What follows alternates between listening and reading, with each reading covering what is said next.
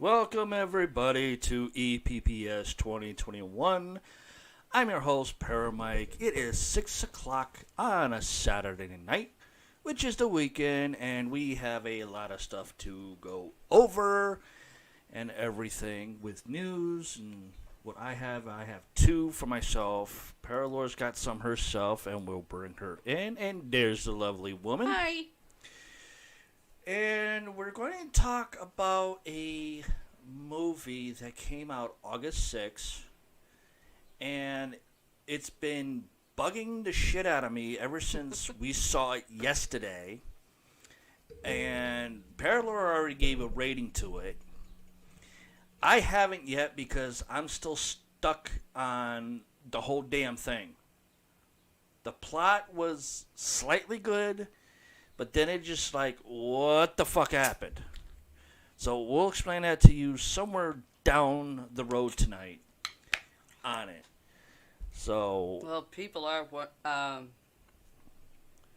wondering what was going on with me. That too, that we'll get into that as well. A bunch of stuff and everything. And if you guys have seen the August 6th movie, after we mention it, join us tonight on YouTube, which is our page. If you go into the search box on YouTube, just type in EPPS 2021. Click on the flaming microphone, and it'll go right to our page. You click on to the video that's live. In the chat box to, I believe it's probably that side, somewhere, chat with us. And if you don't want to chat, down below is the comment box. Just comment down there, and on the next show, I'll read it. I know the opening said episode 39. Please disregard that. I didn't get a chance to re-update it because my laptop decided to go stupid because of the damn storms that we've been having. So it totally screwed up my system and everything. So not only that, what happened with me Sunday? That too. But hold on. So if you see the opening, please disregard where it says episode 39 above it. I'll try to fix that later and re-up the video to our YouTube page and everything. But other than that, these storms have been crazy, and I'm still trying to fix our podcast laptop studio as much as I can. Plus, I still have to do that one back there. And then I have another one way the hell on the other side of the studio, which I have to work on still. And I'm trying to separate it. I'm trying to keep this just for live podcast shows and news readings. That one back there I'm trying to use for video if I have to re-update this. And the one on the far side is going to be for audio version. Hopefully I can get it going. But for right now, this is going to have to be for audio outside of our live stream podcast and everything else for now. New ashtray. Huh? People are wondering, new ashtray. Oh, yeah. That lights up. Yeah. She found this at Dollar General near where we live, and I'm like, holy crap. That is fucking awesome. Fucking skulls. The only one that Dollar General had for skulls. So, we bought a second one that lights up too, but it is the ugliest picture ever. Oh, stop. I'm sorry. It's to me, it's just the ugliest thing ever. It's a butterfly. There ain't no butterfly. So, let's see. We talked about episode 39 together off air, and we went through it, and there was a lot of weird shit that happened. But the past one we did? Yeah, episode 39. We talked about it and everything, and a lot of weird shit happened, especially when we had our very first guest on the show, where shit happened. We went over that. We talked about it on 39, but we didn't get a chance to really fully explain 39 to each other that well, because there was still a lot of inconsistencies. Yeah. Outside of that, one of our special viewers, as I'm going to put her, has listened to the episode and has contacted me of certain times and certain areas of the show, and I'm grateful for her. Hopefully she can still do it. Gloria? Yes. Oh, yeah.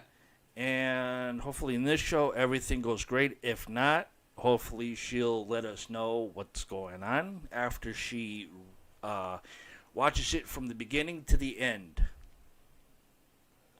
and everything. And if she pops on, I will let her know in a chat to please disregard the opening part where it said episode 39 above. I didn't get a chance to change it, and I'll explain why to her through the chat. If you guys want to chat with us, you can feel free on YouTube, Facebook, or Twitter. If you want to join us live, please give me your email in the chat box and everything, and I will send you a link to your email. And once you see a certain special link on it, click on it. You'll pop up in the green room, which I'll see on my system, and then I'll put you on with us live. It sounds pretty cool, doesn't it? Yeah, it does. And the other thing too is that StreamYard has slightly changed its algorithms. So August 26th, they're supposed to be doing something where they want people that are part of StreamYard to join in. Unfortunately, August 26th is bad for us and everything. So I'm going to miss out on it. And I wish they did a video itself so people that can't join August 26th could rewatch their video to find out, okay, what does StreamYard do? But other than that, we're going to talk with Paralore.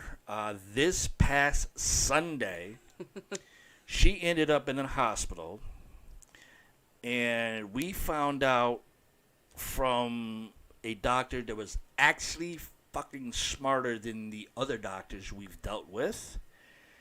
And I showed him some information from Paralore's phone through an app, and it made a lot more sense to this doctor than what was in the report that he read on the hospital computers compared to the app that Paralore's phone has, and I have the same thing, which made a lot more sense. But then I noticed his face was popping up massive red flags throughout his brain cells. Yeah. And he's like, okay, I'm reading this. It's making more sense now, but there's something still wrong with it.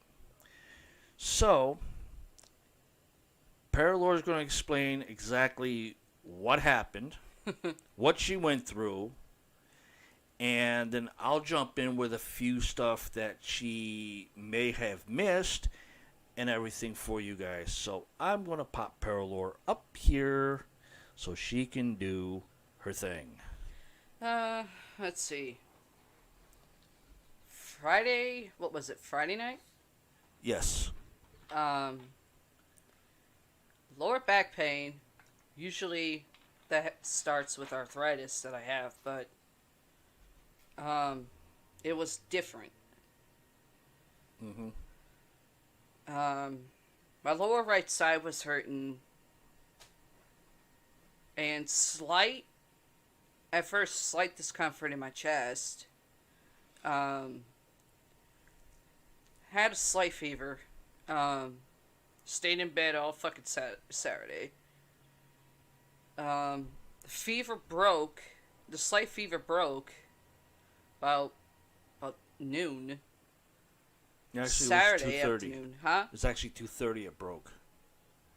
Saturday afternoon, and then Saturday night, Another one. Right before bed, it went up to, I think it was like 99.6. I think it was 99.7. 99.7. I was close, and I was like, okay, you really got a fever. Then I think Sunday morning or Sunday afternoon, I can't remember which. Yeah. You were up before I was. And she still had a fever until, I think it was like 7:30, something like that. Actually, every couple of hours, I was checking my temp. Wasn't going down, wasn't going up, just stayed 99.7.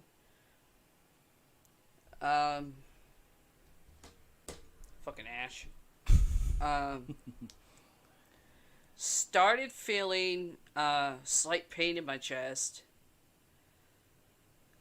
which was going towards the left, right here,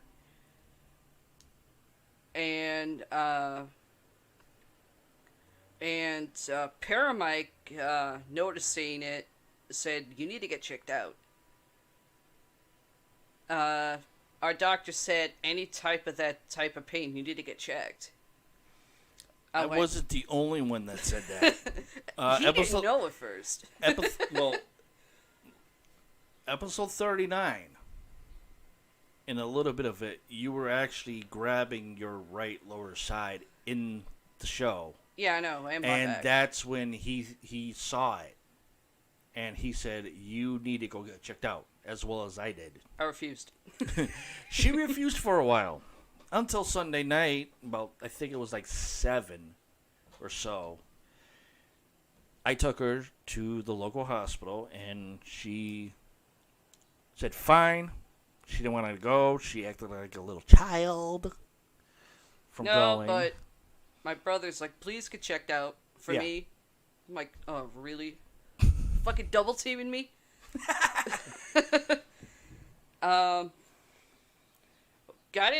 Got at the hospital at 7 at night. Didn't get seen till fucking 8. Doctor was actually pretty nice. Oh yeah. He's like, well, he explained the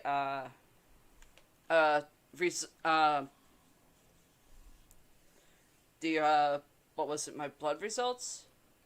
Basically everything. That I had to get from my doctor, my primary doctor. He's like, well, one of your lower back problems, I mean, you have a history of arthritis, right? Arthritis and fibromyalgia. I went, yeah, for the past almost 7 years. And funny thing, the ER doctor was actually there in Pittsburgh when I was hitting my back after that match. It just took me a few minutes to figure out who the fuck it was. Years later. He's like, what the CAT scan found, your first CAT scan, you have kidney stones. I went, again? They were supposed to have been taken out the last time. He's like, well, the doctor that operated on it didn't take them out. I went, oh, wonderful. He goes, you could sue the guy. Well, he moved. He fucking left to Texas. Unfortunately.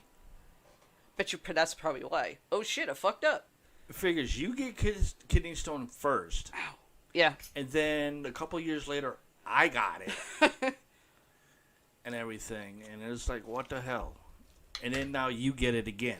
Well, with you were supposed About a year to. later. Well, with you were supposed to cut out certain things with what you eat, but you refused to do it. Damn right I did. Now, then you were complaining, oh, my back hurts. Hello. My back always hurts. I have swollen discs. Hello. So don't fucking I. You don't have swollen discs. You got a slip disc. I have a slip disc and the other one's herniated. Yes, So that's that's not worse. swollen. That's not swollen. I have 3 that are this big in my back, and I can't get surgery for that. No. And that's way before we moved down here. Yeah, no shit. Now I need surgery still to my arm, which I haven't gotten it yet. No. A lot of And I places need surgery aren't to taking my our back insurance. that I'm never going to get. A lot of places aren't taking our health insurance anymore. No shit. Um, And that's a whole different ballpark on this one that we'll be explaining tonight. let's see.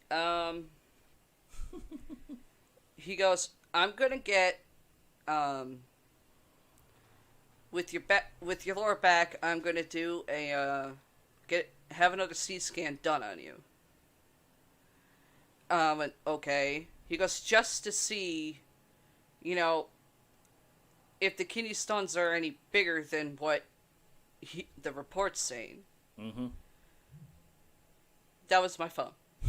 For some reason, your fucking system keeps unplugging and replugging it. Might be the wire. Taking this damn thing off. Anywho, he goes, your lower right side, this probably wasn't explained to you. You have what's called ovarian cyst. He goes, have you ever had one? Yeah, about 14 years ago. Mm-hmm. I was told those were normal. I mean, it got removed. He's like, well, you got another one. The one I'm worried about is the pain you're getting in your chest that's going towards the left. I lost count how many times I had to tell the fucking morons in the ER what I was allergic to.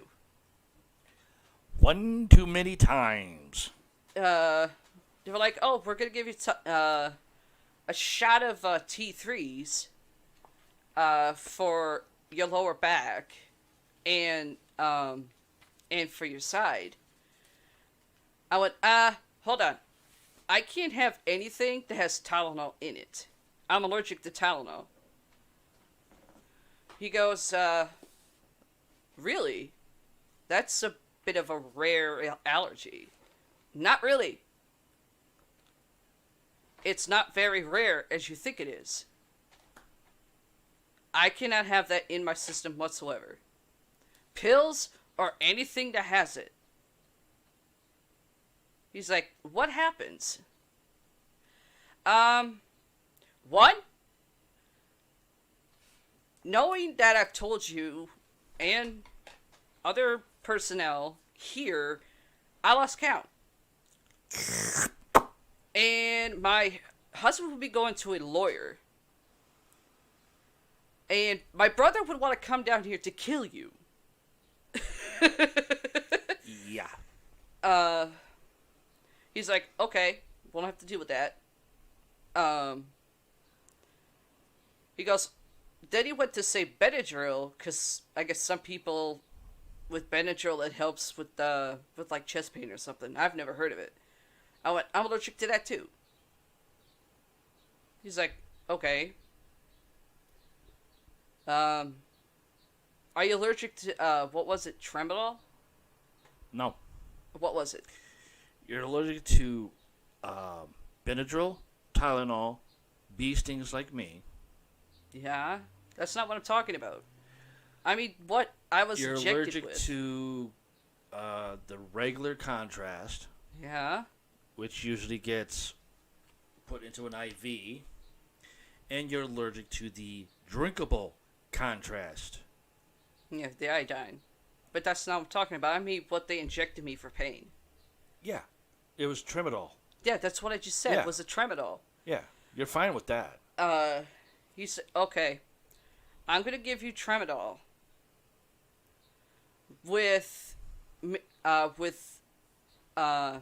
it's part of the morphine type of stuff, but he only gave me like,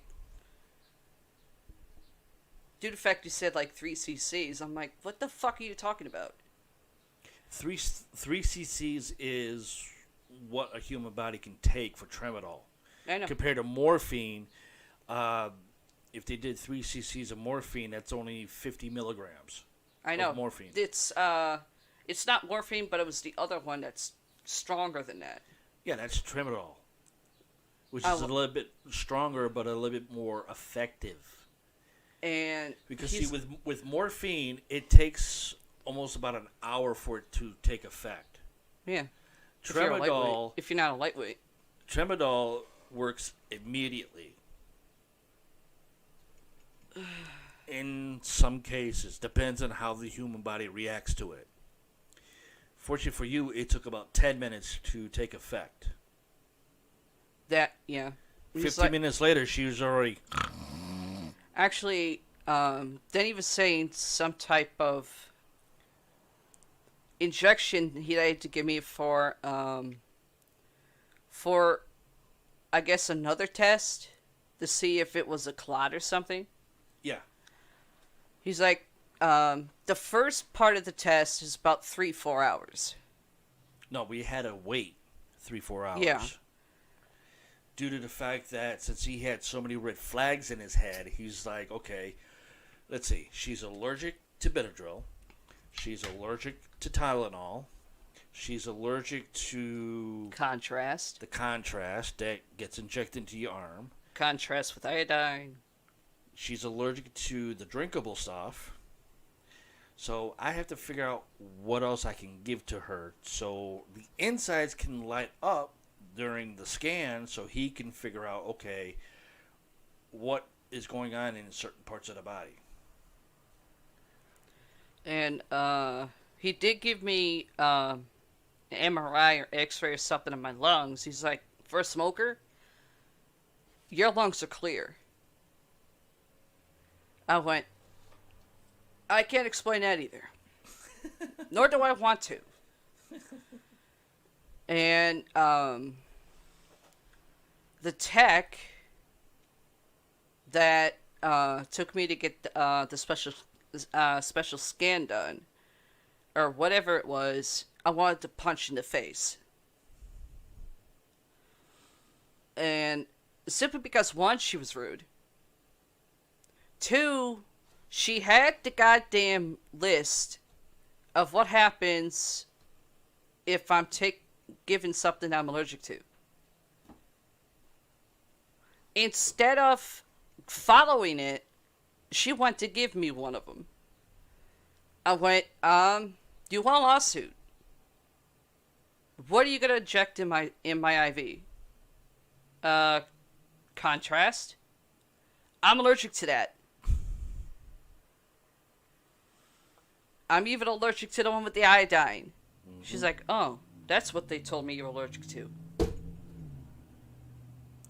When she went for that special scan, I walked outside the hospital because I needed some air. Have a quick smoke and message a certain somebody. Then I came back in and everything, got myself another cup of coffee from their vending machine. Went back into the room and just sat there watching TV. Travel Channel. And she comes back and she tells me what's going on. And I'm like, oh my fucking God. I mean, they put saline in. She put saline in. But her supervisor had to double check to make sure she didn't give me the wrong one. Right. Before she put in my IV. She's like, we are not Allegheny. We have not had any lawsuits because of this shit. The way she is right now, she's an inch close to having her husband that's with her go to a lawyer's office on Monday. And her supervisor explained what the salines supposed to do. She goes, it's not contrast, nor is it contrast with iodine. Yeah. What it is it's different, but it lights up what we need to look at. What the fuck what? Never mind. And I said, okay. She goes, the only thing after you get it, yeah, you're gonna feel a little bit weird. But then you're gonna be thirsty as hell. And Because she had that scan early Monday morning. It was like about a little after 3 in the morning. yeah. And me trying to go to a lawyer on a Monday morning, yeah, that would have been a fun day for me. With no sleep. There's one like a hop skip down the street. Well, that's a disability lawyer. Oh. For Social Security. They were talking like a real lawyer. Oh. Which is totally different from a Social Security disability lawyer. No. That would have been a fun Monday. No sleep. So I'm waiting for the results because they said it would take another hour or so they can look at the results. I'm watching something on the paranormal through the Travel Channel. Watching the Travel Channel. I mean, I got bored watching the Food Network. So I turned on Travel Channel, something on the paranormal. I'm like, okay, I'll watch this. Mm-hmm. I think it was Paranormal Caught on Camera or something. Yeah. Something like that. Pretty good show. And I'm out of the corner of my eye, because when the scan I got was done was like 5 minutes to 3 in the morning. No, it was after. That's funny, because I saw that fucking thing on my door at 3. No. You saw it at 4 o'clock. Okay, sorry, 4. Because at about 10 minutes after 3, you went for that scan. I went outside to get some air, smoke, and message someone. Came back, grabbed a coffee out of the old vending machine, got back in the room. You got in 2 minutes after I was already back. And it was about 4 o'clock is when you saw whatever went nuts. Yeah. I noticed what looked like a black figure standing in my doorway. Go like this. As if, oh shit, she saw me. Then 2 other times, I'm seeing the same fucking thing in my room. Now, trying to debunk it, I'm like, okay, I have to be high. Paramike said, what do you mean? Told him what I saw with the figure. He goes, oh no, you're not seeing shit. I've seen it too. Yeah, I actually did catch it the second time. Not the first time, but the second time I caught it. And the doctor came back in after with all the results and everything, and said, I'm going to give you another shot of tramadol with a little bit extra of similar to morphine, but the stronger one.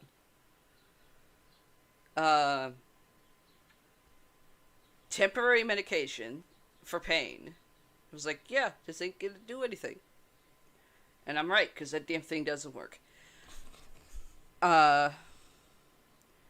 Said, the chest pain that you're having, we don't know what the fuck it is. I mean, you were showing symptoms of what a blood clot is, but we can't tell if it's a blood clot or if it's a cyst. Excuse me. Yeah. And we don't want to take the risk of doing an emergency surgery and and we're wrong. Follow up with your doctor, our primary doctor, which I have to see him next Thursday. No, this Thursday.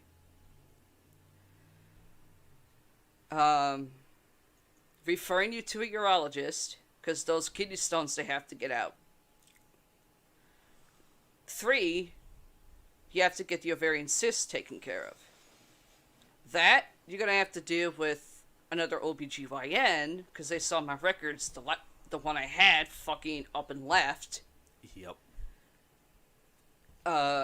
Cashed in her fucking retirement early. They kind of find out she had lawsuits pending. Whoopsie. I was like, fuck, if I had known that, I would have jumped on that bagwagon. Saw the urologist. The guy was actually pretty nice. Surprisingly, I understood him. You have a hard time understanding European accents. Yes, I do. This is true. This is true. It took you about 1.5 years to realize what Romanian sounded like.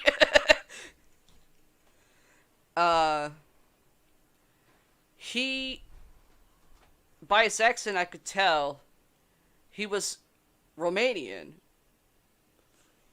with a mix of Irish and Scottish. I caught Sweden. This is how my ear was hearing it. A bit of Romanian, but also Swedish. That's what I was hearing the day that it happened, which was, I think it was a couple days ago. Yeah. Yeah. I think it was like Thursday. But I heard like Romanian and Swedish. I'm like, is he Romanian and Swedish? She's like, well, you got the Romanian part right, but I didn't hear no Swedish. No. It was a mix of Irish and slight Scottish. I know, because I double checked. No, I eat Swedish. I'm Romanian, Irish, and a little Scottish. But thank you. You think you would know by being around my brothers too damn long. Well, one's a duh, and the other one's just a ding. Yeah, the ding one is right now at, like, there. Hi, Gloria. Hi, Gloria. Yeah, let me pop her in here. Show. Ding! There she is. Hey, Gloria. Hope you're ready for a nice long show. And do what you do the best. Ow. But since she popped up, I'm going to let you know, the Gloria, the beginning of the show, when you rewatch this after it's all done, please excuse the part in it where it says episode 39 live. I forgot to change it. The computer went duh from all these storms. So please disregard the opening part of this show. Just make sure you mark it as episode 40 when you rewatch it to hear anything, or if you see anything, and you comment it to us. So And just let FYI for you, sweetie. And the doctor, he asked, okay, any surgeries or anything in the past few years? Said, one in 2017, which was the first issue with the kidney stone. Mm-hmm. Then, about 1 year later, I had my gallbladder removed. Yep. He's like, okay. And I explained the issue with the ovarian cyst. He's like, well, yeah, most women get that. Those are normal. Just, you have to make sure they're removed early, or there's going to be complications down the road. I was like, I figured that. And, the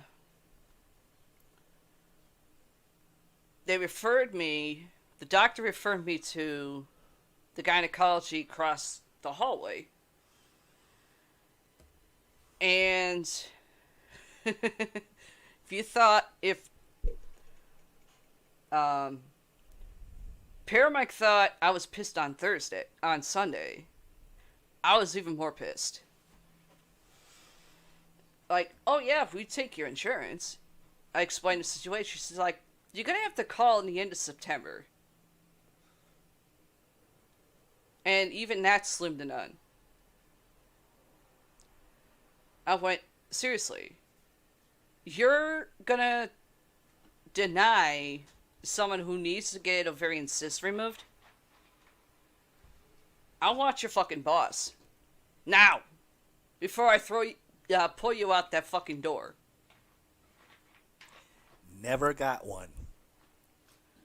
But the funny thing is, you had to stop me because I literally pulled her right through the freaking sliding window. Yeah. And, well, too, you noticed my eyes started to twitch. Mm-hmm. And you're like, oh, let's go. Mm-hmm. In fact, in a urology department, there was a cop over there with a busted we knew foot. The cop. With a busted foot. And you get me out. I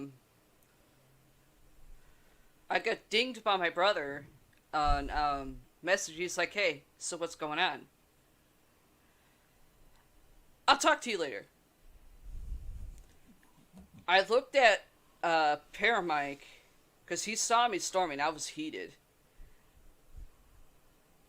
And the receptionist kind of walked herself at the door, started saying something to me. In Italian. I turn around. I can't remember what the fuck I said to her in Italian. But I went, how about I take that cell phone I saw you playing on for 10 fucking minutes and shove it so far up your ass they have to remove it. It wasn't the cell phone. It was the office phone that this woman was on. And the cop, he was just getting out of his appointment. He starts laughing. And he's like, I know what Italian sounds like, but not when a pissed off female does it. Yeah, he sat her down, told her to chill out, play it on her phone. Him and I walk outside, and I had to explain everything to him. He's like, Jesus Christ. You had to go to the freaking grocery store where we were waiting for the bus to get me a pack of cigarettes. That was after the appointment. That's This what was I'm before the appointment when he came out and he heard all that, and he told you sit down, play on your phone. Him and I walk outside. I explained everything to him. He's like, comes back in and talks to the woman and says, you don't have the authority in your job to tell somebody that when there's an emergency and the person tells you what the emergency is and they need to see an OGBYN person, the supervisor of that department finally heard it, came out, talked to me when she went into the back before I got there, and I explained everything to him, and he said, well, I'll see what I can do, give me your number, and I'll try to call you. If not, try back at the end of September, just in case. I was like, okay, I'll let her know. And I did. That's only if she decides to call him. Well, they didn't give you a fucking number. I'm not trying to play fucking phone tag. Paramike gets the pack of cigarettes, comes out, he sees my eyes still twitching. He goes, can you stop doing that? That was way after her appointment. We get home, and the thing is, the ER doctor told me no stress. That's what causes blood clots due to the fact you have a low iron condition. Mm-hmm. I was like, yeah, no fucking stress my ass. Every day is a stressful day for everybody. For me, it's different because I'm doing triple. Yeah, you're trying to do what I do. I have to. Gotta do this on the first. Gotta make sure this is paid on the first. Gotta get this on the first at this store. Gotta put it away. Gotta figure out, okay, when we can do laundry day. Then gotta figure out, okay, I have this coming up, but I had to cancel it now. Which she did for August 10th. Yeah. Now it's been scheduled for January 6th. Yeah. I keep getting those two fucked up. It was supposed to be for my tat, but... Yeah, that was supposed to be something for the show for you guys to see that she got, but she had to cancel it. So now it's January 6th in fucking winter. That's just not going to be fun for me. Then after that, it's like, okay, we need to pick a day to clean for our normal chores of life. Shit, we got food stamps coming up. We got to do food shopping. I got to make a list. I got to make sure what's in the freezer that we don't have, what needs to be replaced in the freezer that we don't have, what's in the refrigerator, what's not in the refrigerator, what's in the cabinet, what's not in the cabinet. I'm like, will you stop? You're acting like me now, except the only difference is you don't know shit about computers. You don't know how to fix them. You don't know how to update them. You don't know how to do this or that. You don't know how to fix this. I was like, oh my God. She's turning into me. I have to. Because we got nobody down here. It doesn't matter if we have somebody down here or not. You're turning into me now. And I'm the one that's supposed to be doing this, and this, and keep it on track. No, she's doing it, and she's telling me, stop it. Let me deal with this. No. I lose, she wins. I don't know how the hell that happened. 12 years of fucking marriage, and now she's being me. Well, I have to because my doctors told me that's what I have to do. Yeah, was way after 2016 when I had a tumor removed in my right frontal lobe of my head. Yeah, I know. But last year, it was bad. Due to the fact you were tuning out freaking doctors, even our case manager, you were tuning out. I wasn't tuning her out. It's just doctors I was. And outside of that, I was running around my head trying to find a decent surgeon. I know. To actually operate on my arm. I went through one. It backed out on me. I was supposed to have surgery back in 2020. Never happened. I know that. Went for another bone biopsy. That got canceled on me. I had to go see another doctor. I know. This one made me jump through hoops. The first part was a consultation of the procedure. Fine and dandy. Easy hoop. Second hoop, get blood drawn. Easy hoop. Third one was this doctor wanted to do a bone biopsy on me, give me a 3-inch cut. Ow. Yeah. Stitch up, come back 3-4 weeks later, so this person can get permission from the higher ups to do the surgery. No.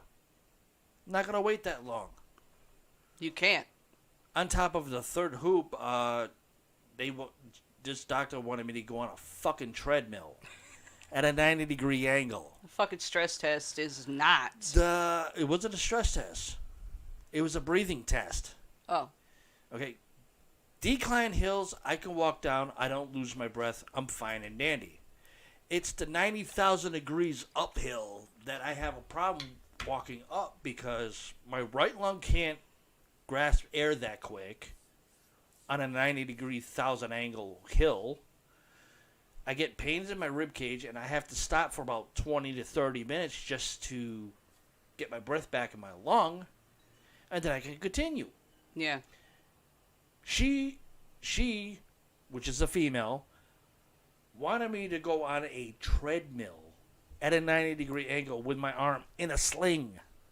How many people out there that need surgery done to their arm go on a fucking treadmill when they can't go up a 90,000 degree incline of a fucking hill? None. There is not one person that has their arm in a sling and goes on a treadmill before they can get an operation done. Mm-hmm. Then I did some research, found another one. Okay, perfect. Only problem is the transportation I used to the cancer center here does not operate 24/7.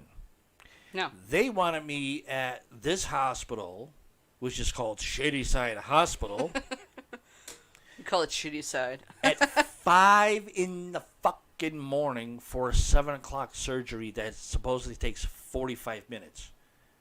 I can't get out there at 5 in the morning. No. Because a transportation company does not do that. They work normal fucking hours, which is 8 in the morning to either 5 or 6 at night. Yeah. No. So anyway,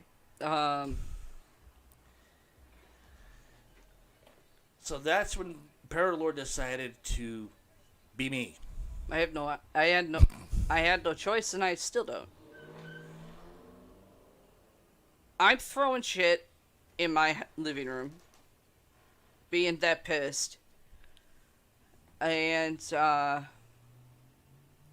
Almost threw our house phone again. I had to play catcher. Due to the fact the phone's already fucked up. It's a family trait. Due to the fact that our house phone's already fucked up from a little one, which you'll probably hear later on tonight. He's passed the fuck out. Yeah, I know. Text my son, my oldest son, to let him know what was going on. My brother digged me about 3 times because he could tell something was going on because the walls in his apartment were shaking. He knew that was an indication. And I told him, he's like, the next thing he sends me is, get your ass the fuck up here. I go, yeah, and how the fuck am I gonna do that? Sprout wings out of my ass? Then he dings me about an hour later. He got you thinking now. He goes, I may be worried about both of you, but mainly her. Yeah. She's the only family I got. Now. Mm-hmm. A lot of shit went through my head on that day. It was like, oh, crap. But the last time he tried to question him, he kind of put you in your place a little bit. Just a little. I'm like, oh, yeah, this is going to be fun. Let's see. Got a lot of packing to do. Got to figure out what's going with us, what's not going with us.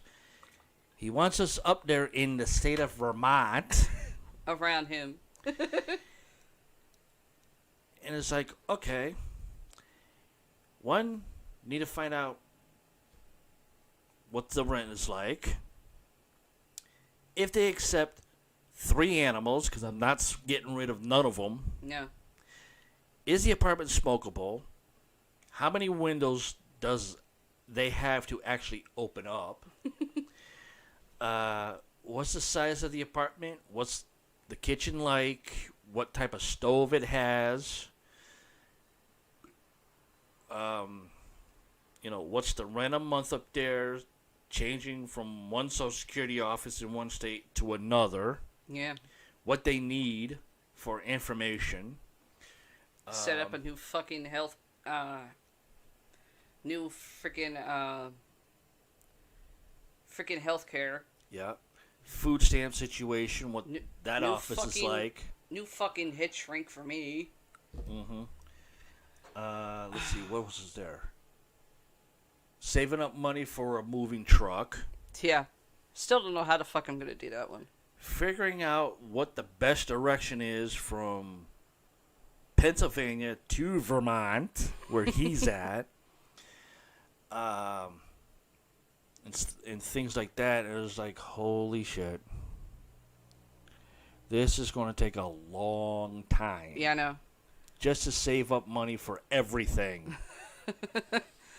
And due to the fact that it's only Paralore and I that are going to be packing the truck, figuring out what we're taking, what we're not taking, what's getting thrown away, what's getting destroyed to be thrown away, and what's going into the truck that we are going to take with us. On top of figuring out the directions on how to get there. Due to the fact down here, you need to be out in about a month. Yeah. Gotta give a 30-day notice to let the people that we rent from know that we are going to be moving within 30 days. And Just so I can get the freaking deposit back. Yep. And finding out exactly what we could afford. So it'll be like, okay, apartment money, first, last security, okay, moving truck money for how many days you're going to need it, money for the gas, money for, to get some rest while we're traveling. Yeah. Making sure all 3 babies are fine. I can tell you this much. I'm not trying to drive out of here at night. No. Not because of the fucking last time. Yeah.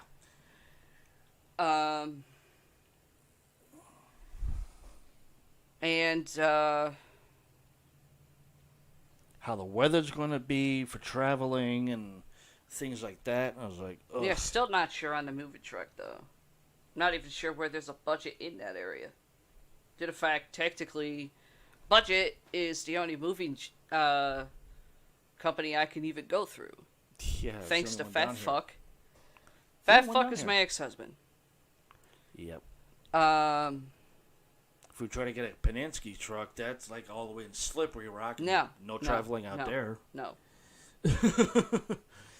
Got to make sure the truck headlight, high beams work, make sure the gas tank is working, make sure everything on the truck works properly. Yeah, not only that, gas money. Yeah. I already said that. Whatever. Gas money, finding a place to stop off to get some rest, like how much that's going to cost, and then plus traveling and trying to stop for food, drinks, smokes, things like that. Yeah, I know. And how to actually follow the directions from here to there. Well, you can outside still of the read last maps. time. Outside of the last time when I went through Google Maps and I think it was MapQuest. It was MapQuest. It was 2 of them. It was Google Maps that I got the first time, on top of MapQuest, which kind of equaled the same for like directions 1 through 8, but after that it's like, what the fuck? We ended up in Rutherford, New Jersey in 2014 instead of coming down here directly from one state to another. We ended up from one state to another state to the state we were supposed to be in, which was fun. Well, remember, we were rushed out anyway. I know, but still, it's just the driving directions and getting from one state to this state. We end up going from one state to another state to another state. Ugh, I know. That was nuts. Well, somehow my son does it, and he doesn't have any problem. Yeah, I know. That's the weird part. He can follow a map perfectly. With me, is like, The only difference is, no offense on him, his girlfriend, she can read maps too, but she can't judge distance. She thought from where they are to my brother was 9 hours. And down here was 9 hours. Yeah. I said, sweetheart, he's about 3 hours from you. Right. And my son. I'm 9 hours. And she's like, oh. Text my son to let him know what was going on. I'm surprised he called me from her cell phone. Yeah, and you find out his phone was dead. I know. He has a habit. He has a habit of not keeping it charged. He's like, okay, the kidney stones, I'm not worried about, because you're getting those taken care of. Mm-hmm. The ovarian cyst, that's something that just has to get monitored for right now. Yeah, basically, what I told you is he's on the fence with it. The main thing I'm worried about is if it is a blood clot in your chest. Yeah. I mean, he kind of made a joke like, well, step grandpa had one 3-4 months ago. The fucker's still dead? Still not dead? Trying to get myself to laugh. He's like, yeah, I know, I'm praying. I was like, David, stop it. Unfortunately, you have to live with it. For right now. And he goes, I got one thing to say. What's that? Get the fuck up here. This is why I think it's funny how I think him and his uncle are fucking the same almost. Yeah. They say the same thing, they think the same thing. Fucking scary. But the only two things they don't think on it is how we're going to do it. Ow. It's just you and me. I know. With 3 cats. And he was supposed to call me back about a day or two after because he was leaving for work. And he had his cell phone in the cigarette lighter thing to keep it charged. I went, okay. 2 days go by.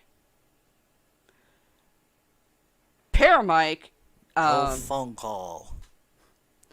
Paramike said, you know something?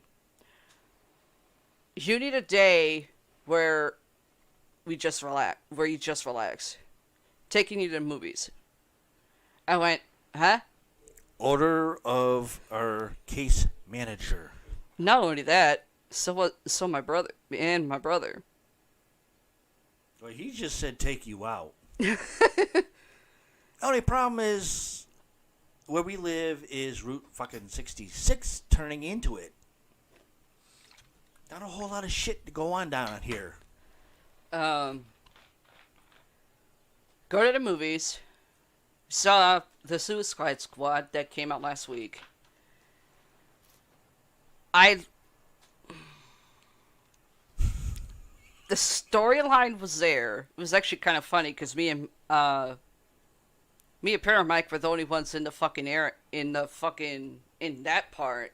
Yeah. So we just sat back and tried to laugh at certain shit and even talked about certain shit. Yeah.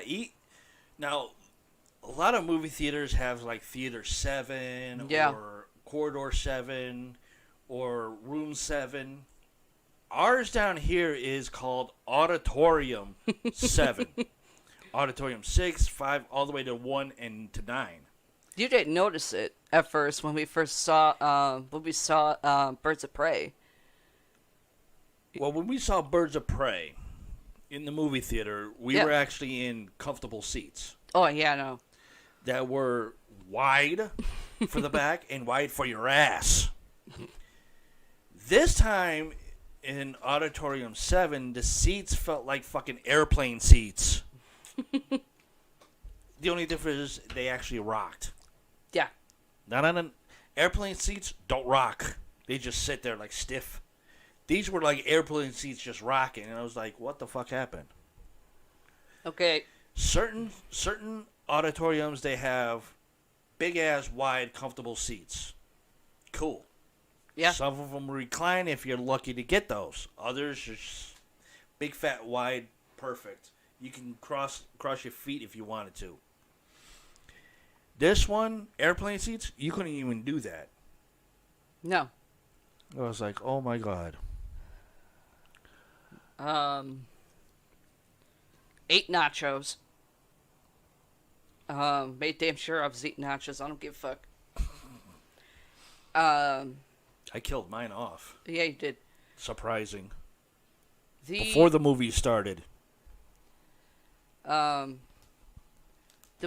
spoiler alert.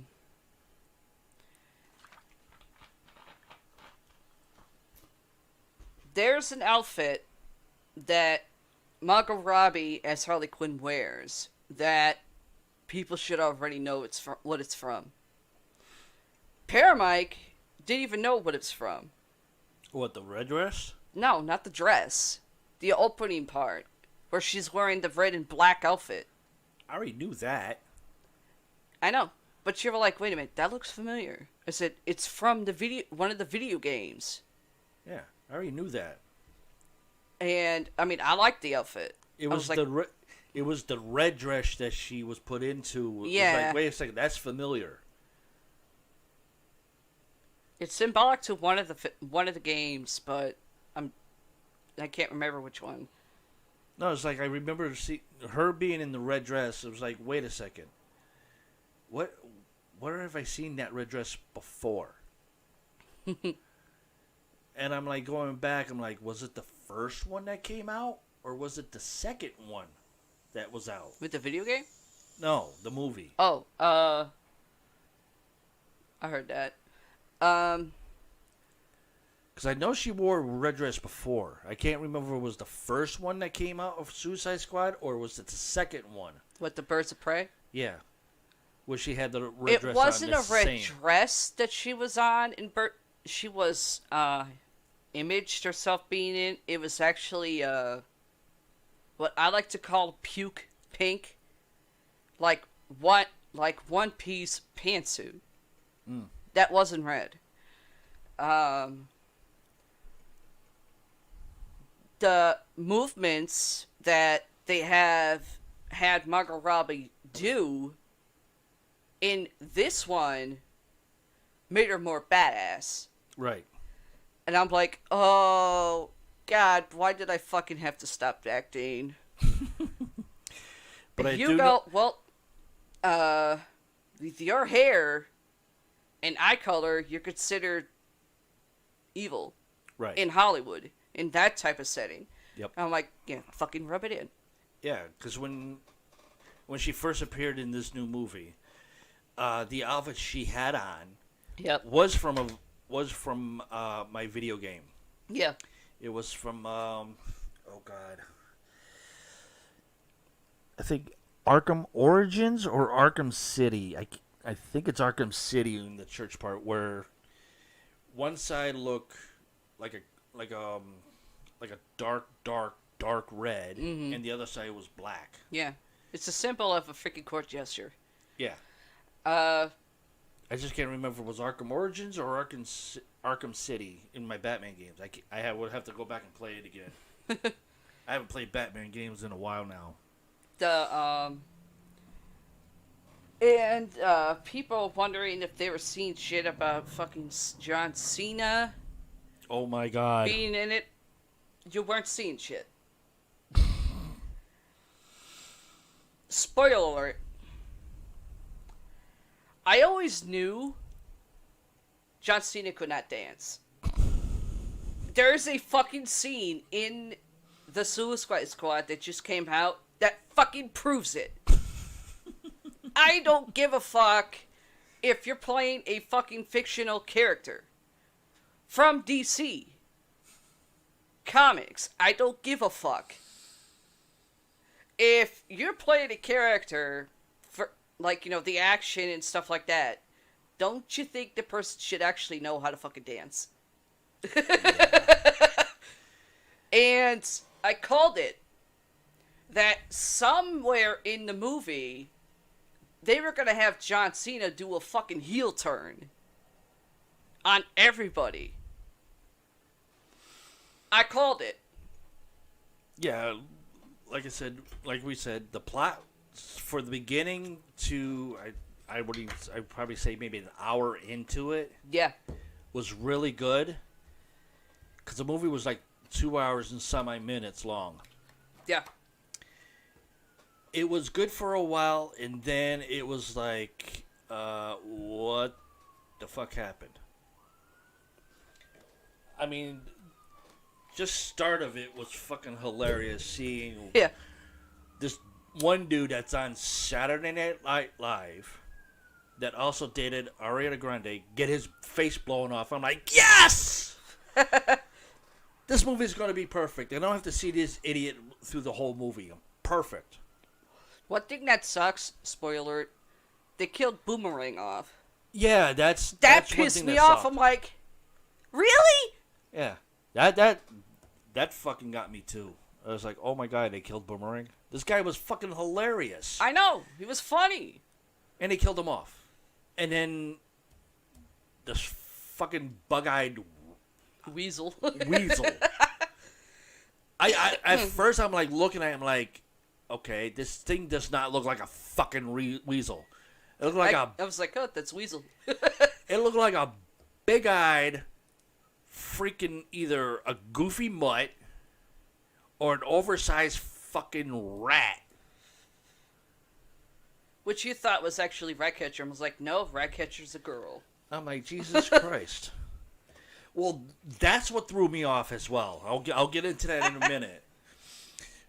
But this bug-eyed creature looked like a fucking bug-eyed hamster dog or an oversized rat mutated from the Ninja Turtles.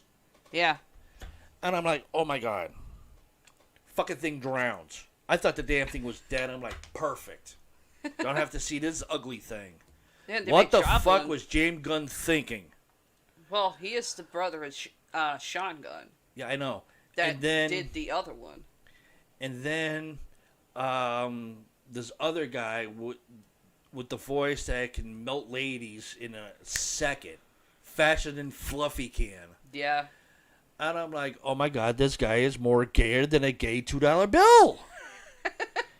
I can't wait to see the reviews from the LGBTQ about this guy in the movie if they watched it. They weren't that impressed. And I'm like, I can already see the fucking reviews and how pissed that community is going to be. I was like, this guy does not need to be in the fucking movie. Thank God they killed him off too. Yeah. Thank God. They weren't impressed, I can tell you that. And then it was like, okay. Flag is still in this movie. Perfect. Harley Quinn still in the movie. Perfect. Javelin, they made look like a rejected version of freaking Aquaman. Yeah, I know. Thank God they killed that one off.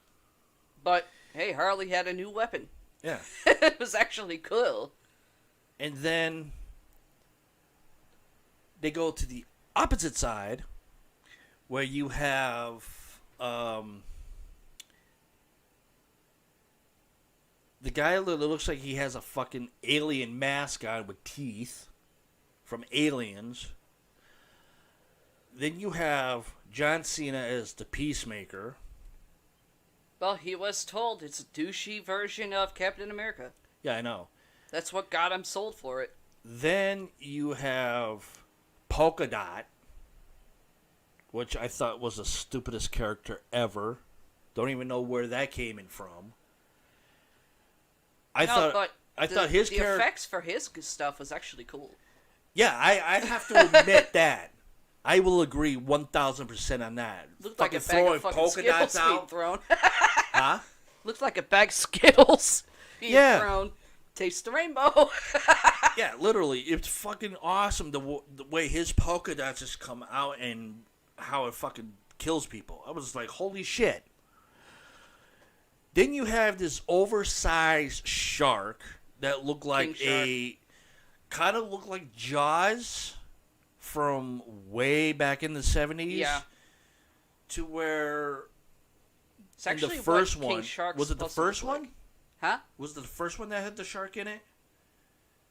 What, you talking about Jaws? No. Oh, the first one, no. It wasn't... Or was it the Birds of Prey that had the shark in it? No, One of the two movies had an oversized shark in it. it wasn't a shark. It was a crocodile. Suicide Squad that Will Smith was in, it was a crocodile. Okay.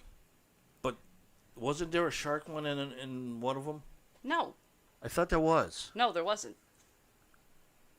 I might have to go back and watch it again. Well, they are Blu-ray. The only thing that for me sucked was Will Smith wasn't in this one. I know. But the way this shark looked like, it looked like Jaws from back in the 70s. Mm-hmm.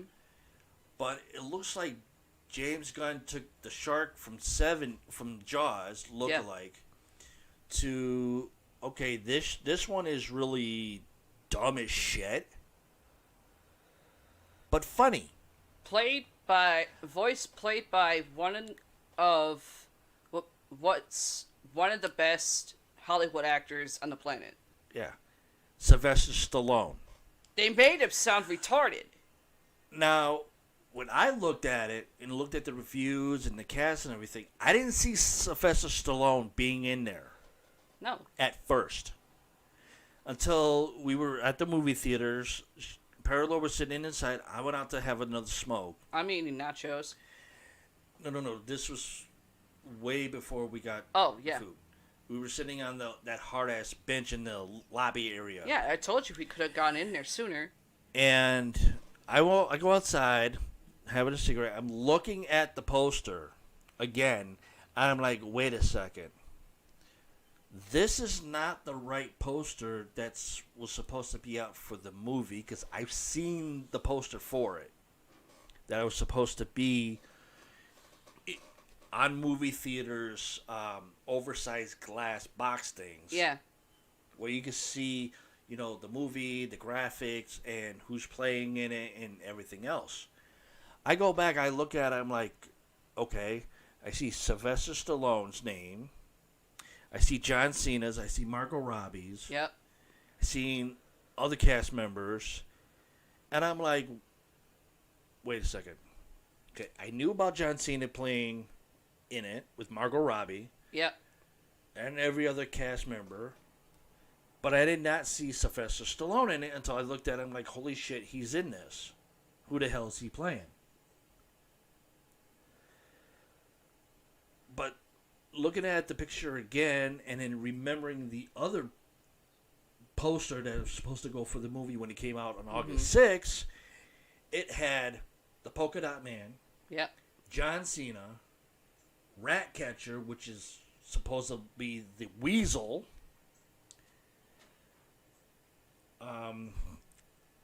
the alien-shaped looking helmet head with the teeth, the shark, and that was it. And then there's another one there with the thing on his face that looked like something from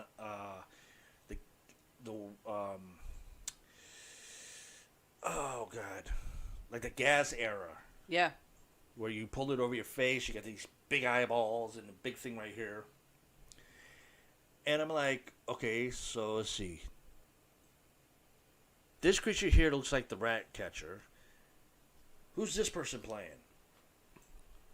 It's like, okay. And then, as we're getting into the movie, they have the guy from Doctor Who Thinker. being the Thinker. I'm like, what? And I'm thinking, I was like, wait a second. I just saw an episode of Dave Schrader talking about Doctor Who and how it's going through it.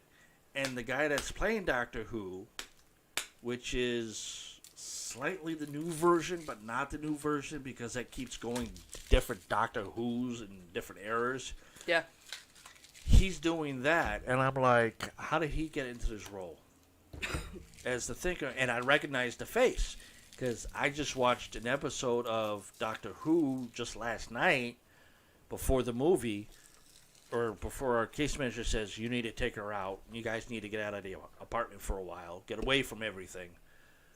And I'm like, that's the guy from Doctor Who. And I'm like, holy crap, he got a part in this. I'm like, okay. But when the shark started talking, I'm like, it does not sound like Sylvester Stallone. It sounds like a watermelon retard on the wrong kind of drugs being a shark. I'm like, oh, this is going to fail. They made him sound retarded. Literally. Let's see. Watch the rest of it, and the rest of it was ridiculous. Yeah. The fact they killed Flag off too towards the end of it. Yeah. I called it about Cena doing basically what The Rock did in Doom. Right.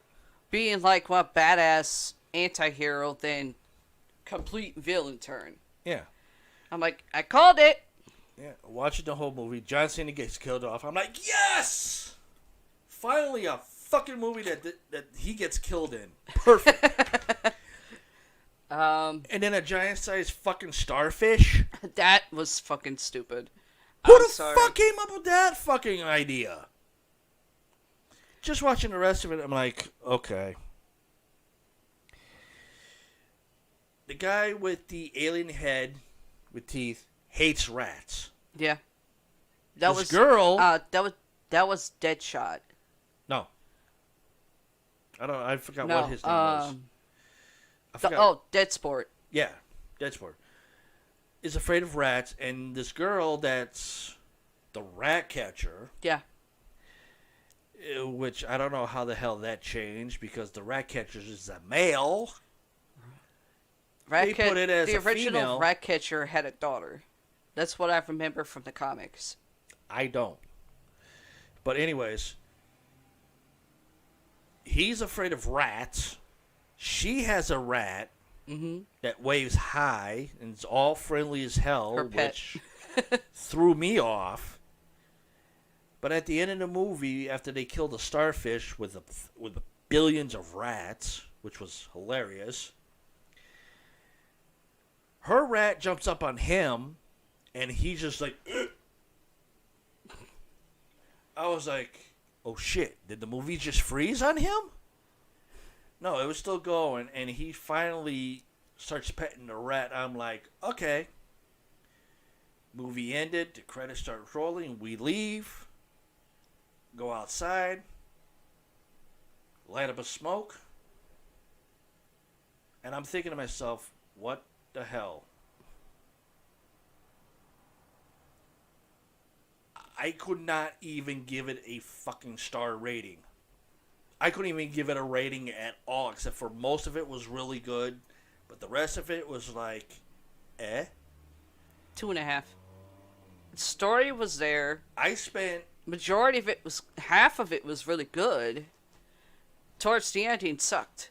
Yeah, I know. You gave it, after I asked you, it's like, what the hell would you give this movie? After I'm on my phone doing this. You gave it 2.5. 2.5. I can't give it any stars, to be honest with you. I mean, I was thinking about that all day yesterday after we saw it, did a little shopping, got home, put stuff away, and I'm still thinking it. I take, a shower for my arm, not a shower. There's a difference. I'm thinking it in there, and I'm like, I still can't come up with it. Go to sleep, my brain is running and running and running. Trying to figure out, what do I give it? Did I actually see something that I actually hated for once? Yeah, I think you did. And it's like, okay, we're going to do a podcast show Saturday night, 6 o'clock. Need to start putting it out there myself for other people that Paralore doesn't have from my book. Yeah. Facebook page.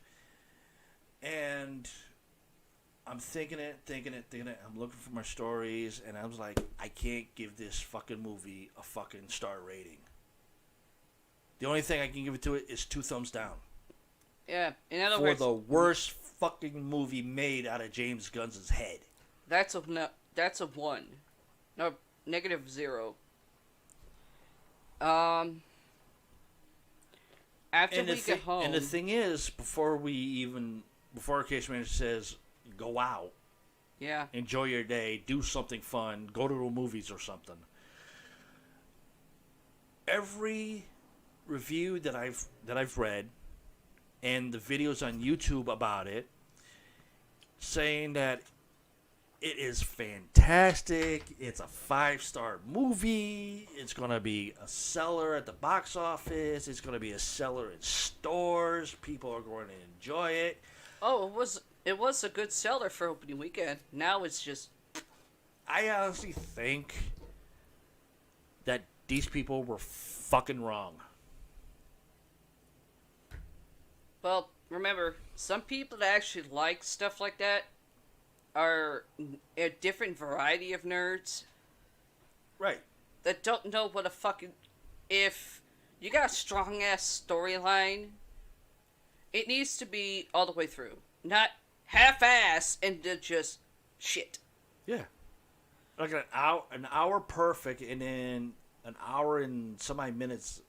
What the fuck did you just do? I mean, the first Suicide Squad movie, brilliant, excellent. I gave it a 5-star. Birds of Prey, 5. I gave it a 5-star. This, I gave it nothing. Yeah, -0. It just sucked. But everybody on YouTube that does the video for this, saying it's the best, it's a 5-star movie, you're a bunch of idiots. That movie fucking sucked. He gave it a 0. 0. The reviews from every other place, like Reddit and Twitter and God knows what else is out there. They hated it. Reddit was the only one that I can agree with. Yeah. For the movie. It sucked. James Gunn fucking lost the ball. Oh, yeah. The first two, he was right on the ball. He stayed on the ball. His brother was good. This one, he lost the ball somewhere in fucking Albuquerque, New Mexico. They even hated it on Reddit. They hated it. They gave it a -1 star to a -10 star. I'm like, wait a second, how the fuck you can give it a -10 star? There is no stars, whether it's +0 or -0. Yeah. There's no fucking stars. Do you know the red dress that she was wearing reminded me of? The way it was ripped afterward? Resident Evil. Oh. Which one? The first one. The very first Resident Evil? Very first one, yeah. when Alice actually came to the picture, and another horror movie I even auditioned for. Oh, yeah, that's right. Where, whatever her fucking name is, fuck the casting director. Yeah. I did my own fucking fight stunts. Your chest is a little too small, and your ass is a little too small. Are you kidding me? The fucking video game, she has a set of tits. And an ass. Yeah. And that was Claire Redfield. Anywho. But anyways, I spent 14 something on that movie for 2 tickets. Outside of almost what? Close to like almost $20 more for nachos, soda that the person got wrong the first time and had to rechange it. And then me getting an icy, which I had to wait for after I paid for it. It takes a while to freaking do that. And it's like, oh my God. It was the worst thing ever. This is probably why I never go to movie theaters ever. So, we go to Walmart after the movie's over. We do a little food shopping. Waiting for the bus, I'm on the phone, going through my son's girlfriend's cell phone, because I figured his phone was dead. Told him what we plan on doing, and definitely planning on it. And I asked if she could ask him, my son, if he'd want to go on a place with us. What I got as an answer, I didn't throw my phone, but somehow I ended up breaking the freaking buggy off one of the wheels.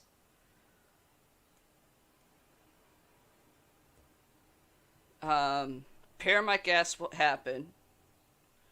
I said, well, I just told Autumn, my son's girlfriend, what's going to be going on, and if they wanted to go on a place with us, because my fucking credit sucks, thanks to my ex-husband using all my fucking shit.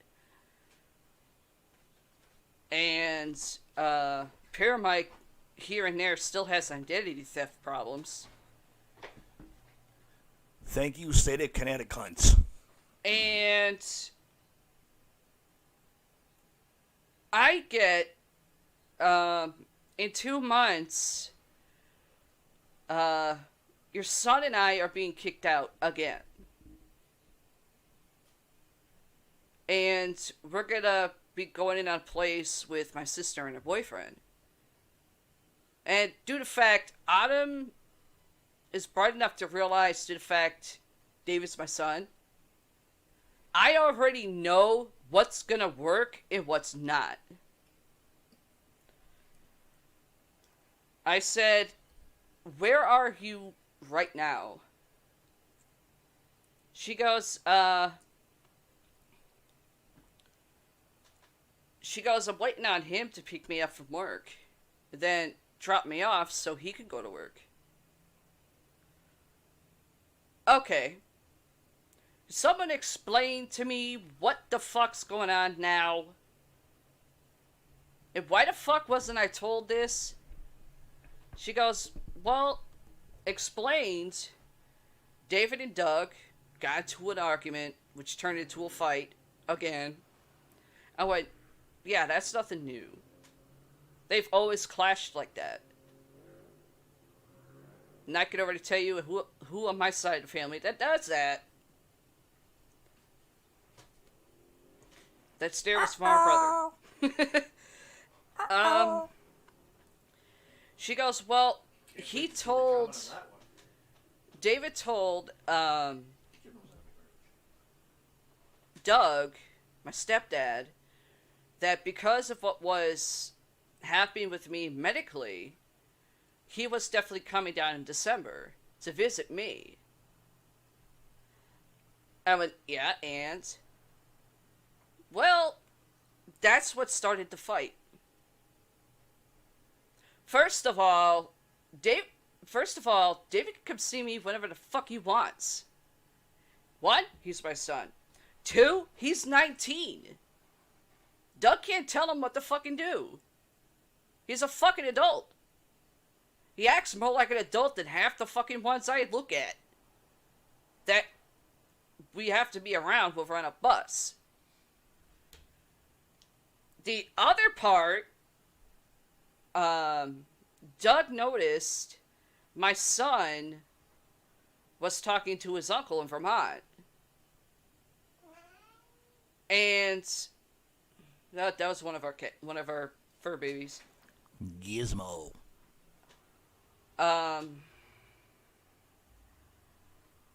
And at first Doug didn't say anything because he didn't realize who it was that my son was talking to. Until my son let it out the bag that, you know what? My uncle's right. You are nothing but a fucking dick.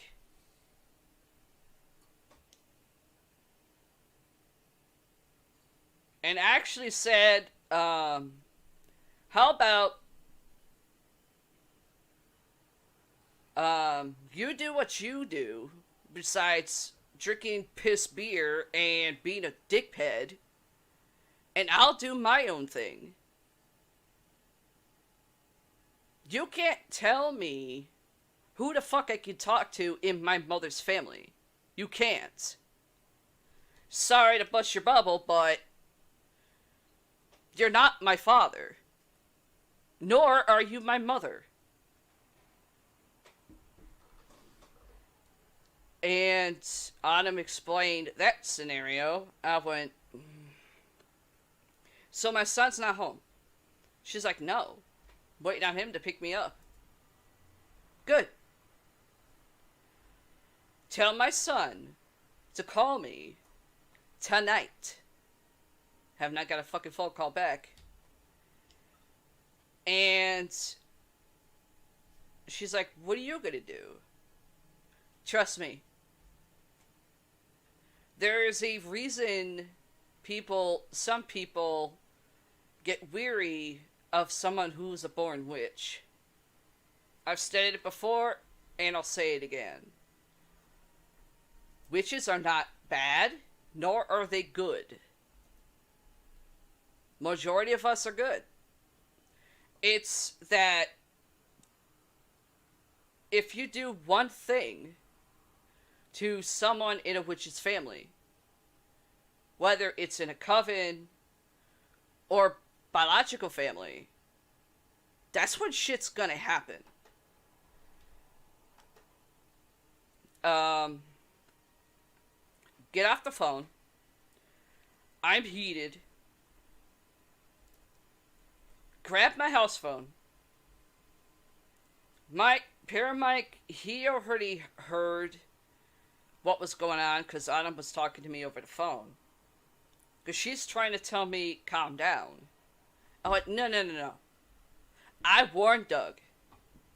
If he did it again, then there's going to be a problem. She goes, what are you going to do? Doug's already made up his mind. I go, I don't give a fuck about Doug.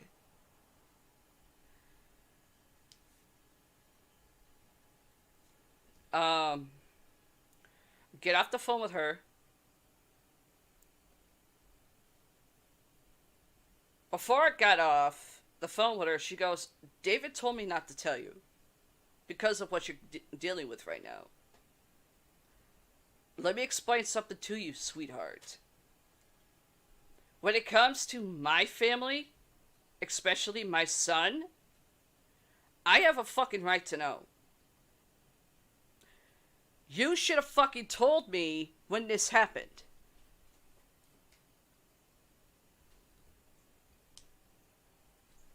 She's like, yeah, I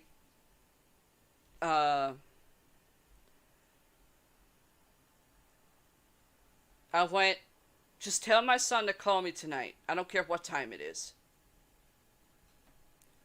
I get off the phone with her. Mike sees me going like this into the house phone. Come to dickhead's name. And Mike was trying to stop me. He goes, you need to calm down first. I went, fuck that. Not when it comes to my son. Let the damn thing ring. Put it on speaker. So that way, Mike can verify it. Doug's mouth comes across the phone. He thought it was Jen. But what I like to call his actual daughter, even though we were both adopted, she thinks and does the same shit he does. Only she makes more money than Doug ever did upon Dickburg. He goes, oh, I've been waiting for you to call me, Jen. I went, I beg your pardon. Do I sound like a fucking bleached blonde Barbie doll? He's like, oh, you don't call me for months, and now you're calling me. I went, I'm calling you for one fucking reason. I warned you the first time I found out you kicked out my son, and he was homeless for 5 fucking months. He goes, well, he put a hole in the fucking wall, in the wall. He broke part of the fucking porch. How many times have I told you to get him checked for bipolar? You don't fucking listen to me. And I'm the one with the fucking mental health problems? You fucking retard. And, I go, what's the problem now? You always find something to start a fight with him. He goes, well,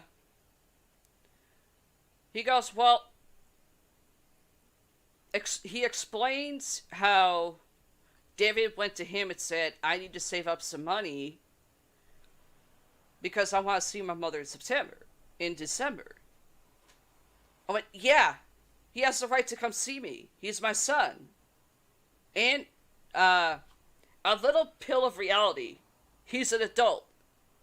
You can't tell him what he can and can't do anymore. He has the nerve to tell me that he didn't want my son talking to his uncle who put dug his own head into the wall. I went, really? Let me just kind of give you a little history lesson. You're lucky. That's all Richie ever did to you. He could have killed you and gotten away with it. But due to the fact my son talks to his uncle, who another reality check is his godfather.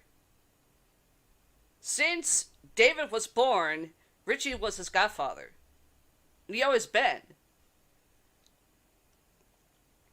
You don't have that right to tell him who he cannot talk to in my biological family.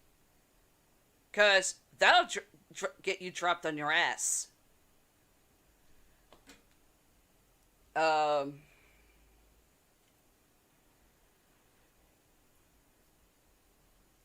He's like, well, then I forget what else Doug said, but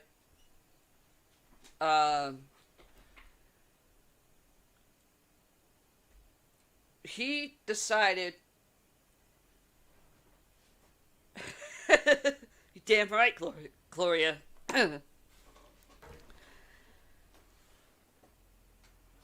And I said, you know something? I started talking. When I get that pissed, I start mixing accents. I was mixing my Romanian and my Italian accent, and I haven't done that since 2000, like close to 2000, the end of 2008, I believe. And my stepdad, being stupid, didn't know the languages and said, "What are you talking about?" Paramike grabs the phone and said, "I don't think you want to know what she just said. You're putting her in the direction her brother's trying to get her out of."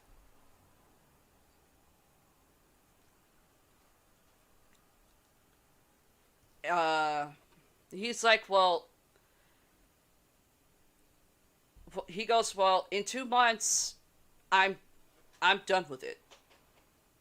You really think my son, even though he's with his girlfriend, can actually afford going in on a place with, one, people I don't even know, and two, I don't know if he's friends with his girlfriend's sister's boyfriend or not. But if he is, sooner or later, they're gonna clash. I've seen that way too many fucking times. Believe me. He goes, it's done. I'm tired of his bullshit. Well, look who's calling the kettle black. Dickhead. Which I actually said in English. I get off the phone. Again, Paramike had to grab it because I went to throw it. And you tried to make a joke. By saying, is this a common trait in your family? You get pissed off to where you throw the phone? I did. I went, it's a family trait, yes. I did. Now I have to go buy another phone, which I forgot to do at the beginning of this month. And next month I got to do it again. Paramike told my brother what was going on, and and the only thing she said to Paramike was, "Oh shit." Then he buzzed me a couple hours later. He goes, "You need to calm down." Yeah, after I found out the parallel used my phone to contact him, and I didn't know what was going on when he said, "Oh shit," I had to I go back and blacked read out. it. Well, you checked my eyes. You saw that I was here, but I technically wasn't. So I blacked out. Mm-hmm. The driver left the wheel, and the wheel was going automatically. And I'm at my altar, which I actually made, and I was about to light my candles because I got into that mind frame. And one of my cats jumped up where I was standing on my sofa, getting my attention. I'm like, oh. And Paramount goes, your phone dinged. I went, oh. Look at my phone, and I see my brother's name. And he goes, I know what happened. You gotta calm down. I'll deal with this dickhead. I went, I'm good. He goes, I know you. I went, and what does that mean with the price of tea in Japan? He goes, you know for a fact I can stop you.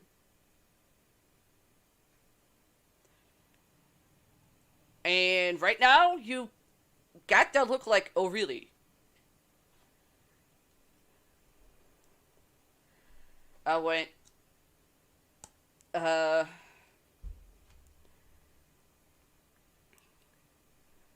Then we started talking a little bit. He goes, you going live tomorrow night? Which is tonight. I went, yeah, going live. He goes, I get out of work at 6. I believe at 6 I'll pop in after I eat something. Didn't click to me until a little bit earlier today. Going, I get off at 6:30. Just let me know that you're live with the direct link, and I'll come on in. Okay. So, that's basically how my week went.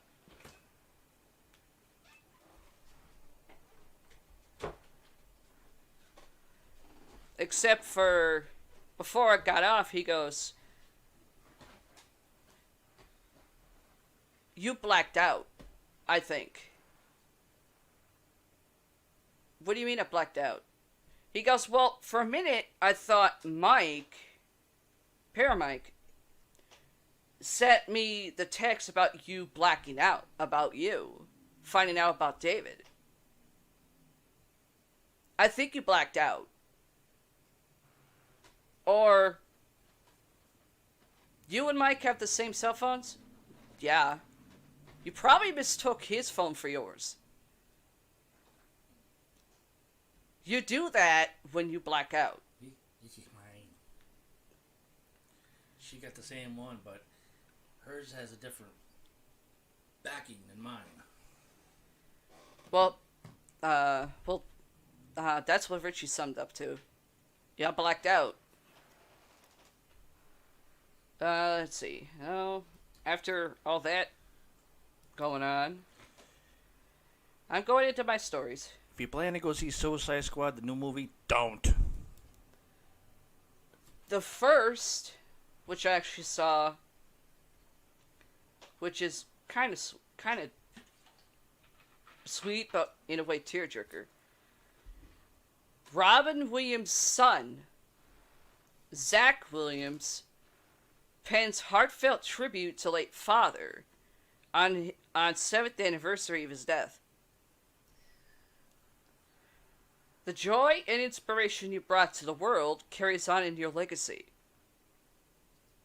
Damn straight. Zach Williams won.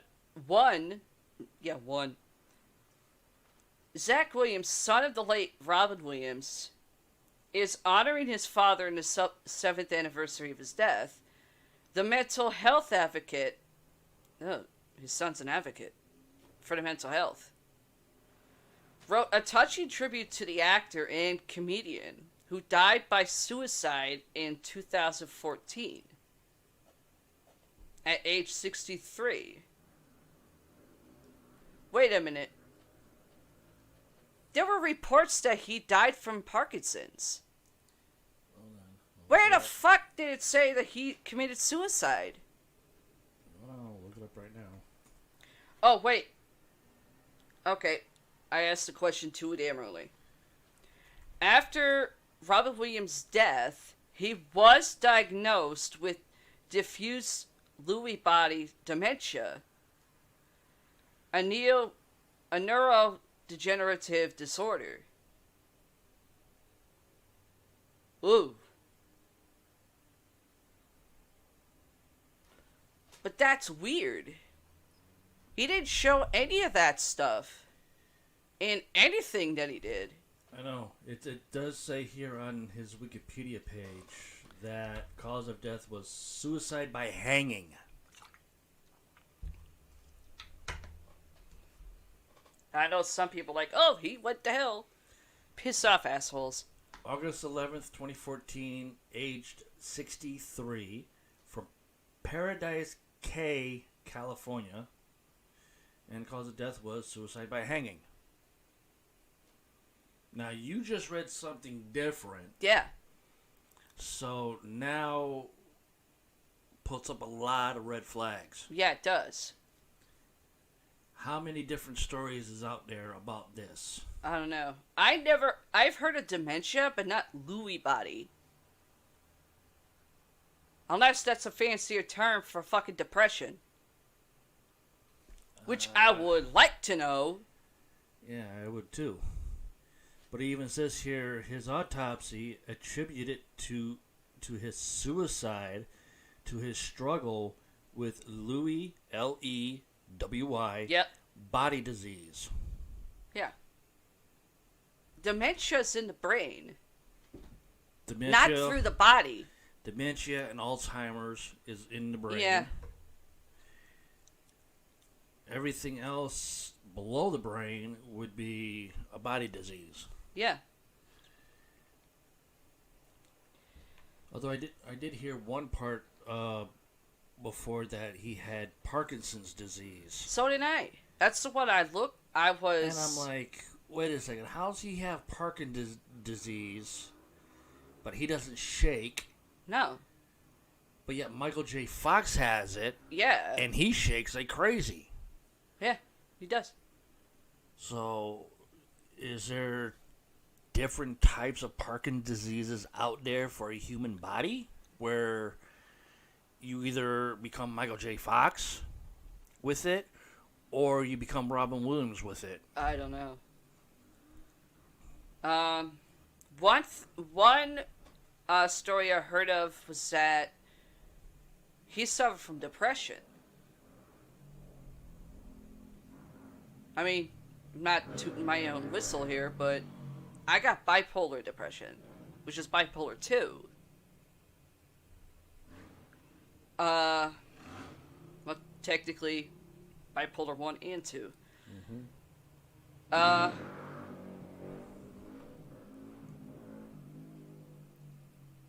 But this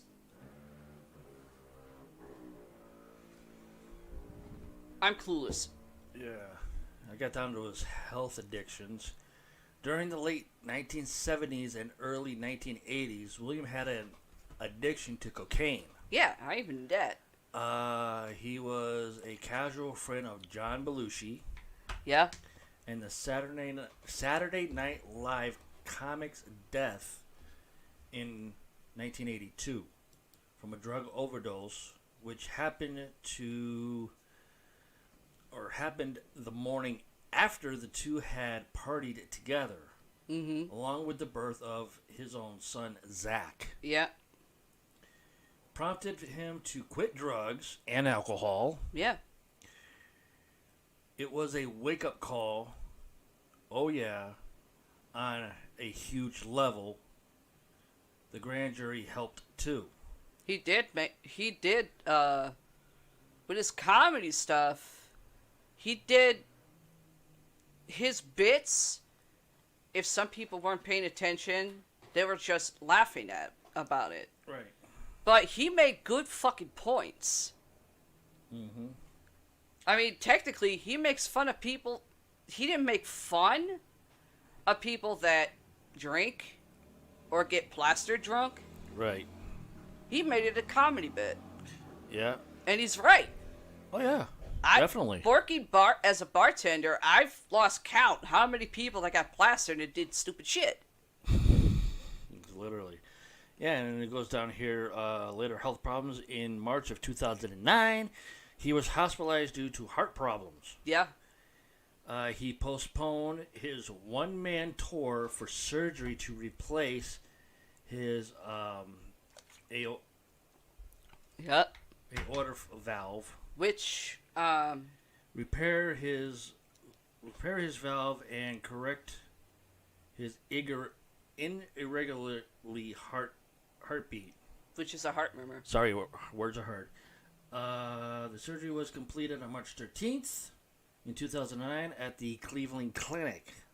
His publicist, Mara, I can't say the last name, but Miss B, commented that he was suffering from severe depression before his death. Why the fuck wasn't people around him? Just to try to stop that. I don't know. It goes on saying his wife, Susan Schneider, said that in the period before his death, Williams had been sober, but was diagnosed with an early stage, here we go, Parkinson's disease. Okay. Which was information he was not yet ready to share publicly.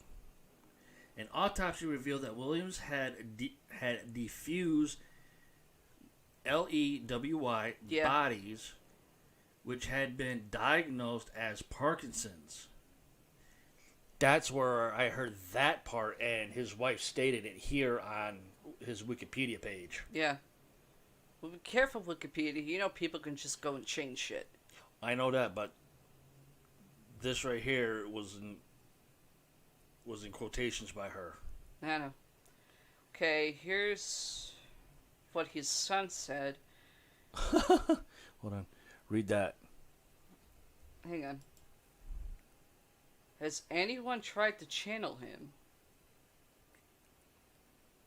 You talking about Robin Williams? Yeah. I don't know. I don't think so. Not that I don't think so either, but... I mean, he was cremated. So he's not in any cemeteries in the United States of America or around the world. He was cremated. So what? Even if a person's cremated, you could still channel them. Yeah. I mean, come on. Alex was cremated. It's a possibility, yeah, but... If you... From what my understanding, with my brother Alex, probably more interested in his money, not his health. That's a good point. Very good point. I agree. I mean, I loved Robin Williams. I loved him too. I thought he was hilarious. Yeah. My top comedians: George Carlin, Robin Williams, Fluffy, Carlos Mencia, Jeff Dunham. My only top 5. Yeah, the other... Well, you're forgetting one. Dennis Leary. Oh, okay, so 6. Dennis Leary, sorry. And it's funny, the comedians Richie likes. Alex, he didn't like half of them. Find me a long bridge with a short drop.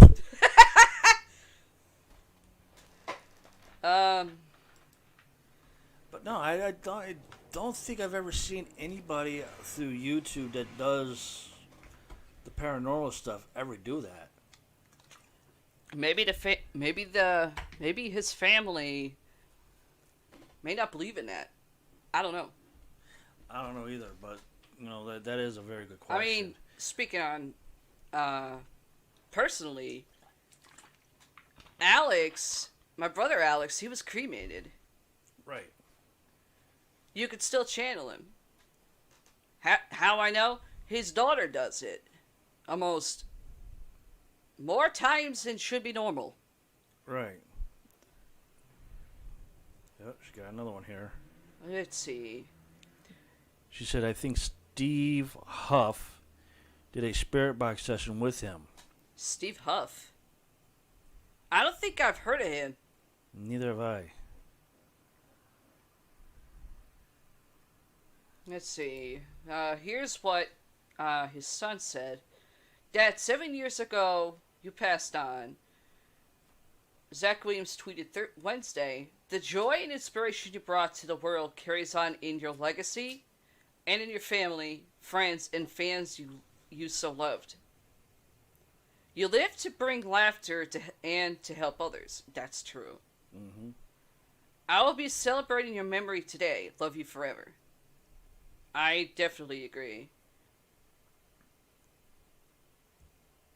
And it's a picture of him when he was like young. Like really young. Where he had a beard. Robin Williams' daughter, Zelda Williams,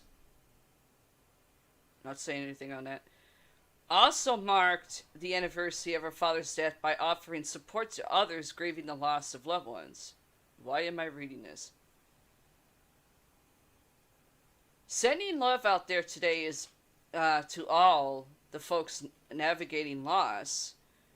She wrote on Twitter, new, old, the connective tissue of that deeply human pain can be hard to bear.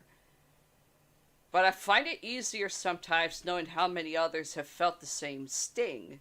We're not alone. Tell that to me in person. I deal with it every fucking day. Zelda and Zach Williams have both been active in promoting mental health awareness. Williams' widow, Susan Snyder, Williams also published an essay in the medical journal Neurology back in 2016 titled The Terrorist Inside My Husband's Brain. The essay details Williams' struggles as they tried to find a diagnosis for him prior to his death. My husband was trapped in the twisted architecture of his neurons, and no matter what I did, I could not pull him out.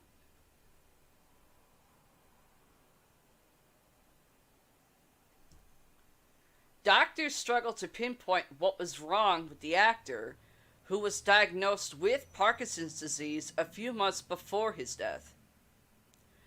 His autopsy, however, said Williams had Lewy body dementia, which has many of the same symptoms as Parkinson's.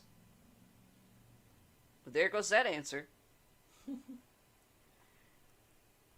I have since learned that people with LBD who are highly intelligent may appear to be okay for longer initially. But then it is as though the dam suddenly breaks and they cannot hold it back anymore. Susan Snyder Williams wrote, in Robin's case, on top of being a genius, he was a Juilliard-trained actor.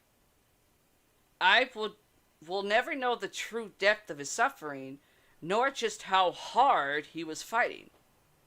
But from where I stood, I saw the bravest man in the world playing the hardest role of his life.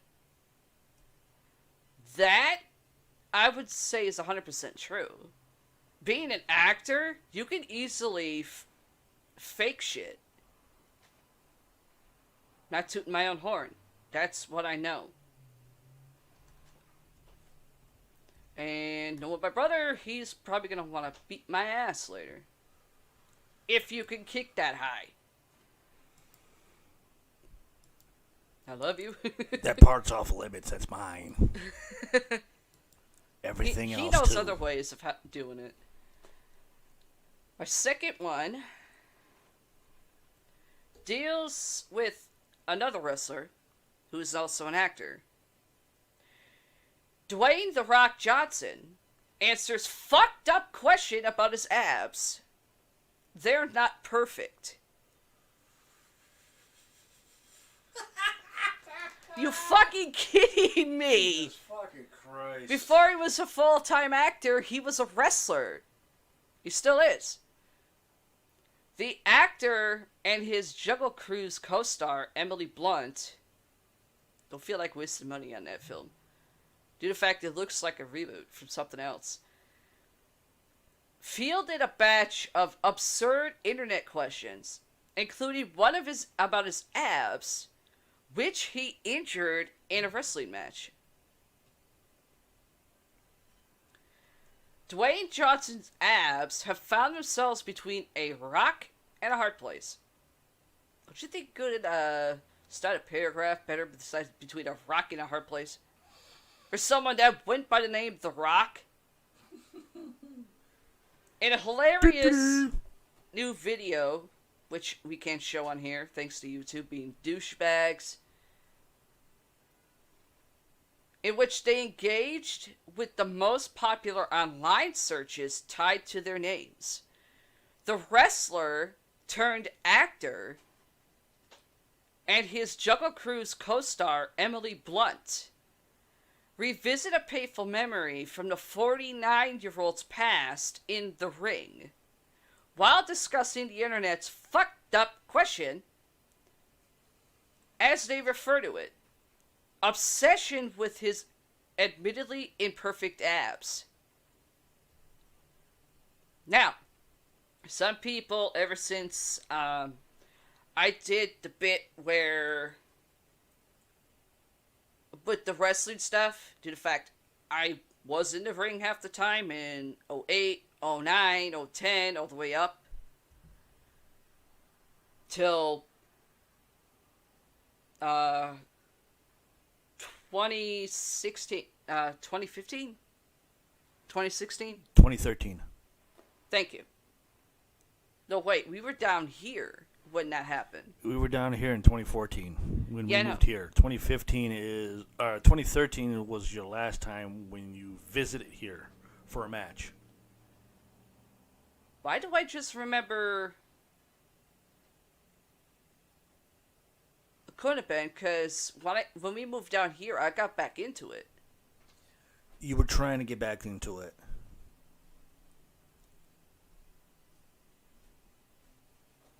But the place that you were going to decided to move, and there was no way to get in there.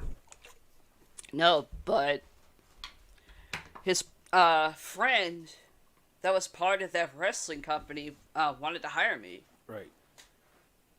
But your back doctor said no. I told him to go fuck off. At the time, he saw that my discs, they weren't as fucked up as they are now. Which, let's see, Roddy died in 2015. I would say about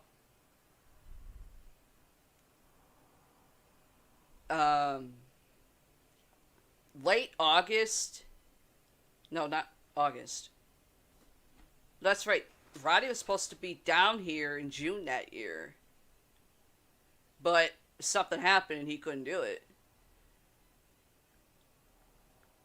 The end of June, which was a whole fucking month tournament of getting my ass into a company, and I was not going for Alcatraz.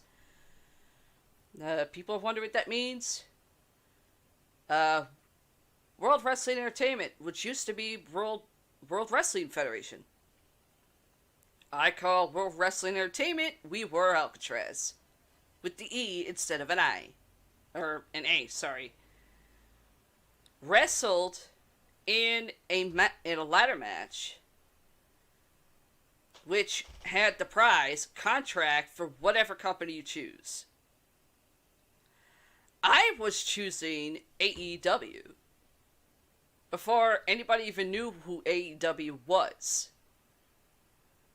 And the fucker that I beat for that shot, in front of cameras, and you told me even Richie saw the footage, of me getting hit in the back by a chair twice.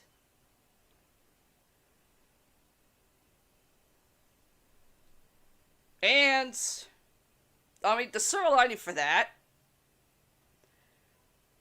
looking up as I'm trying to get up, and I'm seeing the guy that hit me running with 20 fucking guys dressed in drag in any kind of fucking heel size out there running after him to beat his ass. That was the funniest thing I've seen. And I've seen funny shit. Now, and let's see, I think my phone buzzed. Oh, yeah. One of my friends, they're not watching, but still text, wrestling's fake. Yeah, say that to my face in the ring. So this is also to prove wrestlers have actually gotten injured outside of the injuries I've had. All these Instagram fitness models, this is Dwayne The Rock Johnson talking.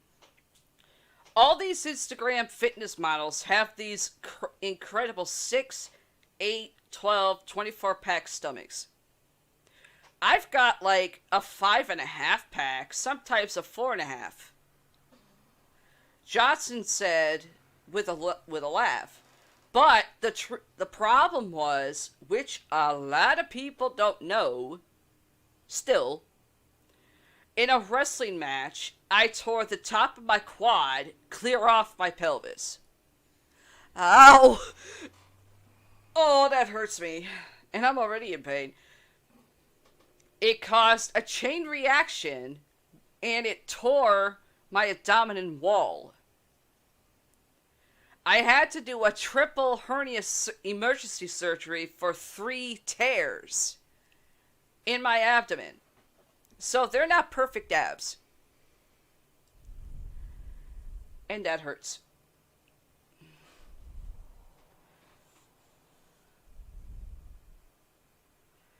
Let's see.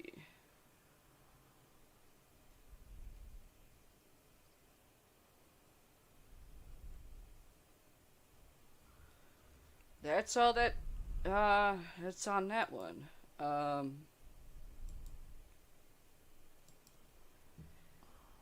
I am going to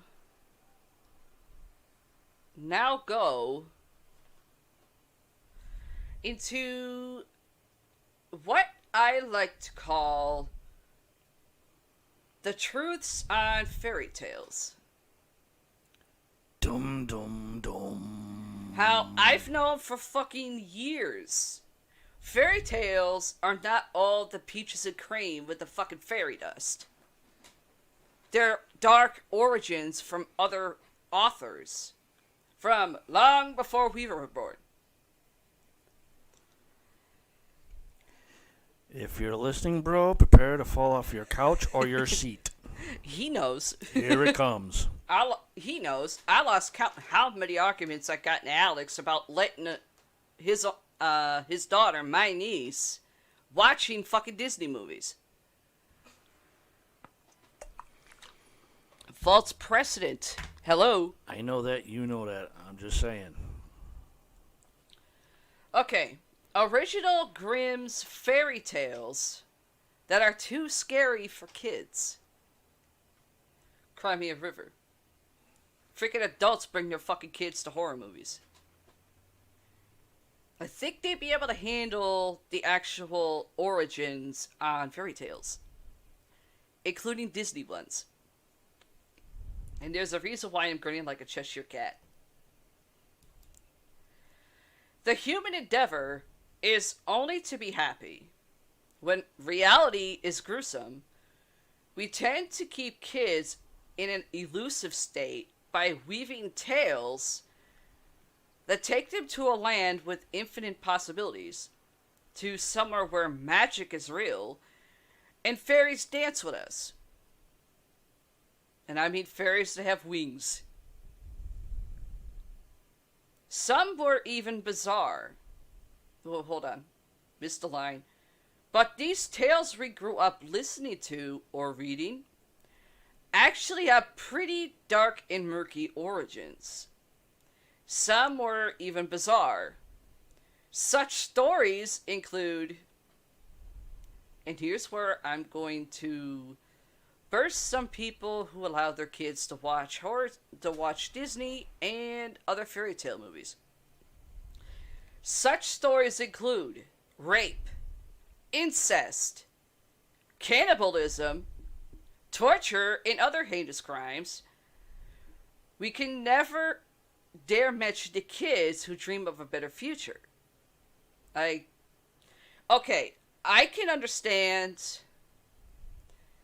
when the kids are young, like really young, to like give that better picture to. But when they get older, it's time to pull that little proverbial rug out from under them and tell them the real shit. Due to the fact, some of them are said to have been told to kids to scare them into doing the right things. Even Robert Englund, a horror icon, even said that. First one, Cinderella. There's so many different Cinderella movies I'd like to upchuck on, including the Disney one, even though the Disney version, the animated version, was the first animation in color. Then came Snow White and the Seven Pimps. Okay, Cinderella, in a much murkier Grimm's version, one of Cinderella's stepsisters cuts off her toes, basically hacks off half of her foot, in an attempt to fit the glass slipper. Main reason, her foot was too fucking big. And Cinderella's foot was a hell of a lot smaller. The second sister cuts off her heel. Two doves, sent by Cinderella's mother from heaven, alert the prince of blood coming from the shoe to inform him of the falsity. Finally, after the shoe fits Cinderella's foot, Prince Charming marries her, and at the wedding, the doves return and pluck out the eyes of the stepsisters and drive them to beg on the streets.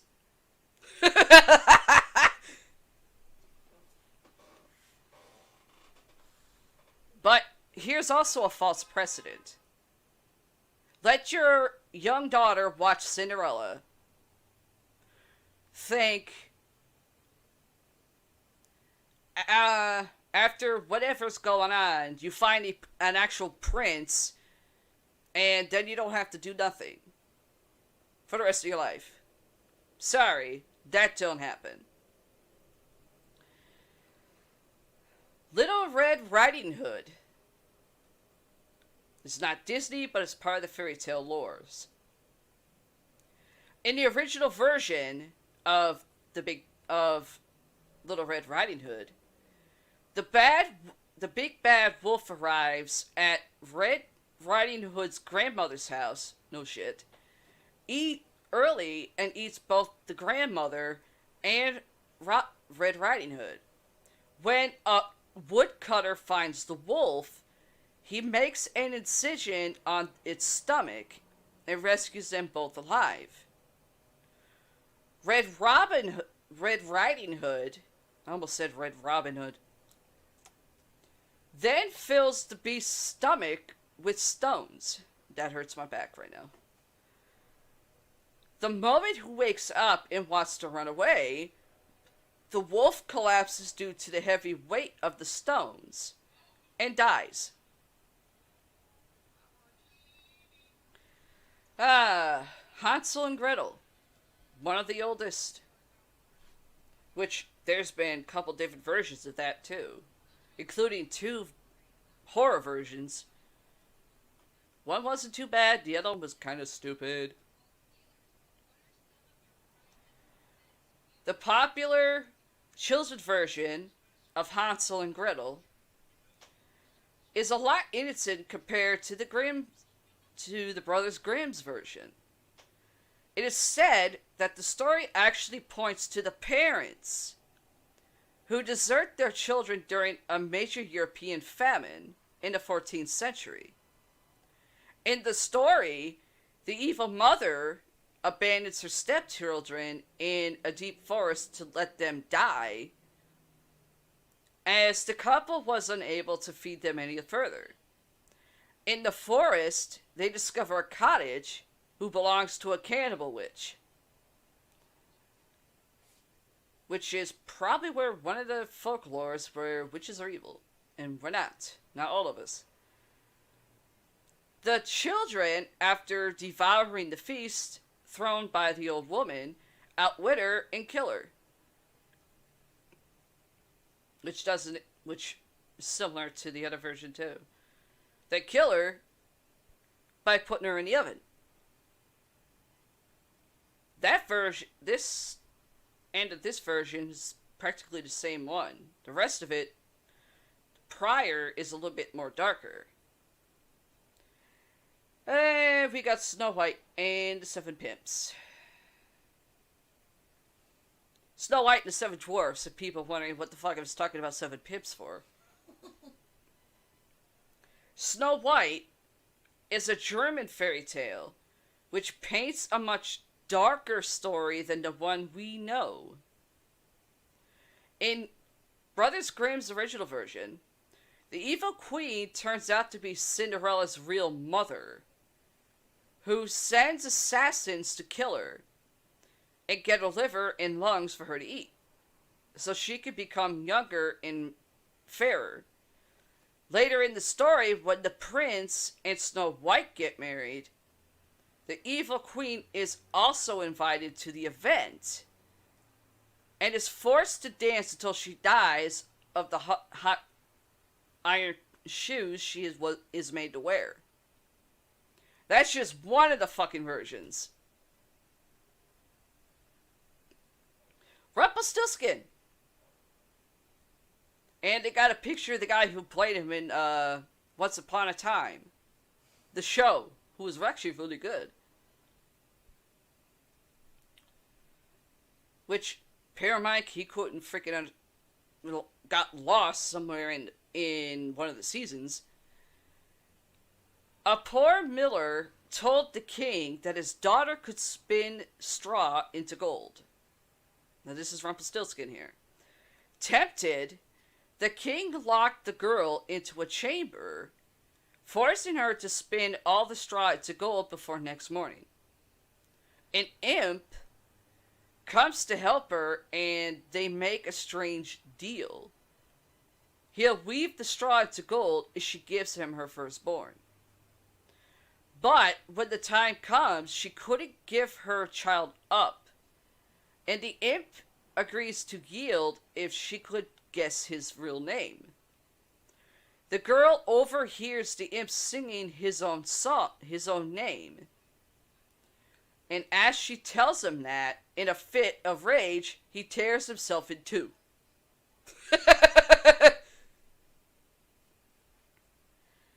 Rapunzel. The basic setting of Rapunzel in the Brothers Grimm's version is the same as that we know of. Rapunzel is a beautiful young woman with very long golden hair, trapped at the top of a tower by her mother, who happens to be a witch. But things get murkier in the Grimm's version. Rapunzel is visited by Prince, who impregnates her. The moment the mother gets to know about this, she chops off Rapunzel's hair. It throws the prince out the window. His eyes roll out of his sockets during his fall, and Rapunzel is transported to a place along with her children to live the life of a beggar. Okay. Here's an emphasis on Sleeping Beauty. A sliver of phlox under the princess's fingernail kills her. Unable to face the ridiculous reality, her father, the king, lays her body on a bed in his estate. Later, another king, who is out hunting, finds the sleeping princess and struggles to wake her. As he fails in his attempts, here's where some people are probably going to be going, excuse you? Or, not letting my kids watch that shit anymore. The king, the second king, that finds the sleeping princess,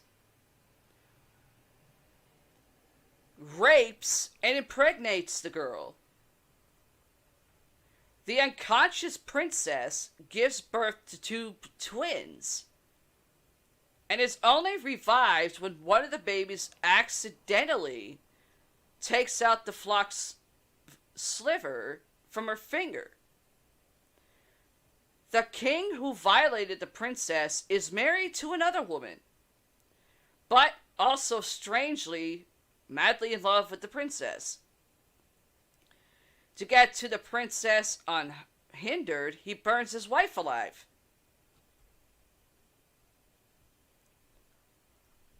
There's other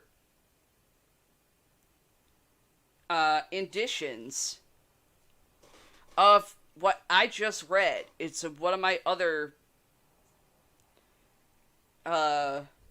dark fairy tale sites that I was able to find. There's more in the one I found than what I just read. Trust me. The Frog Prince is the next one.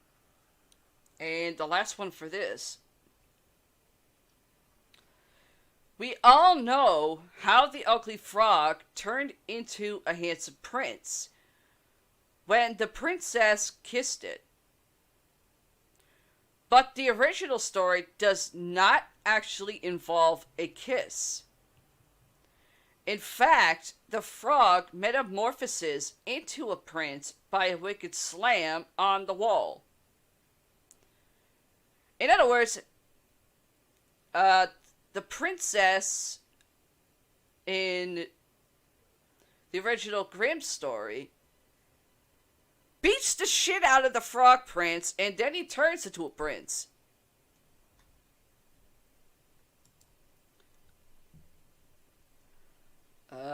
Let's see.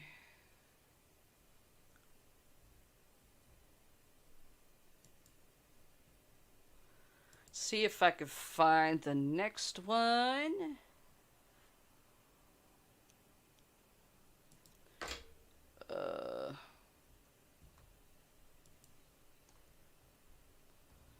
Let's see. Give me 1 minute here.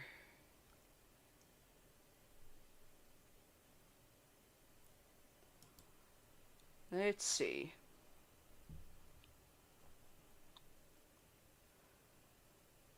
Let me see.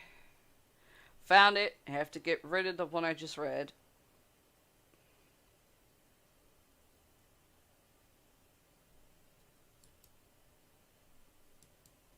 There we go. Okay. Dark Disney is our next on the list. The real and horrifying stories behind the classics. From Cinderella to The Little Mermaid. The origins behind your favorite secretly dark Disney movies are more shocking and violent than you could imagine. Disney is an industry built on magic and happily ever after, which are just imaginative dreams that really don't happen. For kids around the world, Disney movies are what dreams are made of. Not really. The stories have been inspiring and exciting children since the first animated Disney film. Okay, yeah. Okay, so I was wrong on one. Snow White and the Seven Dwarfs was the first animated color, which came out in 1937. Parents and grandparents share their favorite Disney movies with children and grandchildren.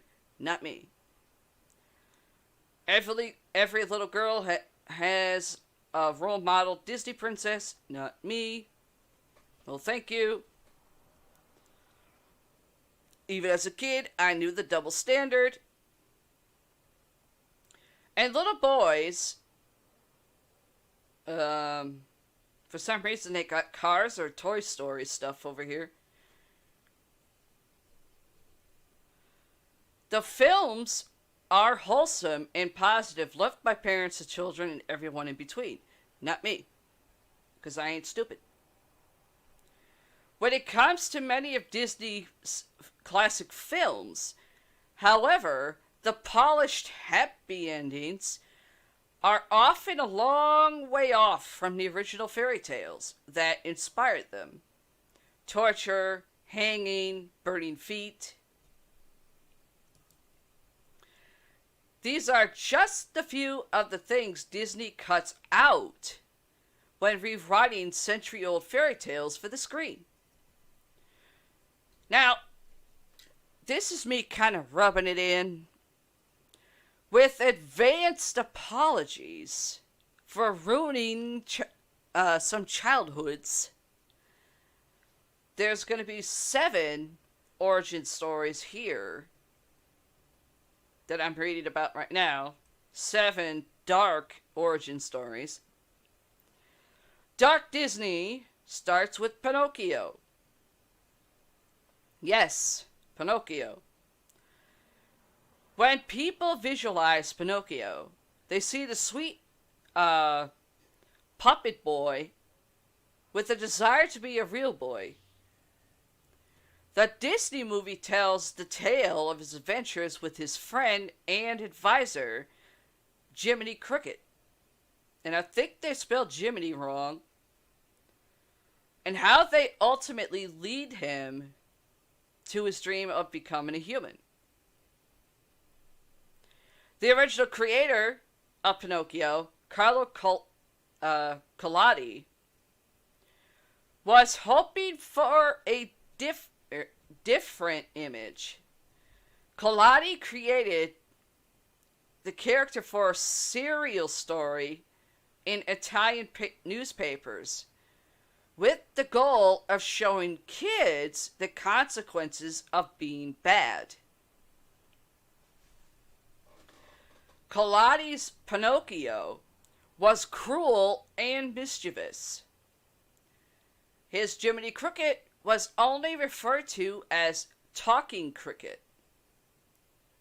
And when the cricket tried to give Pinocchio some good advice, the puppet boy killed him with a mallet. Pinocchio is constantly tortured in different ways throughout the story, all punishment for bad behavior. Collodi initially ended the tale with Pinocchio's death by hanging, but because of an outcry from fans, Collodi was forced to continue.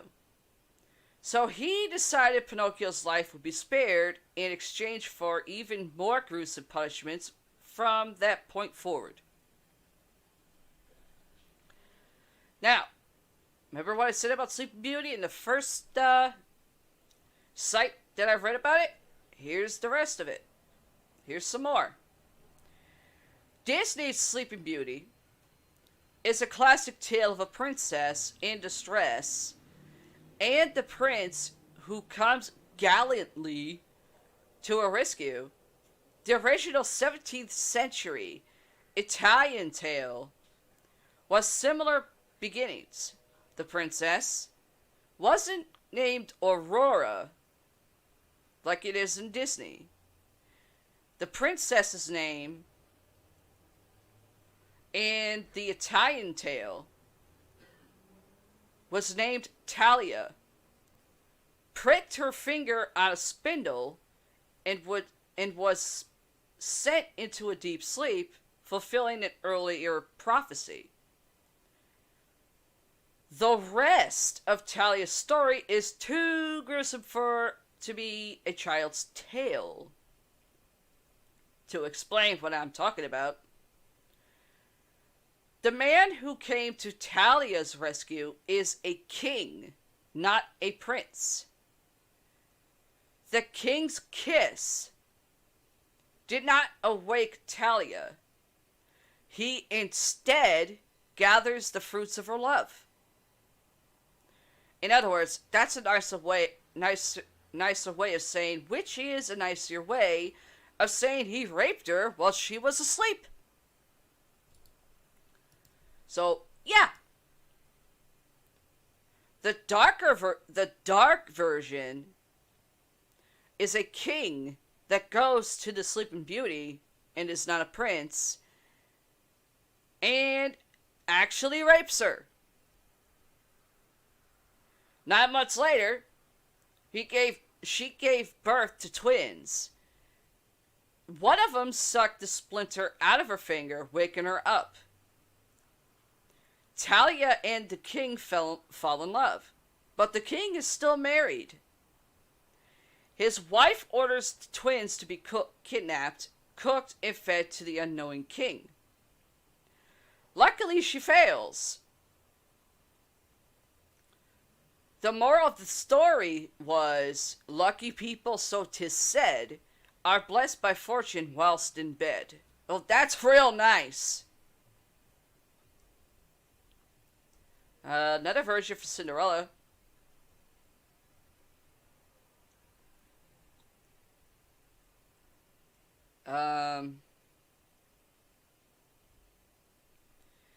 When Disney's Cinderella 2 came out in 2002, it turned out that Cinderella's evil stepsisters weren't as evil as they were shown in the first movie. One of them, Anastasia, was even featured having her own love interest with a baker, a relationship encouraged by Cinderella. The fate given to the stepsisters by the Brothers Grimm was not so forgiving. In that fairy tale, the two girls cut off different parts of their feet in an attempt to fit into the slipper, because they had big-ass feet. Some doves swooped in to show the prince the blood on the shoe, so he would not be fooled.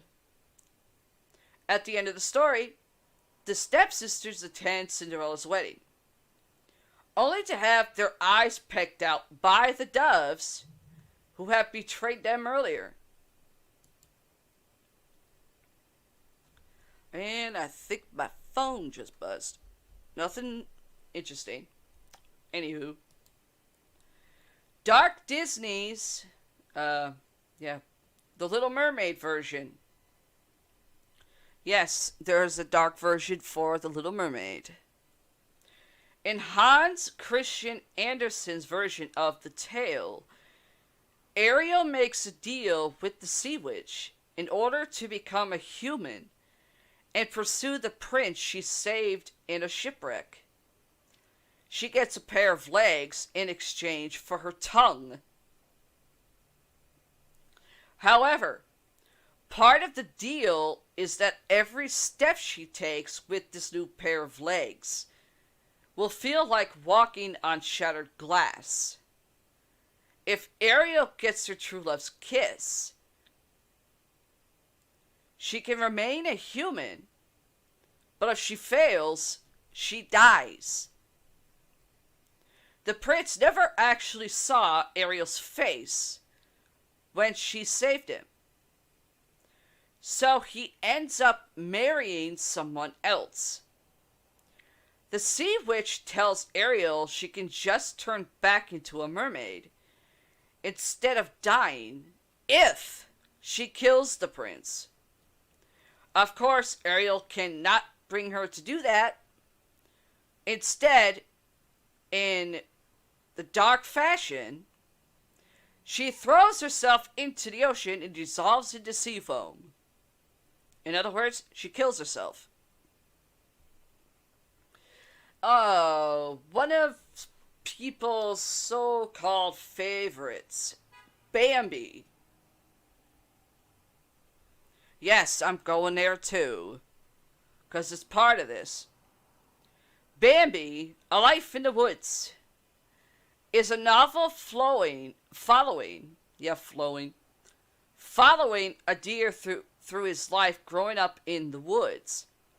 Though Disney took this adult novel and turned it into a heartwarming Disney movie, the book touches on the circle of life, survival, man versus nature, etc. The book is also very violent. On Bambi's first walk into the woods, he witnessed a mouse get killed and heard creatures threatening each other with death. Later, after a hunter shoots Bambi and another deer, the great old prince teaches him to walk in circles and spread the blood so that the hunter gets confused. The great prince also showed Bambi the body of the dead hunter at the end of the story to prove that man is not all powerful. Hunchback of Notre Dame. The Hunchback of Notre Dame is one of Disney's darker films. Like the novel it's based of, the movie is about a hunchback named Quasimodo, who grew up in Notre Dame Cathedral, raised by an archdeacon named Frollo. Quasimodo and Frollo. Now, brace yourselves, because even I knew this. Quasimodo and Frollo both fell in love with the same woman, Esmeralda. At the end of the film, Quasimodo pushed Frollo, the villain, off the roof of the cathedral, killing him. It's already uncharacteristically morbid for Disney, but the original novel by Victor Hugo has an even worse ending for the protagonists. In Hugo's story, Frollo framed Esmeralda for attempted murder, and she was sentenced to be hanged. Quasimodo still pushed Frollo off a roof, but it was because Frollo was laughing at Esmeralda's hanging. Quasi then goes to Esmeralda's grave and refuses to leave her, so he ultimately dies of starvation there. Hugo's book did not end happily for anyone. Okay.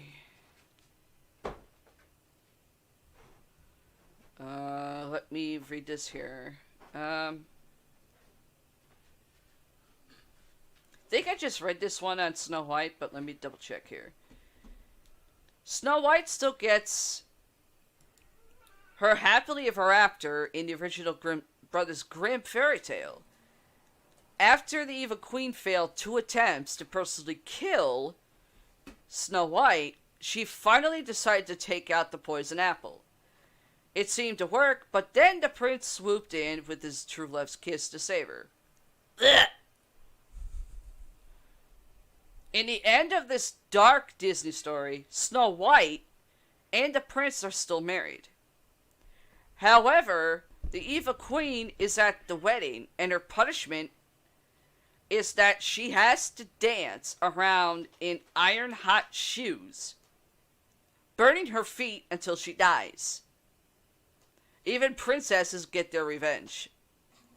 That's just one version, the other one's somewhere.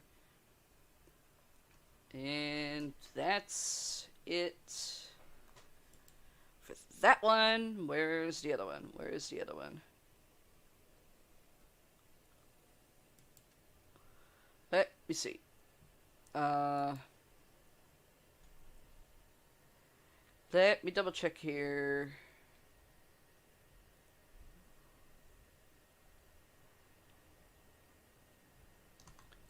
Okay, here's two versions, I believe, of ones I just mentioned. But we'll deal with that one another day. I'm gonna take a break. Paramike is gonna read his stories. Then I'm going to go into what's called the complete list of herbs and their magical uses that witches use. Still getting people asking me for that. They're not asking me to teach them. They want to learn on their own. They just want the knowledge.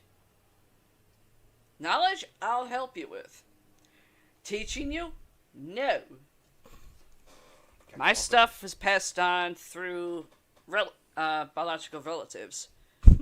One of them will kill me. Surprised he hasn't popped on yet. Or chatted with us. Well, he did get home at 6:30. Yeah, it's 8:41 now. Huh? And it's 8:41 now. I don't know. Okay. Well, I got some stories. Now, we all know about the history of the Titanic. Well, there is a Titanic Museum attraction located in Tennessee, which the Ghost Adventures team has investigated. And this is kind of strange. The title is An Iceberg Wall Collapsing at the Titanic Museum Feels Like a Metamorph, but for what?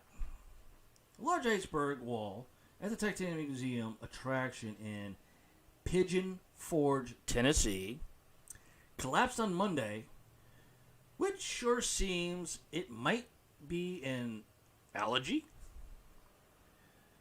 for current circumstances that happen to be eluding our minds at the moment. Kind of strange to me. Of course, 3 injured at the Titanic Museum attractions were reported. The Guardian reported the ice wall, which was apparently 15 feet by 28 feet, which is 4.6 meters to 8.5 meters, and made of real ice, generated using a water filtration system, shattered on Monday, resulting in the injuries of 3 guests. All 3 were taken to the local hospital. In a statement on social media, the owners of the exhibit, Mary Kellogg, Joslin, and John Joslin, wrote of the metamorph that's on the tip of our tongue that on the evening of Monday, August 2nd, an accident occurred at the Titanic Museum attraction. Our iceberg wall collapsed and injured 3 guests who were taken to the hospital. Well, no shit, because I've already said that before. Don't know why he has to repeat it again. At this time, we do not know the extent of their injuries, and our thoughts and prayers continue to be with all who were affected. including the first responders, the owners added. While the museum reopened on Tuesday morning to ticket guests, they wrote that the damaged ice wall won't be returning on schedule. Kind of funny that it happened one day and the next day they reopened. The iceberg wall does not currently exist, and the affected area has been blocked off. Well, that's a good thing. For the time being, we anticipate it will take at least 4 weeks, which is a month, for the iceberg to rebuild. How about just put a photo there? Be a lot easier and safer. Or a styrofoam one, even more safer. If this incident has driven up any subconsciousness concerns for you, maybe on the theme of humans accidentally artificiated, inducing an ice-related disaster of some kind, or air-conditioned consumer HUBRIS, yes, words are hard, leading to preventable calamity, or even just the folly of man in general. Doesn't really make sense, but okay. It'd be nice if you could let us know, because we're sort of drawing a blank at the moment and can't think of any specific parallels. Drawing a blank and can't figure out any specific parallels to the damn wall falling and injuring 3 people. I could come up with some. Just go back and watch Ghost Adventures, you fucking morons. After all, if the RMS Titanic traveled forward in time and sailed off on its original route in 2021, it's not like it would be at even more elevated risk of slamming into a giant piece of ice that fell off an even more rapidly melting shelf of ice or something. This person that wrote the story is a moron. According to Wait, W-A-T-E, which is the news station out there in Tennessee, many guests quickly returned to the exhibit on Tuesday. Georgia resident John N. told the station, "You know, stuff happens." No shit! There's a million little things that could have happened. It didn't detour us from coming. Really? If you have a million rules of why not to go in water, river rafting, whatever, but sometimes stuff happens, Mr. N added. Really? Stuff happens indeed. No shit. It's part of fucking life, you gay redneck. North Carolina resident Carrie P. told Wait, W-A-T-E, she was concerned because her family had planned on attending Monday, suggesting that if they do rebuild it, would be nice to maybe have a smaller piece of the ice. Just maybe something smaller than everyone can touch without having to worry about it falling or hurting somebody.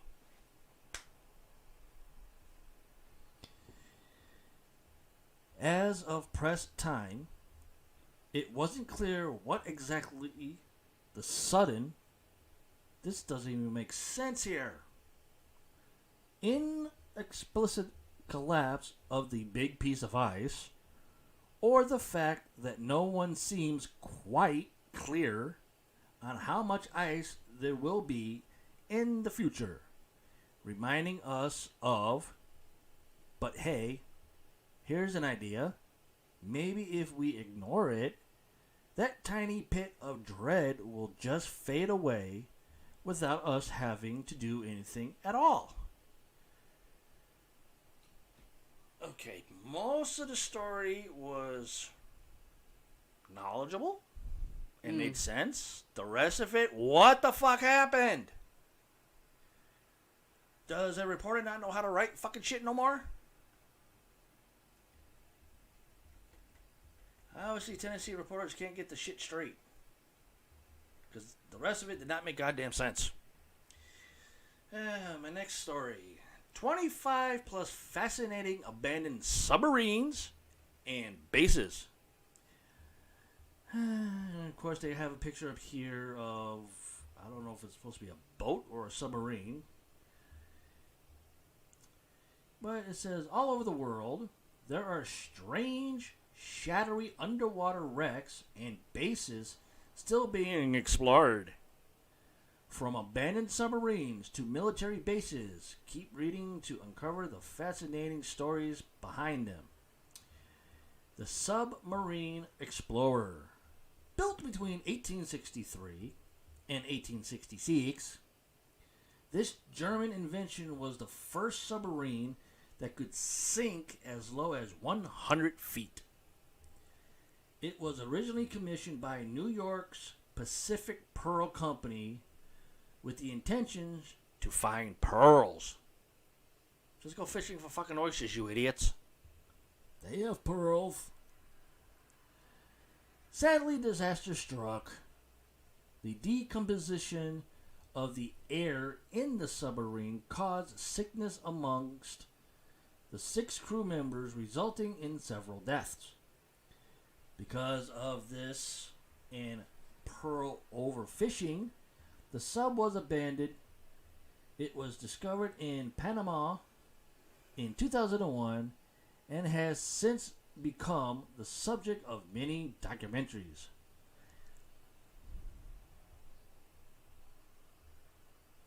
Okay, there were 6 crew members on the damn submarine, and it caused several deaths.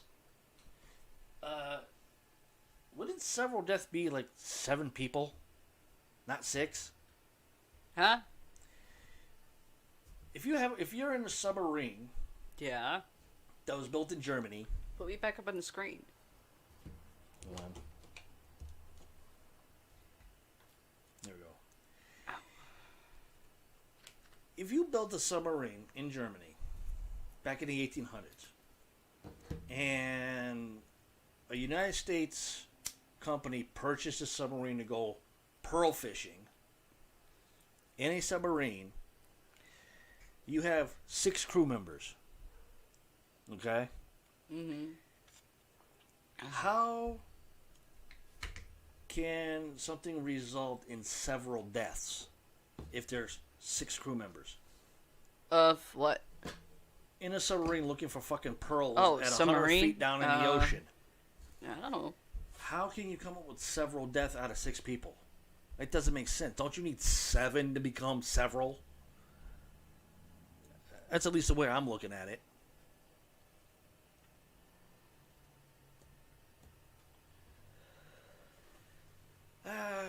Let's see. The USS Ling. Sounds like a Chinese ship. Commissioned in 1945, the USS Ling was a high-speed submarine built to fight German forces in World War II. Though it never saw combat, the Ling traveled from its submarine base in Connecticut to the Panama Canal Zone in 1946.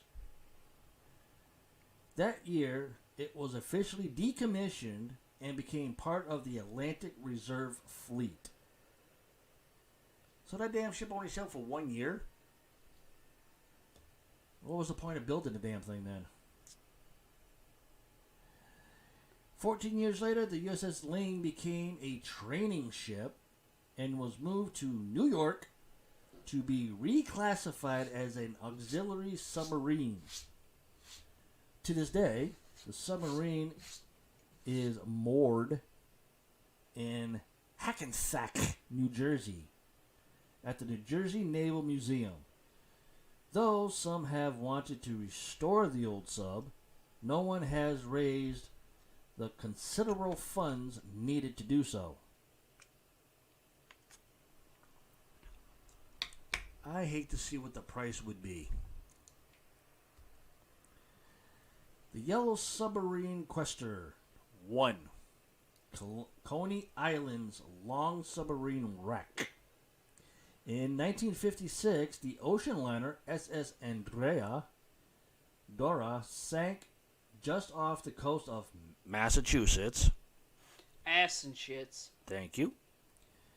It took 46 lives and millions of dollars worth of valuables with it.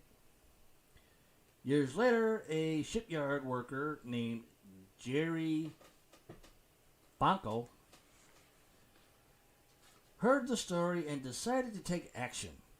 Using salvage metal from various shipwrecks, he built a treasure hunting submarine.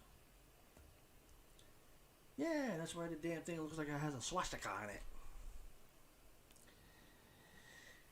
This was the bright yellow Quester, number 1, which tragically never fulfilled its life purpose. The Quester 1 was stuck on the muddy banks of Coney Island after a crane operator lowered it incorrectly.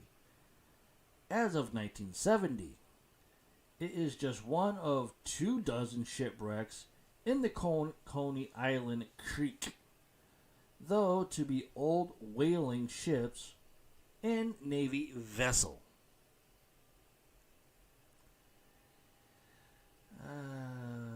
The S. Fry submarine tunnel. That's one hell of a tunnel, if I say so. The Adirondack Sea in modern day Croatia, sorry, words are hard, is littered with strange abandoned submarine structures, particularly military tunnels that were used by freedom fighters in World War II. These fighters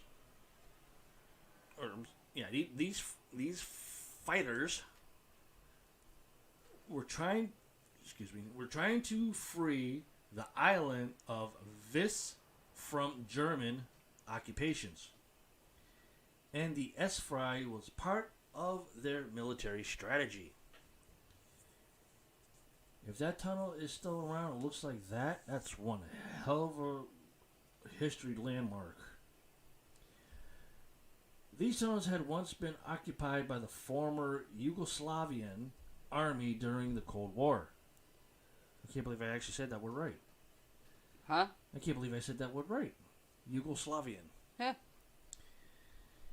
There were connected bunkers in these underground tunnels that were set in the mountainsides when Yugoslavia was broken up in the 90s.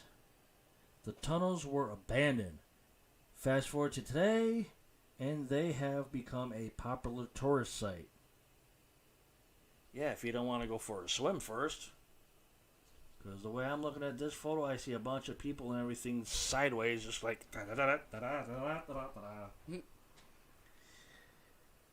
Yeah, let me push you in. Ah, shit!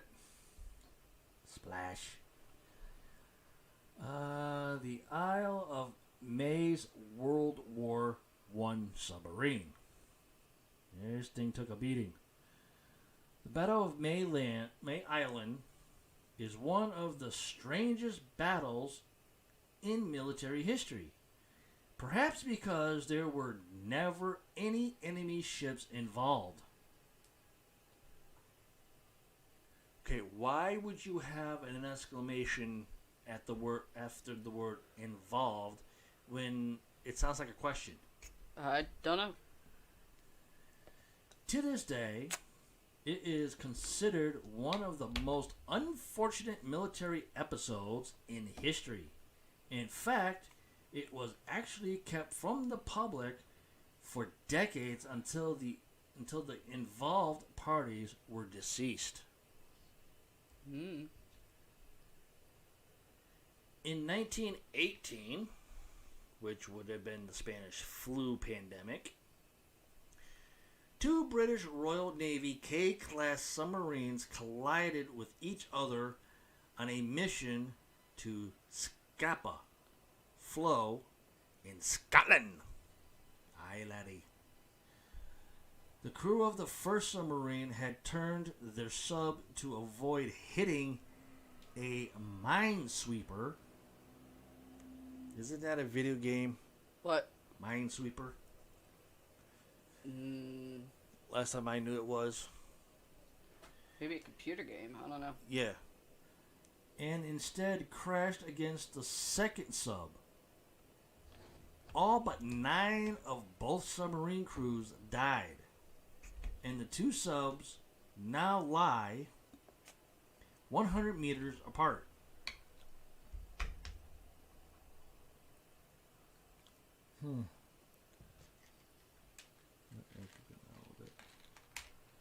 Stupid ads. XT Craft Midget Submarine, Aberlady Bay, Scotland. If you are ever walking along the east coast of Aberlady Bay during low tide, Mm-hmm. you might be lucky enough to see the fascinating structures of two decaying submarines.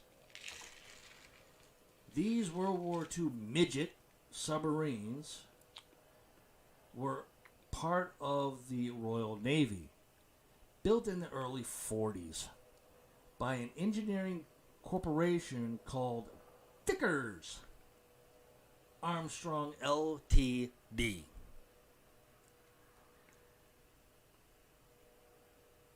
So basically they're on the shoreline mating with each other, trying to make another sub. These subs were once used in a particularly dangerous missions against German battleships, including one successful battle against the German TIR PITZEN or IN in September of 1943. Toward the end of the war, these subs were moored in Aberlady Bay, Scotland, where they were used for gun tests by the Royal Air Force.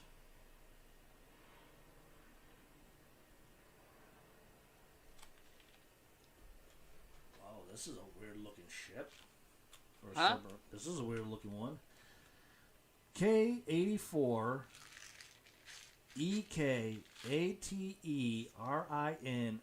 EKATERINBURG 667 BDRM Dolphin class. Should be more called like a dolphin class.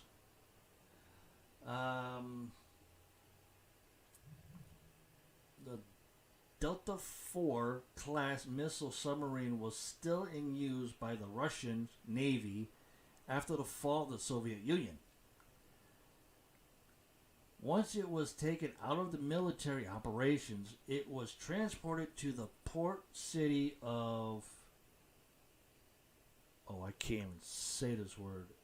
SEVERODVINSK,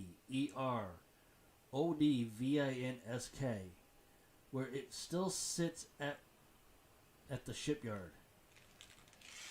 Though these days it looks very different. It sure does. Looks like the damn thing has a big old smile with a big ball in the middle with braces. Back in 2011, the Class 4 was struck by a disaster. A fire had started on board, take a sip, words are hard, partially sinking the vessel and causing $15,620,000 worth of damage. Due to the considerable amount of nuclear weapons on board, experts claim that it could have been the worst man-made disaster in Russia since Chernobyl.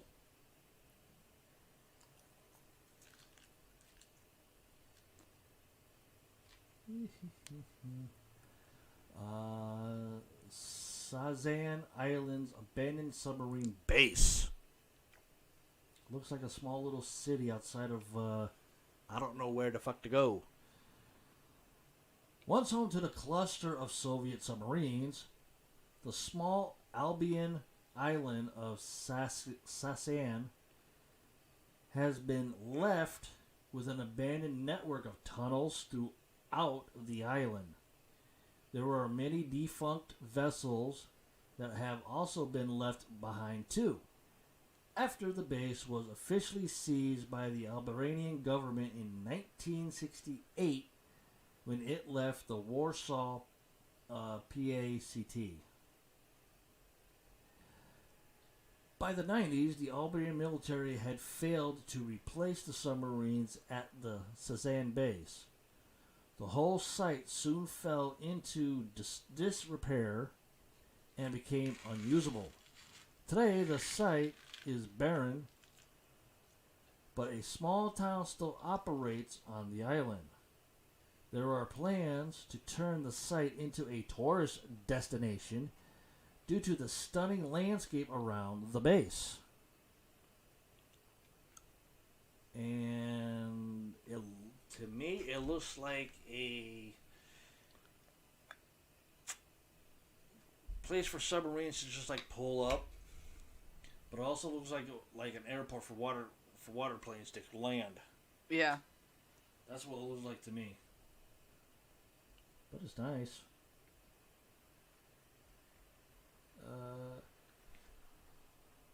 Excuse me. U-475 Black Widow, Foxtrot B-39, with a tugboat next to it. Huh? With a tugboat next to it. The Black Widow is an enormous attack submarine that was used to train Libyans, Libyan, Indian, and Cuban personnel during the Cold War. The impressive piece of technology was commissioned by the Soviet Navy in 1967 and classed as a 641 class Soviet project submarine. Words are hard. In 1994, the sub was officially decommissioned and sold at a private auction before being passed on to the English Museum near the Thames Barrier. It was introduced to the public in Folkestone in 1998, but has been left to slowly decay in the river Midway since then. Why don't you just blow the damn thing up and let it sink? Put it out of its misery. Uh-oh. Come on. Oh, great. Here we go. Now my computer wants to be stupid.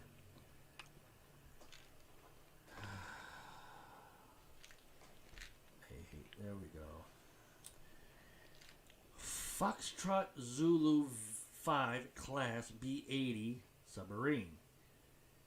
When we talk of a Navy attack submarine, we probably wouldn't think of parties or other social events being hosted within.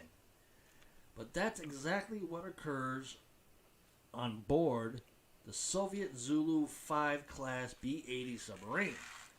The sub was originally part of the Soviet Project 611, or for you idiots, 611, which included attack submarines built after World War II. Now, named Foxtrot, the Zulu B-80 is now stationed in Amsterdam at the Maritime Quarter after some submarine enthusiasts decided to bring it home. It was briefly used as a museum ship in the Dutch Navy port, but has since been used as a venue for parties and events. The inside of the sub has been stripped down for client usage. Who the fuck would want to have an event or a party on a decommissioned submarine? I don't know. Definitely not me, that's for damn sure. I'm sorry, the only thing I go in the water is the water. Boats, submarines, aircrafts that go in water? Fuck no. Let's see, the baklava, Ukraine. Baklava has a deceptive beauty. Beneath the mountain town lies a network of hollow tunnels. These tunnels were once part of a secret Soviet submarine base in the 1950s. It was originally referred to as Object 825 GTS and built so that submarines could surface without being spotted. I was going to say stopped. I'm okay. Eventually, the base became inoperative, and by 1996, I just started working that year. Huh? I just started working that year at my first job, in 1996. The site was completely abandoned. It then became a Cold War naval museum complex where travelers and locals could learn about the Crimean War. Crimean. It said that Russian personnel on site even trained attack dolphins to attach explosive to enemy submarines. That was me. Fucking dare you bastards using dolphins to do that shit. They are intelligent animals. Yeah, I know they are. But using them to attach explosives to the enemy submarines? You bastards! Dolphins are too damn cute for that shit. You don't put them into something like that. Here's another one. Object 280 is what this submarine is called, I guess.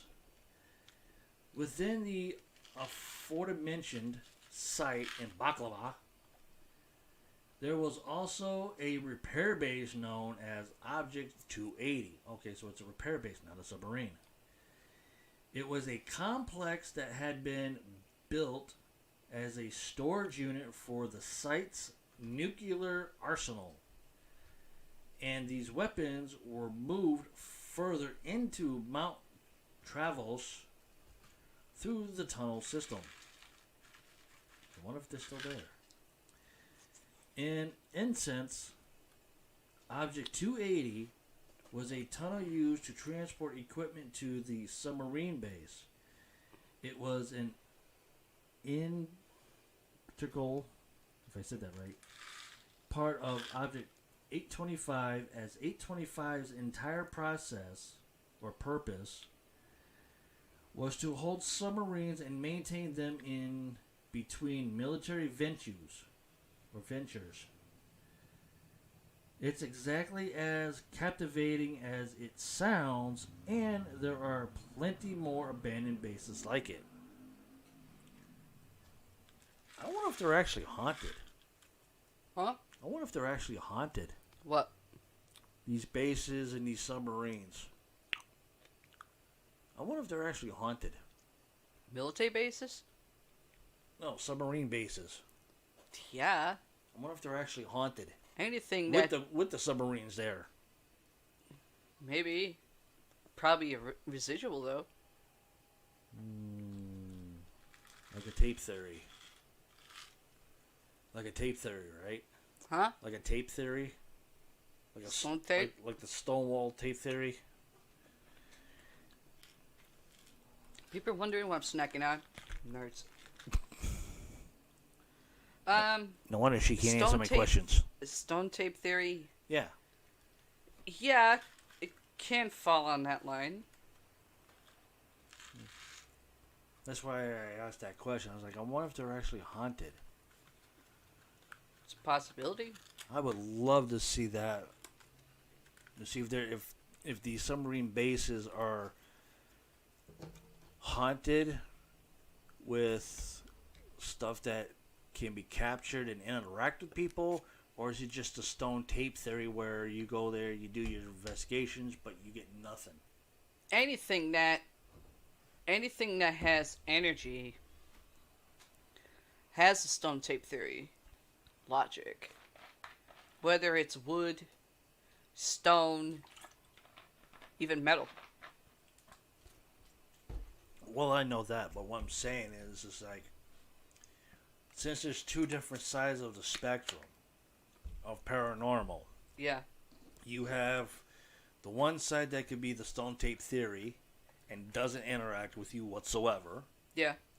or you have the other side, which is not a non-stone tape theory Yeah. that actually interacts with you. That's why I would love to see someone or some group actually go to these places and see if it's the stone tape theory or if it's not the stone tape theory. People are wondering what I'm fidgeting with. I got my ice pack on my lower back. I should have asked that to our guest before, if he ever written a book like that. You Or could put over, in something- you can always ask him. Whenever he can do our show again. Oh, I wasn't expecting this one. Huh? And now I don't even know how this one fits in. Hold Bigfoot. on. I got scratched. What? I got scratched. It's not my nails. I don't know if anybody could see that. Turn the No. light on. No, nobody can see that mess.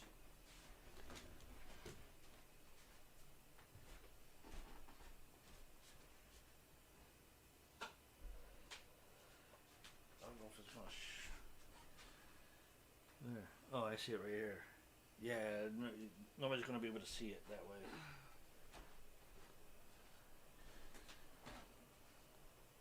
Let's see if I can blow up my screen with you on it. Let me see. No, I No? can't even see it. Uh, I can't even see that. Well, due to the fact that I have to redo this live video anyways afterwards. when we're people are done. wondering. It's like right here. Yeah. What I'll do is Kind of hard for me to angle it. Yeah. Oh, wait. Still can't see it. No, I can see it. But anyways, I have to redo the main part of the video anyways because I got to take off 39 from the beginning of it. But I'll take a picture of that and I'll put it at the end of this entire video once I re-put it back up. And everything, so you guys can see and let us know what do you think of it. I can already tell you, my brother's gonna get. Yeah. Now the next one, like I said, is Bigfoot. Don't know how this fits in. I've never heard of a submarine called Bigfoot before. And stuff. But this is weird. Our next submarine had very different purposes than our prior subs, dubbed Bigfoot. This abandoned vessel was actually built as part of a drug trafficking scheme. Oh, lovely. Name it Bigfoot and it throws everybody the fuck off. Traffickers attempted to use it to move their supply without being detected. Sure enough, it was eventually captured by law enforcement in July 2010. What? Bigfoot? The submarine called Bigfoot. Oh.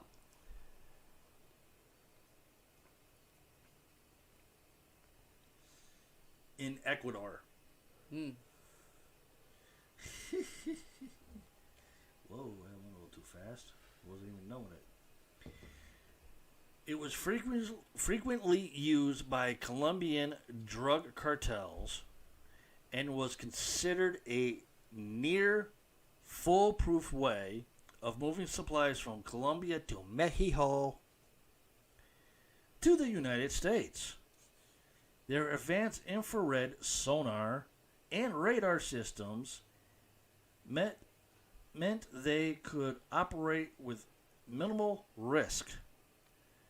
For years, such subs were called Bigfoot because many doubted their existence. Why the fuck would you name a submarine Bigfoot? I don't know.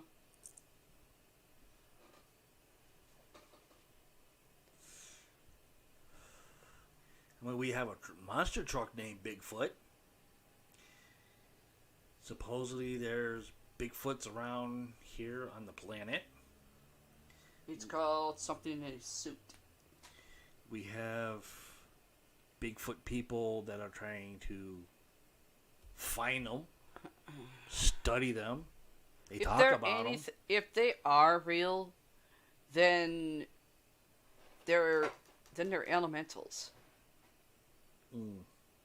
They're elementals for the woods.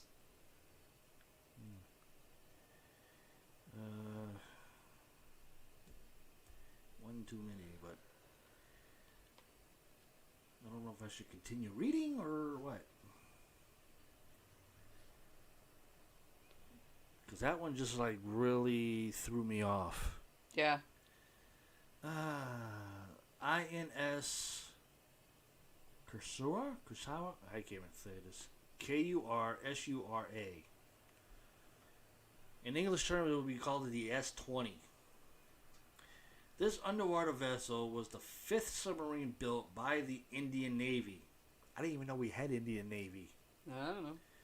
The INS Kursura S-20 had an impressive track record. During its service, the vessel traveled a distance that was greater than the diameter of the Earth. I don't think anybody knows the diameter of the Earth. These travels included international Navy exercises, wartime escapades, and goodwill visits. Okay. Never knew that part. The sub was finally decommissioned in 2001 after a 31 years of service. It has since been refurbished and converted into a public museum in, good God, I can't even say this name. VISAKHAPATNAM. Much of its original structure and interior has been retained, making it a must-see location if you're ever traveling through India. No wonder I can't say that name.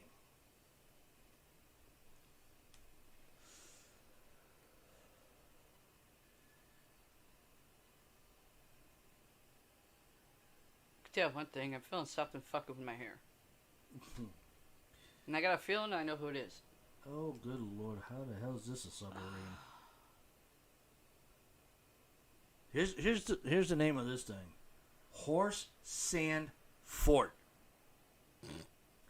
It's a fucking submarine. The Horse Sand Fort is another British submarine base located near Portsmouth, England, in the Strait of Solent. It is one of the oldest structures on our list. Originally built as part of a series of forts named the Palmerston Forts. They were built in 1859 as part of a defense against a French invasion. Yeah. This damn thing looks like an oversized hockey puck Oreo cookie.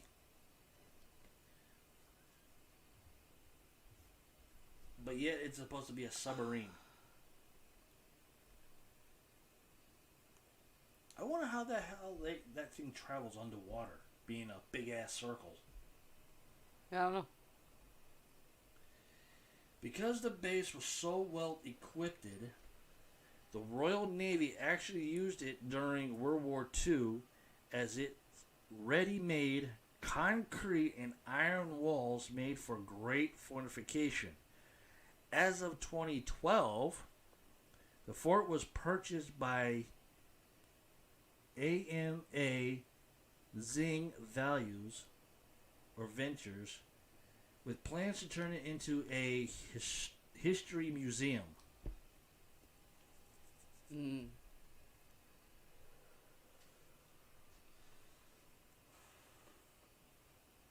Well, I guess that gives the new thing for going around in circles, Basically. forward and backwards. That's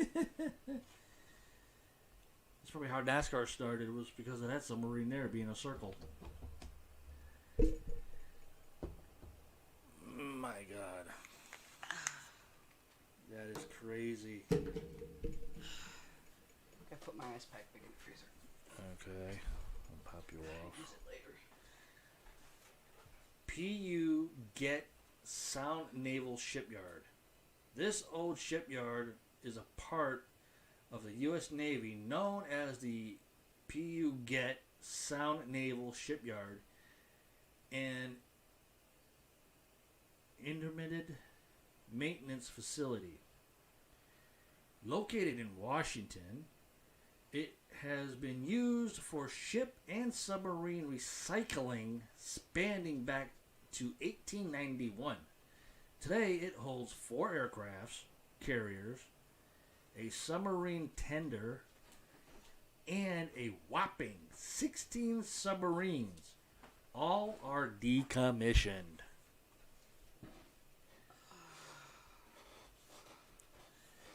There are also many other inactive vessels that have not been decommissioned and are instead waiting for potential usage.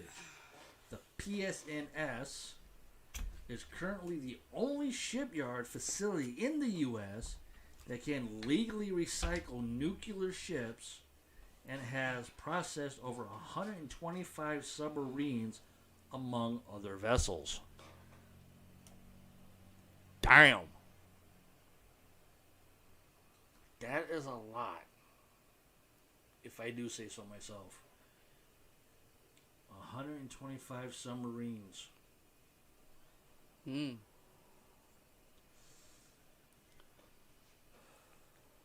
Too bad it's not a tourist attraction. I'm sure submarine enthusiasts would love to go there and check them all out. Hmm.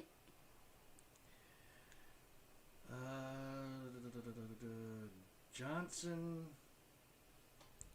Atoll. The Johnson Atoll was used as a military base for over 70 years and was a vulnerable playground for the U.S. military. Oh, so the military actually had their own playgrounds. Wow. They're probably like little kids. It was first built as a bird sanctuary before being purchased by the military back in the 30s.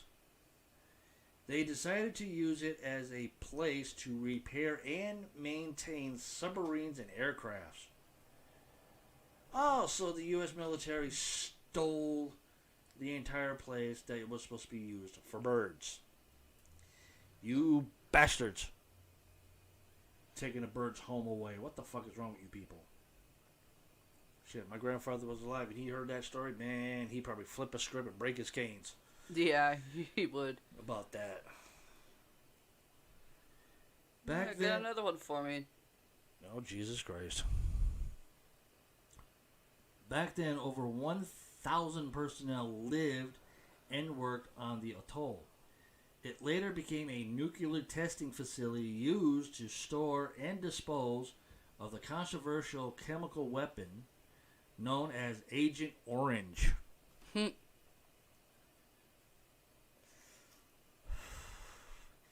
Because of the nuclear testing, the site is still being monitored, though it is run by the U.S. Fish and Wildlife Services. Yeah. Okay, that doesn't make any fucking sense.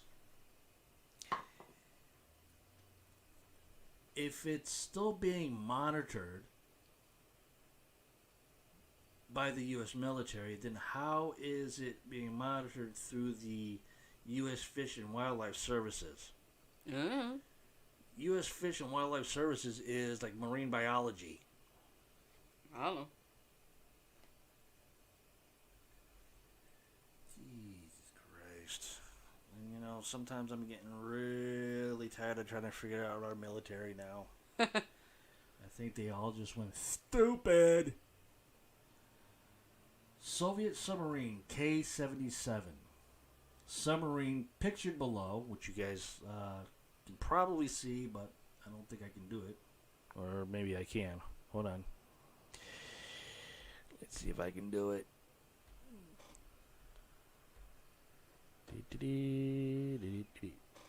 Ow, shit. Come on. You had it. I know.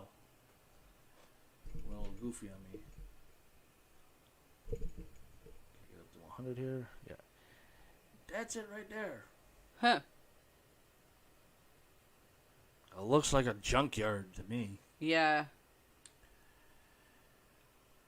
It says submarine picture below was a missile submarine commissioned as part of the Northern Fleet, an arm of Russian Navy dispatched to the Arctic Ocean. These Juliet-class submarines were withdrawn in 1988, but the K-77 still had life left in it. Where? It looks like a junkyard on just floating on the river. Or the ocean, or whatever you want to call it. It even went on to appear in the film K-19, The Widowmaker. I don't ever remember hearing about a film called that. Yeah, we don't watch films that are like military based type of films. I know, but I just don't remember anything like that. I don't know. Eventually, the sub was then taken to Rhode Island. Oh, my favorite vacation spot of all times. Where it was to be converted into a museum by the USS Saratoga Museum Foundation. Tragically, it sank in April of 2007. Before any of these plans could happen. After its recovery, it was sent away to be scrapped. Yeah. Oh, I love when that fails on somebody. A Japanese Type A midget submarine. Looks like a fucking missile. Or a torpedo. This long, rusted structure was once part of the Japanese Navy and was a Type A midget submarine used in World War II. When Japanese forces were forced to retreat from the Aleutian Islands in Alaska in 1943, they blew up their own vessels with an internal explosion. This midget submarine was left abandoned on KISKA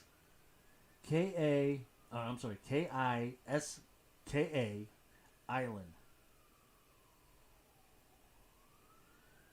Its skeleton is the only one that remains of the original fleet and has been left on the shores of the island as an unprotected museum piece. Visitors regularly fit themselves inside the rusted frame in a bid to get as close as possible to this fantastic relic. You would not catch me sliding my ass into a rusted piece of shit. Talk about the fucking diseases you can catch from the fucker. I would love to hear that conversation between somebody that got into this thing and their damn doctor. So how'd you get this infection? I flipped into a old-fashioned submarine that looked like a torpedo. You're a fucking idiot. Guarantee you that. I would love to see that conversation right there. Bunker. ALSOU, or Object 221, is located deep in the Crimin Mishan Mountains in Ukraine. It was once a Soviet stronghold that bore the name Protected Command Point Black Sea Fleet, or Object 221. I guess people hated just saying the full damn name and just called it Object 221. Besides the urban subway system in KYIV, Bunker, ALSOU, is the country's largest subterranean structure. And there goes my little monkey for you guys. Quiet back there. You guys could probably see him right there. The bunker was used as a defense fort and strategic base to protect the Black Sea Command from nuclear attack. Construction was completed in 1977, the year I was born, and included 4 levels, as well as a network of tunnels that stretched for 6 miles. It was also used as an emergency center for the Soviet military. Still would have bombed them. Now, the next one here looks like part of the... Oh, God, what the hell is it? Huh? Oh, I can't think of the damn name now. What? That harbor there. Can't remember the damn name of it. Where Ghost Adventures filmed and Omar Gosh TV did it and HTD did it as well. Oh, I don't know. Where it has that whirlpool. Oh. Where that soldier ended up after the war when he did his service to the country. I can't remember the damn name of it. Was it Hillsbar Dam, I think it was? No. Hills Bar Dam. Thank you. This is what the picture looks like. Like part of it was like missing. Let me pull it up. Just so Parallel sees. Right there. Oh, yeah. It looks like part of the building that just got like missing. But ended up somewhere else. I don't know. In Western... I can't say that damn word. Lies Harbor, an important point for cargo exchange between East and West Europe. It is the 3rd largest port in the entire country, though it is almost unrecognizable from its early life back in the late 1800s and early 20th century. That's easy to figure out. It's under fucking water. Very close to land, though. You can see the seashells and stuff in the rocks. Too bad it didn't go all the way. It looks like I got about another 20 feet, maybe. Maybe. You guys can see that first word because I can't say it. I'll keep my screen here. Like Paya. Was originally constructed between 1890 and 1906 as a naval base for Tsar. Tsar. Huh? Tsar. Oh, Tsar. Okay. Alexander III of Russia. It then became a marine base for the Soviet Baltic fleet, home to 16 submarines and a nuclear deposit. Now, Nuclear depot. Well, it says deposit. I know. Now the abandoned structures are frequently visited by tourists and artists. Think we noticed due to the fact there's gemstones on the beach. Oh, I didn't even see that part. That, yeah, you said where all the rocks and seashells. Yeah, I didn't see Those the gemstones. rocks are gemstone. Or Are they really? gemstones. Huh. Beaches have many different gemstones. That's crazy. I didn't even see that part. That was pretty cool.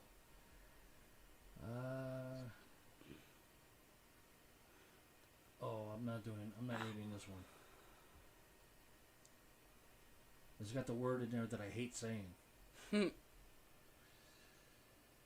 So instead of 25, I'm skipping one.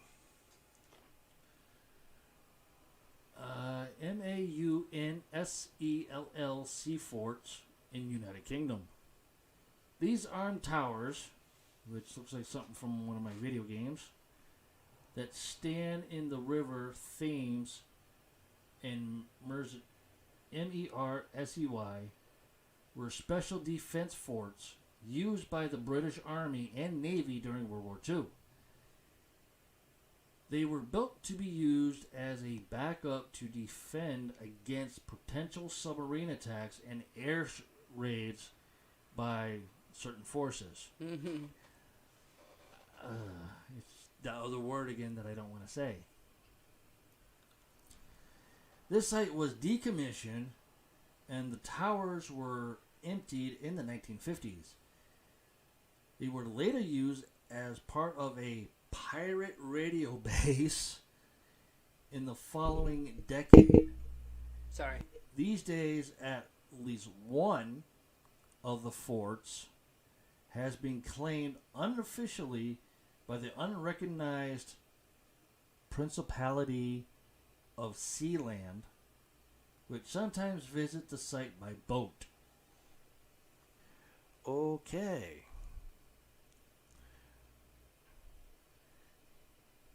Just take her off there so she can do what she's got to do, because people will probably be asking, what the fuck is she doing now? I don't want to know. OLAVSVERN is the next one.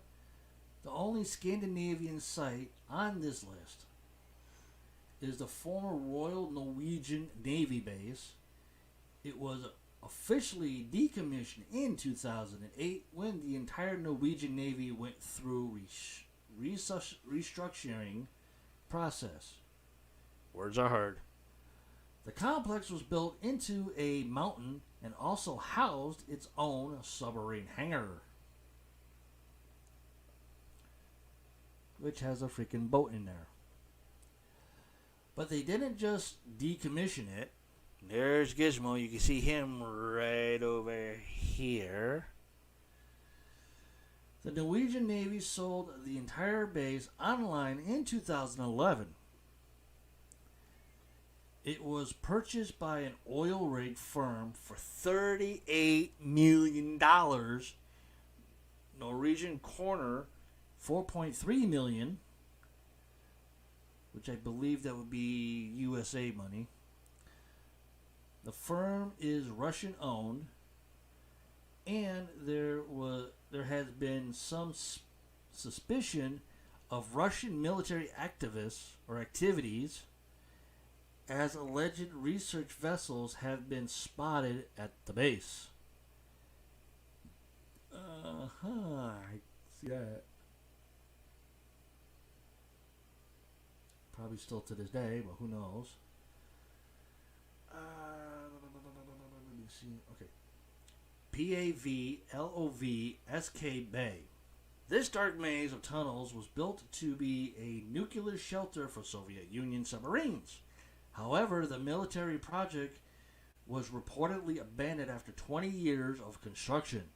Despite the efforts, the shelter never had a chance to be used. As a result, the two large tunnels remained untouched for years to come. Looks like you kind of drive through both sides. The water in the tunnels has since mostly frozen over, but the structure itself is believed to be half a mile deep. Although they could serve as a canal for submarines to travel through, it is almost impossible to get in the base because of strict security surrounding the premises. Ah, so it's another Area fucking 51 crack monkeys.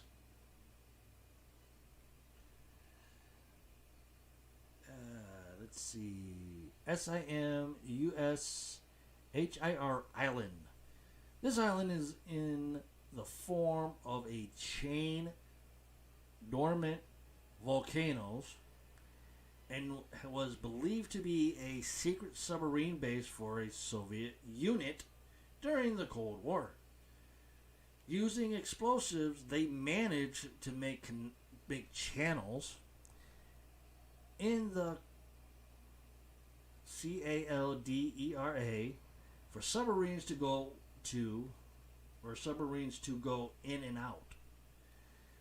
Today, the land that once was home to thousands of people lies in ruins. Yeah, it sure does. The island can be scary in some ways, but it's also very fascinating.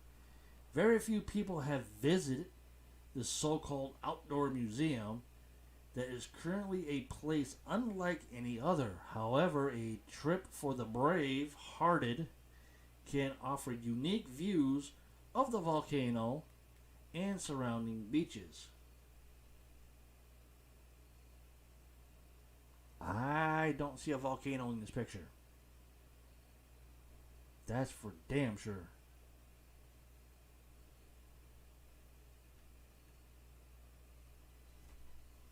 Okay, here's another one. It's called BRDY. I want to say birdie, but I don't think that's the right name. Saturated in the Czech Republic, a small red army base was formed by BRDY, a massive mountain range for several decades. This military area was closed to the public and caused a great deal of controversy.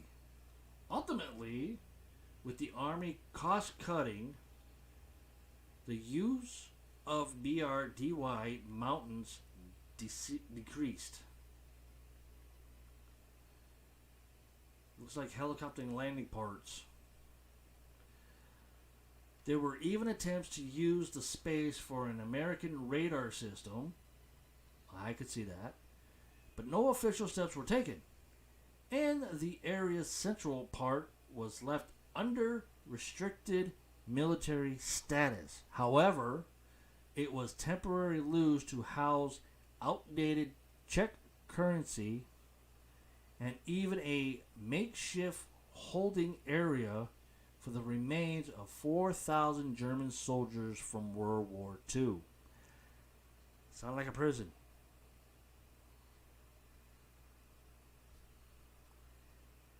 Camp Dunlap. The former United States Marine Corps, hoorah to the boys out there and the women, base was a training facility during World War II, but now it's just a ghost town. Ooh. During its peak in the 1940s, the camp housed a laboratory for testing how well concrete survived in the harsh Sonoran desert climate. But by the end of World War II, the government had shut down operations. Today, the base has numerous concrete slabs and has since gained the nickname Slab City. For people attracted by experiencing life outside mainstream society, Camp Dunlap, is an excellent place to visit. Guests can enjoy the unique atmosphere, plus fun and adventurous activities like paragliding.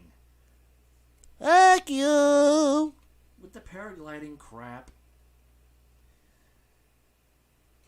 Because if that place is a ghost town, guess what? You paraglide in there, you're dead. That's just me. Decommissioned submarines at HMNB Davenport, the Guz. The Guz is a military graveyard site located just outside of Plymouth, England. It's an incredible site with once deadly marine crafts lined up in a row or rows along the shoreline. Each hulking submarine was once part of a nuclear fleet used in Britain's Royal Navy Cold War defense system. To me, it looks like giant-sized fucking speed bumps in water. The British military needed somewhere to store these obsolete technology, but many local residents aren't happy with the abandoned base. Most of the rusted submarines still have nuclear engines still intact. As a result, many are worried that radioactive waste materials may leak out of the crafts and damage the surrounding areas. I would agree with them. These idiots that store these things here should have removed the nuclear engines out. And this way here, they could be used as museums.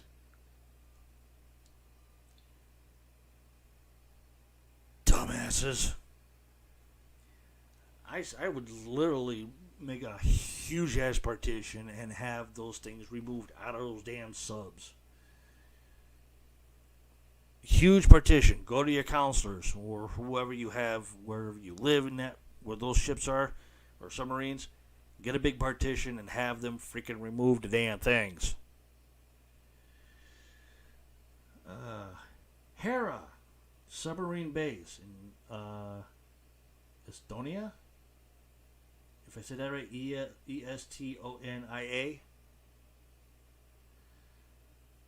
This abandoned site was put to good use for 4 decades as a submarine base used by the Soviet Union. These days, it's more notable for its bright graffiti art and the crumbling structure that's been left behind. It was built in the 1950s during the Soviet occupation of Estonia and ceased operations in 1991. It's hard to imagine that hundreds of military personnel once walked these grounds, monitoring sensors and other electronics in the nearby water. In 1989, many people joined together to dismantle the military base in peaceful protest of the Soviet occupants. After the collapse of the USSR, Soviet forces finally withdrew. Fort Ord. Fort Ord is in the Pacific Ocean and it was known as the Jewel of the United States Army. Once, this was the most beautiful army base because of its highs and rich forest. And today, it's just another abandoned place. However, if you are willing to visit Fort Ord, you can see how the buildings have changed over time. And the picture they have up here looks like it has a pool in it. Looks trashed, graffitied all over the place, and looks like most of the windows were busted out. From the moment visitors step through the gates, they're welcomed by the nature that creeps through the streets. But be careful, some of the facilities still contain harmful substances.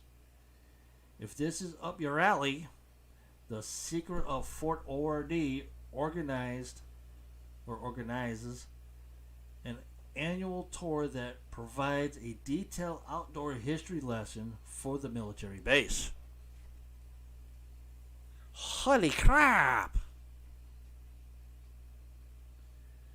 Sorry, I'd just rather see it through like Google Map or something, or a 360. That's not a problem. Or a virtual thing. Yeah. FOB. FOB. Forward Operating Base, which stands for FOB, is an American military base. It was built to support the strategic and tactical goals of the Army. If you are unfamiliar with these kinds of facilities, they usually contain a hospital, airfield, or similar accommodations. Not only that, but they are built to last in the long term. Right. FOB's job was mainly to provide backup support to the main operating bases, but these large camps have a tendency to rack up expensive bills. And in addition, they can leave an extensive environmental footprint. While most remain in operation, there are some which have been taken out of commission. No wonder the economy sucks. There's the biggest answer of all. That's where the fucking money's been going to, and that's why we have a deficit budget up our asses. Greenham Common. As a former Royal Air Force base, or Air Force station, Greenham Common was yet another base for nuclear weapons. People worldwide also known it for a protest in the 1980s, when it was called Greenham Common Women's Peace Camp. While the demonstration itself was held at the gates, the park became associated with the movement. Now, looking at this building, I can go two ways with it. First way, it looks like a freaking prison for dumb bitches that do stupid things and they don't have a fucking brain cell. The other one, it looks like kind of like an airport building and everything for special high-tech equipment planes back then. That's what the thing looks like to me. Hundreds of women attended the protest to express opposition to the British government's decision to allow cruise missiles to be stored there. After the protest, the camp was disbanded. Today, people can visit Greenham and enjoy the view of nature while walking and drinking a coffee. Or they can take a virtual tour.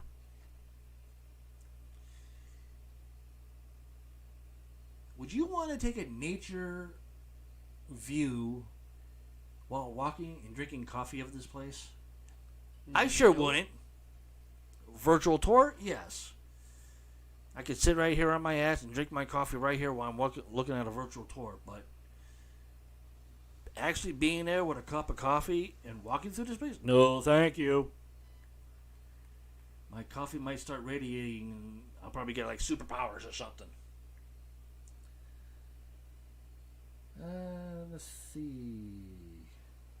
The Forbidden City is located in Germany, and it was the biggest Soviet military camp during the Cold War. It was abandoned over time, but it remained important for the military, even after the war, because it was left behind with military hospitals, barracks, and stables. It almost looks like the building in Weston, West Virginia. Just the front of it. Except if you take out the clock. If you're a history buff, then this place may be right up your alley. You can even get a tour through the bunkers. There is also a museum with detailed information about the history of the Forbidden City and for book lovers, aka you bookworm nerds. The bunker shop will offer different kinds of literature about military history.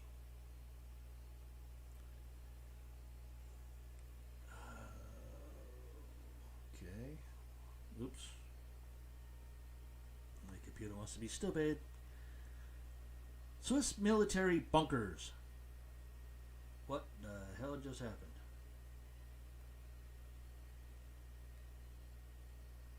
Now the thing's saying that the page is screwed. Don't know why. Swiss military bunkers. Thousands of bunkers stand in Switzerland's mountains.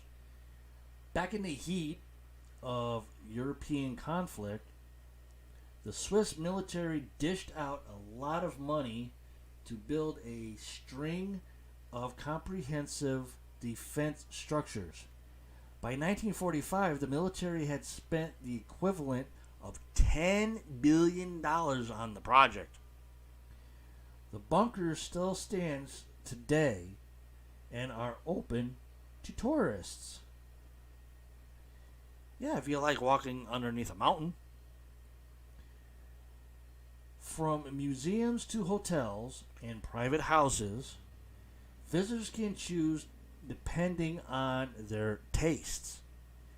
By giving a second life to the bunkers, they also became a topic of Switzerland's national curiosity. The bunker's story continued to captivate aspiring explorers and large crowds of visitors. Oh, my neck. And that is the last one for that story. Yay!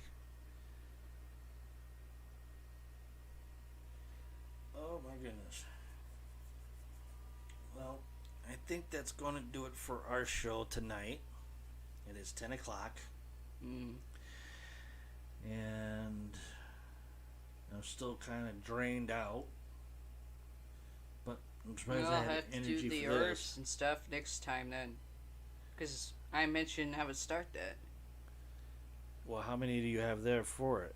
It's a full fucking list. Okay, then go for it. Hang on.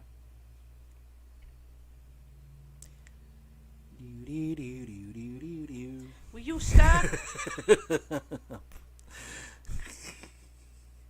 Man, you hate it when you do that to me. Bite my head off when I do it. I was doing a Jeopardy theme since I can't That's find my the damn point. thing anymore.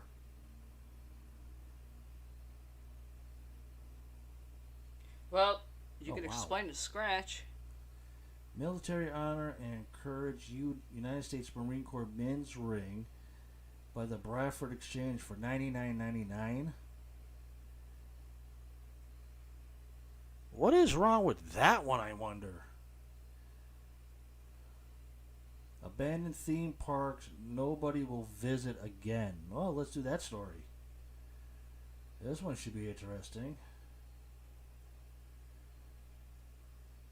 Although a lot of people like to visit places like that and see if they're haunted.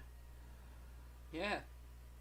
What happens when the fun stops is the first category. Is there anything creepier than a frozen Ferris wheel or a creaking roller coaster track? That is a question. At these abandoned theme parks, there's no fun to be had. I beg to differ on that one. There's plenty of fun in a park like that. If you go ghost hunting. At these abandoned theme parks, there's no fun to be had. Some were left to rot and ruin after natural disasters. I think any theme park that has an open space would be a national disaster when bad storms come. Don't know why they would say something like that. Why others suffer nuclear catastrophic or financial struggle. Yeah, that normally happens in something like that.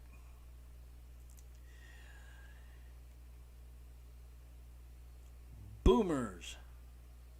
DANIA Beach, Greater Fort Lauderdale, Florida. Oh, we get to go to the fucking stupid state.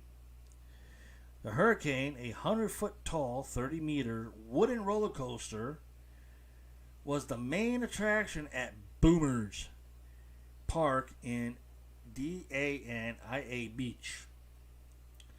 It was the longest wooden roller coaster in Florida when it first opened in 2000. And although it was part of the Boomers Park, it was owned and operated independently. It was shut down by its operators in 2011, so it ran for 11 years. With the owners citing business reasons, it's thought the humid climate in Florida made maintaining the roller coaster unadvisable. Well, yeah, I can kind of see that. If it's made out of wood, I could see that. Anything else? If it was metal, I don't think so, but I know roller coasters because I love them to death. And I've always dreamed of operating a roller coaster, which was fun. Yeah. But it's a two different sideways for a roller coaster when it comes to weather. Spring and summer. Spring's usually a nice time when the park opens up and the roller coasters work properly if it's wood. But then you have to factor in the weather. It's like, okay, how hot is it going to get? Is it going to affect the wood? Is it going to affect the coaster itself? That is a huge flip-flop seesaw trying to figure out what the fuck. When it rains, you should not be on a fucking roller coaster at all. Unless the roller coaster is made with water underneath it, fine. If it's metal, well, metal may tend to expand, depends on what type of material the metal is. If it's just solid metal and it's wet, don't go on it. Yeah, that's common sense. If there's rain, it's not good. If there's no rain and the weather is like perfect, like 60, 65 degrees, it'll be perfect to go on a roller coaster. Yeah. I finally got my chance to work on a roller coaster at Riverside Park in Agawam, Massachusetts, and it was called the Thunderbolt. That was a pretty good coaster. Finally got my dream to come true, and I operated the thing, and every freaking person that was in the line and on the coaster enjoyed what I did for them. I made their fucking day. They kept on, got off, go back in line, stand there for like hours on end, come back, go on, and go through it again, keep doing it until the damn park closed. My brothers. I was like, what the fuck? My brothers were doing it, and you got irritated. Then after that, I was hoping to do it for Halloween. Yeah. No, Ow. never could. I was like, son of a bitch. I was pissed. They put me on the elevator. Excuse me? You want to repeat what you just said? You're going to go on the elevator starting October 1st to November 1st. We're extending Halloween for 32 days. Really? Yep. Oh my god, I don't know how many people I made piss their pants or shit themselves for what I did. But it was fucking fantastic, and I had people keep coming back for 32 freaking days. From October 1st to November 1st. Due to the fact that October only has 31 days in it, and Halloween's usually the 31st, we went one day extra. And holy crap, everybody loved it. Good night, Gloria. Hmm? Hold on. Oh. Night, Gloria. And that was at 7 minutes after 10. I got put on the elevator, and oh boy, I had everybody coming back after they pissed themselves and shit themselves. Of course, when there was a few pregnant people, I'm like, shit, I can't do it. And I was thinking, I was like, wait a minute, why are pregnant people going on this ride? Do they not understand that the drop itself is a lot faster than going up? You think people fucking listen to the fucking things where you should not ride this ride if you got this, and this? So technically it wouldn't fall on you if they gave birth to their kid there. Or their water broke on it. Because they already knew the risk. That would be a hell of a Halloween present. For everybody below. Good thing I was shielded, though. I had windows all the way around me, so I didn't give a fuck. Man, I miss those times. I even miss that fucking ride now. But I did hear that Six Flags did get rid of it and put in something new. Bastards. Well, I've actually said this. My brothers Richie and Alex, they agreed. Mainly Richie, though. The Twilight Zone version in MGM in Orlando is way fucking better than fucking Elevator. Well, that's because they don't have me operating it. I was talking about the graphics and not realizing, oh, you're gonna drop. Dude, in fact, looks like you're watching a freaking mini show. Yeah, Then literally. you big reveal, oh shit! Literally. I lost count how many times Dad pisses droids for that. We're going to stay in boomers here. The rest of the park stayed open, attracting visitors to its colorful mini golf course Yeah. and arcades until April 2015, when the park was closed to make way for development. Okay. Still continuing in boomers in Fort Lauderdale, Florida. However, once closed, the park laid dormant for long enough to let the vegetation take over a little. Yeah. While several plans to demolish the roller coaster and the buildings on site were made over the years, it wasn't until recently that a new development started taking shape. Now called DANIA Point. It's a 102-acre space with offices, luxury apartments, retail stores, and restaurants. Doesn't surprise me. Okay, I'm ready. And that was it for that one. Now, That has to suck for people that went to that theme park and everything until 2015 and they had to shut down. developers don't care. They're paid to do that shit. No, I understand that. I'm just saying that, this theme park was operating all the way up to 2015 and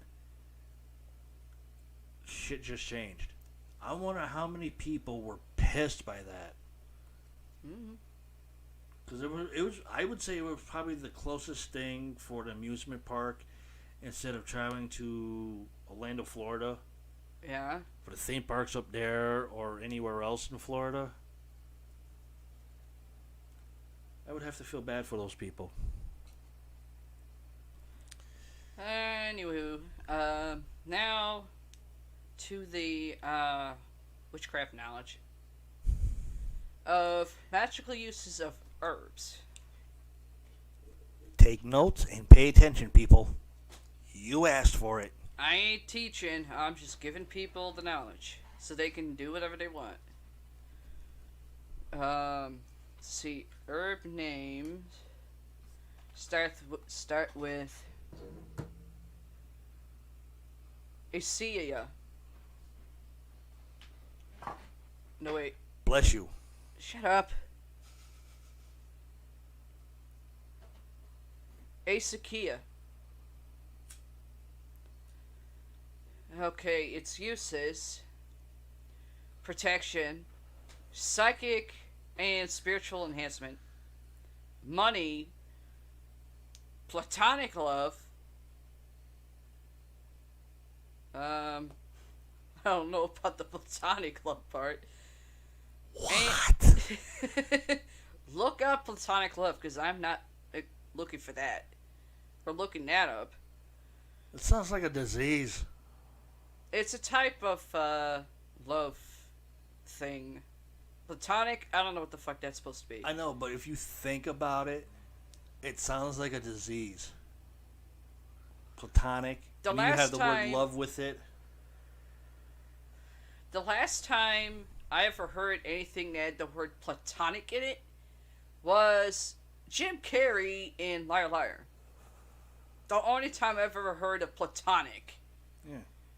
I've heard I mean, of platonic love, yeah, that is basically for wanting sexual desire. It was somebody. The only time I ever heard that word, it was for a bomb. And that was by the Germans. Well, That was in history class. from putting- how my godfather, Damon, taught me, platonic love is is basically sexual desire for whoever wants whoever to have sex with. And it's also for friendship. Use to it's also used to anoint candles and censers and to consecrate chests or boxes that hold ritual tools. My head just automatically went Dybbuk. No, you just went No, I did the brake noise.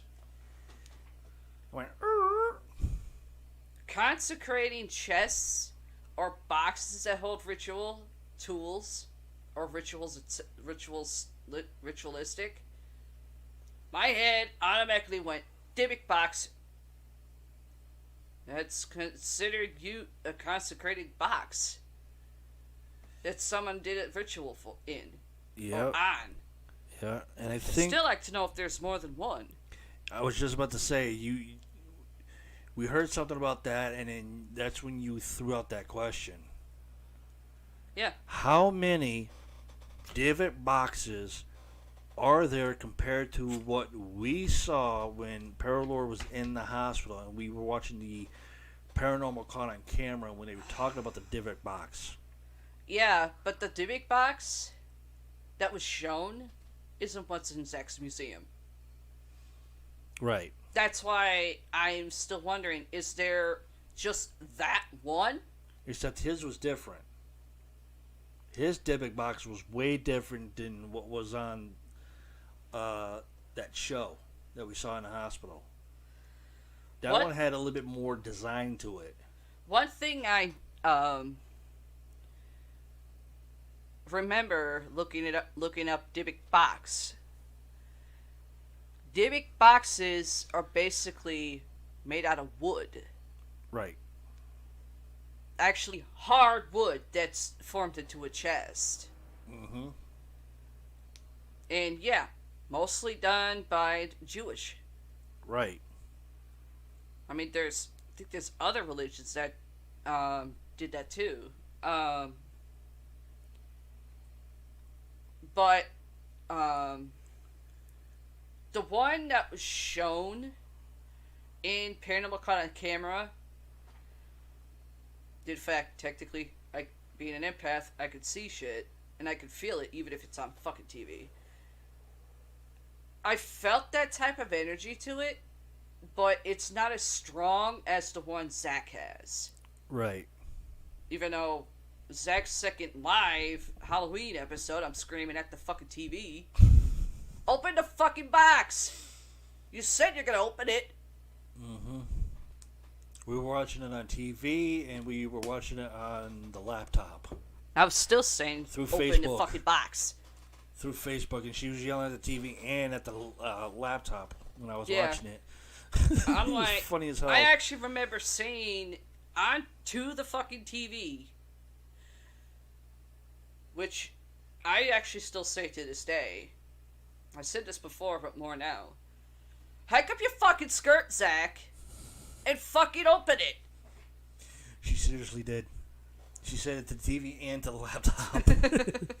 But seriously, that's a question for tonight.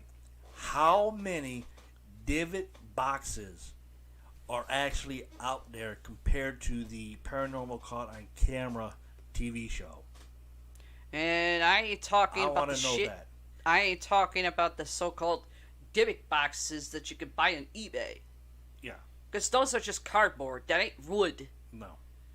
Okay. But with Zach's divot box, though, it didn't... I noticed one thing, though, to what I saw Sunday night or early Monday morning Yeah.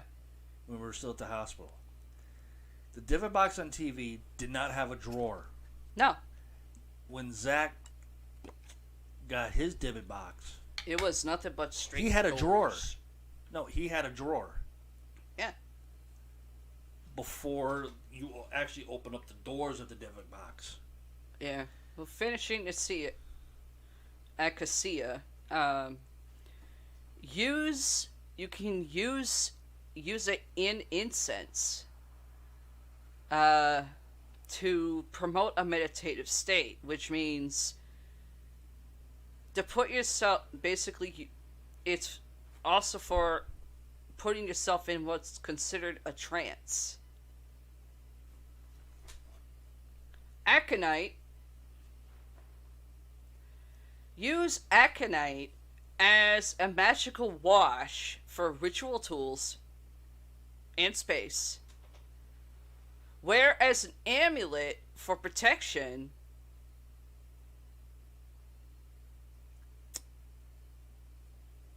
This makes me laugh. From vampires and werewolves. Me and one of my brothers are energy vampires. That doesn't repel us. You know, before you said it, making you laugh and everything. Your Yeah. face, as I looked at it over the laptop, with one eye and Yeah. my other eye still on the laptop camera of yours. Yeah. Your face went two different directions. Huh? Your face went two different directions. Well, I did move like this on my chair. No. When you stopped yourself for a Yeah. few seconds, and I like one eye up, one eye still here. Yeah. Your face was about to laugh through one eye. Through the other eye, through here, you were about to say something totally different and bash the shit out of it. I'm like, holy shit. How the hell my eyes just do that? Well, when it comes to witchcraft and knowing the herbs and stuff like that with their uses, I know not to make I know not to trash it. And of course, this is a note. Poisonous. Do not consume. Which means you burn it. Or you use the oil when you're cleansing it. Something.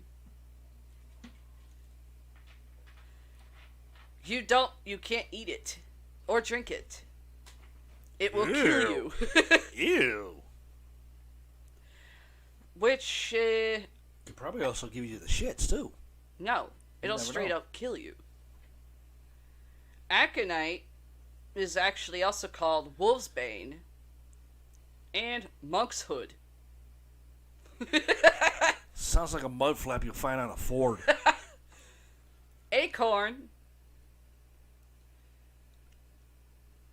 good luck, protection, wisdom, and personal power.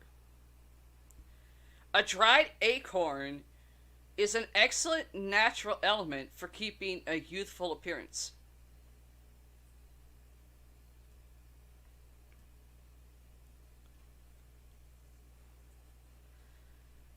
Which is another form of saying earth. Earth is dirt, wood, leaves, leaves in a bush, leaves on a bush. Adam and Eve root. Yes, this is a root, dear. Principally, it's used by lovers. One lover carries the Eve root, and the other lover carries the Adam root.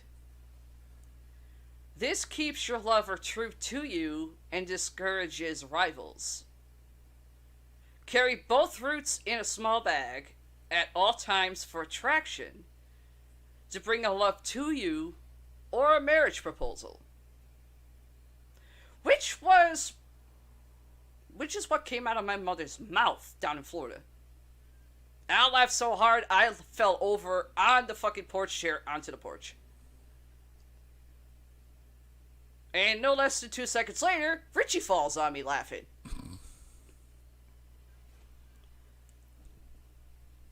Adder's tongue.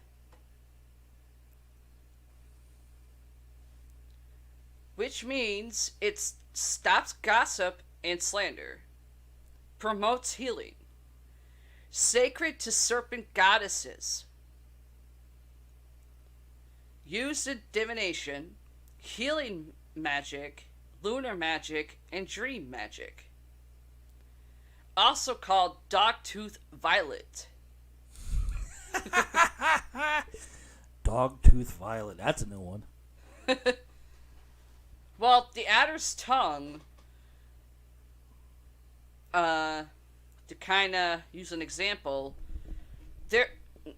not sure what season it was in, but it was in one of the episodes in the show Salem, where they used the head of something to cut the tongue out, and the person using it as a spell to cut out someone's tongue in the show to stop them from speaking.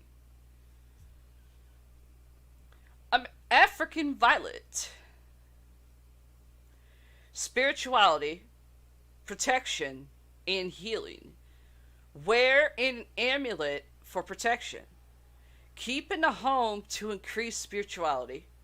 Frequently burned as incense during the spring equinox Sabbath.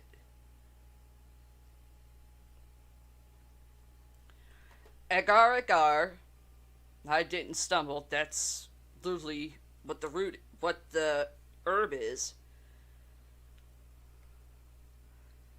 And I'll also be able to tell you if it's a cooking herb or not. Agar promotes joy and success, attract opportunities, and blessings to the household. Mix it with fast luck powder and rub on hands before playing bingo or other games of chance. Which would explain why Alex kept getting pissed every time I beat him in a card game.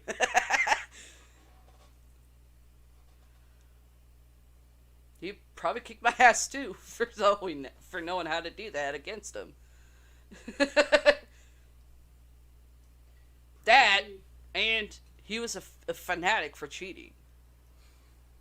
Which Richie kind of gave me the hint. Hey, use the agar agar.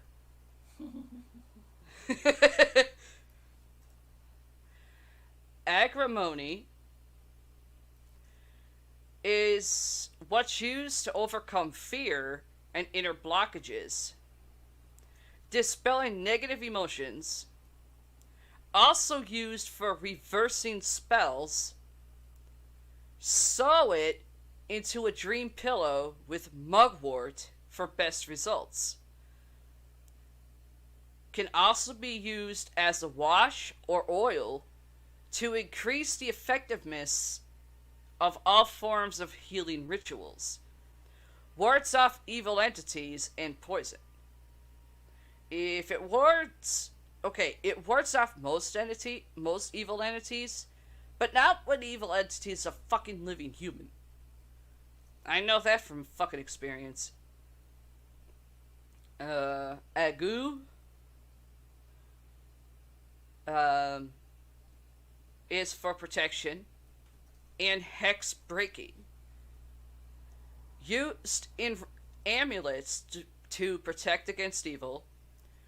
Mix with incense and burn to break a hex that has been placed on you, which is also called agu root and agu weed. Sounds like a bad spaghetti sauce. Alder, associated with divination, music, poetry, wind magic, weather magic, teaching, and decision making. Also used in rituals of death and dying to provide protection for the deceased. Alfalfa. Rugrats! Actually, alfalfa is, Little Rascals. That's right. That, and it's actually a cooking herb. It's a spice, which you actually have to get at the produce section, because they don't carry it in a bottle. Money, prosperity, anti-hunger. Put it in a small jar in the cupboard or pantry to ward off poverty and hunger. Burn it in a cauldron and use the ashes in amulets for protection from hunger and poverty. Also called lucerne, buffalo herb, and purple medic. That's purple medic, not purple haze. Alkanet is for purification and prosperity. Also protects from snake bites and helps ease fears of snakes. Not so sure if that's actually true or not. Because one of the few things my brother Alex was afraid of, outside of anything Chucky related, including my laugh,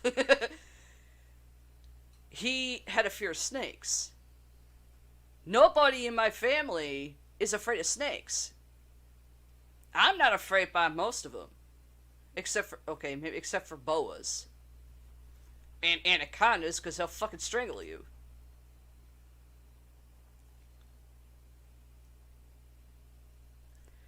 Burns, it is also mainly burns, or bleh. Take a drink of stubble, first time. And I'm about to have a sip of my Pepsi. I wonder if that would work with flying. Flying? Yeah. I haven't Because you know me Yeah. very well. Yeah? I hate boats, and I'm afraid of flying. Well, you don't really hate boats if someone pays you. Yeah, as long as- You told that to Smokey Jan. Yeah, as my long as it doesn't first float wrestling away. promoter. Yeah, as long as it And- doesn't float away. Well, he asked you to kind of be like the driver of the boat he was having me do for the storyline. For a storyline. You said hell no, and he goes, "I'll give you $2,000." Where's the sunglasses and where's the boat? Exactly what you said. Well, if it comes to money, yeah. That's a different thing. For But if I don't get paid, I don't like boats. And I definitely don't like flying. I have a fear of flying. well, Akinet, it's outside of purification and prosperity. It's mainly protects the individual from snake bites and ease fear of snakes in general. I haven't come across anything yet about flying yet, but I know there is one. Okay. It's burned as an incense to replace negativity with positive influence, which is something that Richie and Alex kept getting on your ass about, because a lot of times you spoke negative. They've told you keep that up, it's gonna reverse on her. It's just the way I see things. That's the only thing that those two did not realize. Until it actually slapped them in their little tiny little nutsacks. Well, Richie blocked your hit. Alex just took it head on. No, it's like, if somebody puts a situation to me, Yeah? and I think about it, I always think that it's not going to work because it's going to be bad, Uh-huh. and I see it that way. I see the negativity into it, You have yours over there? and it actually worked on the both of them. One, for Richie, it was, I don't remember the whole thing, but I think he was in the kitchen trying to cook, and he ended up burning himself, and fire caught. And I told him, don't do that. But that wasn't It's Richie. not going to work. That wasn't Richie, because Richie was in the living room with me. That was Alex. Because at the time... No. Alex was with me working on a car. Well, it wasn't Richie in the kitchen, because he was with me. And with Alex, he was going to try to hook up a wire from the battery to a jumper in the car. And I said, don't do it. It's not going to work. You're going to hurt yourself. He told me, stop being negative, because I knew it was going to happen. That's why I always think negatively. The next thing you hear, boom! He's about 155 yards away from the garage in a damn car, smoking with his hair. And I told him, don't do that. He blew up the entire engine and blew the block into parts. Right when that fire in the kitchen happened. Well, like I said, Richie wasn't in the kitchen. And He was I with me. knew the negative was there. Well, And when that happened, both of them were like, you're fucking right. yeah. They thought they had big nutsacks and went tiny. Because I was right. That's why I think the way I think. You can say something to me, I'll listen to it, automatically, ding, negative part.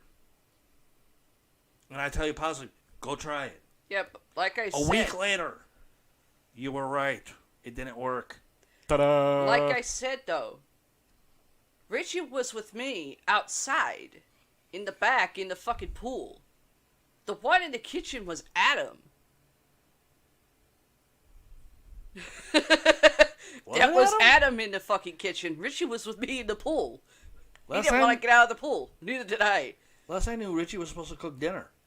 Yeah, it wasn't even dinner and time. he told me that I'm going to make this type of dinner. I'm going to use this type of seasonings in it. That wasn't Richie. And I said, okay, but I'm going to warn you, don't try it. Because you're going to burn yourself and you're going to burn down the damn kitchen. It wasn't. Yeah, it wasn't right, Richie. Right at that point. That was the last thing I knew he was going to do. Yeah. Okay? That's all I knew. He said he was going to cook dinner. He was going to use this, this, and this to make dinner. And I told him, okay, not a problem. But with this, this, this, do not do it. Something bad's going to happen to you. right when that kitchen fire started, and Alex and I were working on the car, and he hooked up the battery of the car to another thing. Yeah. Right there at both spots, he goes 155 yards flying with his hair still on fire. The kitchen fire started at the same exact time as he's flying 155 yards. That wasn't. And I'm like, I told these two idiots. I told them the negativity, and what happened? One goes flying, kitchen fire. I know. All in the same day at the same exact time. Yeah, but you took a double look because you saw Richie in the pool with me. No, I took the double look to see where the fuck he was.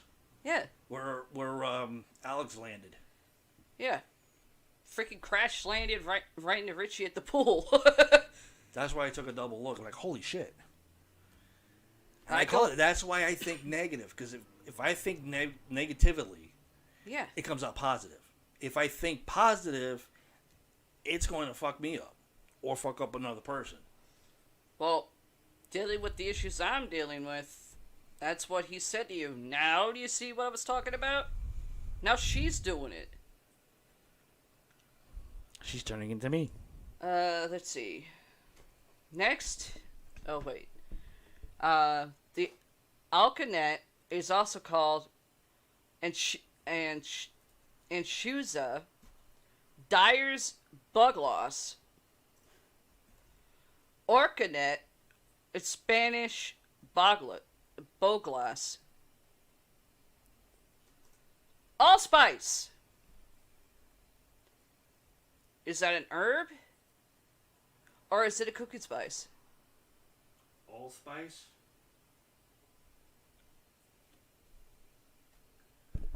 There's a reason I'm saying this, because you well, wanted to relearn. In my cooking class, I know that like all different spices into one big container. Yeah. Is it an herb? You use it for herb And magic? In the Or is other it cooking? side, for female witches, Not just females, also males. not a whole lot of males I know that use that stuff. I know It's two. it's more females that I know of.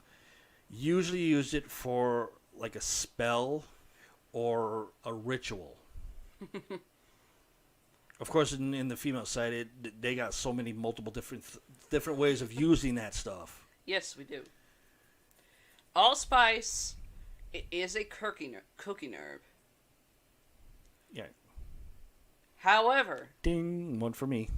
it is also used as a magic herb. Not just females use it, so don't males. I know two of them. Well, then I was right on both parts, except you said male, so... Yeah, females use I've- it as well as the males. And like I said, I've never seen a warlock male use that type of stuff. Until you saw my brothers using it. I never even saw your brothers use it. And one of them could tell you that. Yeah, I've only that seen... one's dead. No, that's the one that's alive. I've Ow. only used it for cooking, and I know in the witch side, they use it as, whatever they need to do. And they Well- also cook with it, too. Which Well, is kinda strange.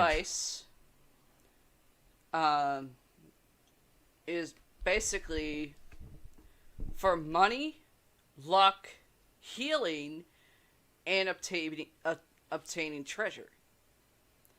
Provides added determination and energy to any spells and charms. Burn crushed allspice to attract luck and money. Use in herbal baths for healing. Allspice is also called Jamaica pepper. Not Jamaican pepper, Jamaica pepper. Almond. That I can tell you is something that is a food spice. as well as a fucking peanut, and I'm allergic to that.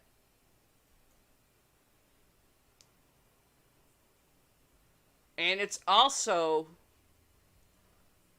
for magic. Almond is for wisdom, money, fruitfulness, and prosperity. It invokes the healing energy of the deities, provides magical help for overcoming dependencies and addiction. Associated with Candlemas and Beltane. You can carry it, wear it, or use as incense to attract abundance. Also called Greek nuts. I'm going to say that again. Greek nuts. And shakad. Aloe. Is it an herb? Or is it a lotion? Both. Very good. Let's see. Aloe. Although in the cooking department, I don't know how the hell that would be used. It's not. Or how it was even formed to be used in cooking. I've never seen anybody use aloe in food. Aloe is something you find in lotion as well as shampoos and freaking soaps. Aloe is for protection and luck. Placed on the grave of a loved one to promote peaceful energy. Thought to relieve loneliness and assist with success. Hang it in the home to attract luck and protection for those who live there. Grow in the home to provide protection from household accidents. Burn on the night of a full moon to bring a new lover by the new moon. Aloe is also called burn plant and medicine plant.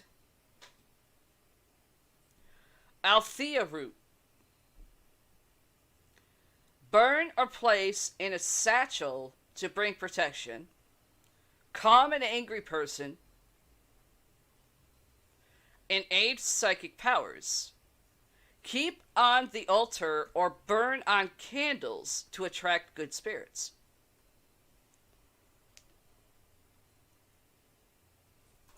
Half the time, the Magic Alex fucking was doing. Richie was highly against, especially bringing me into it. I lost count how many times those two got into fucking fistfights. Alyssum,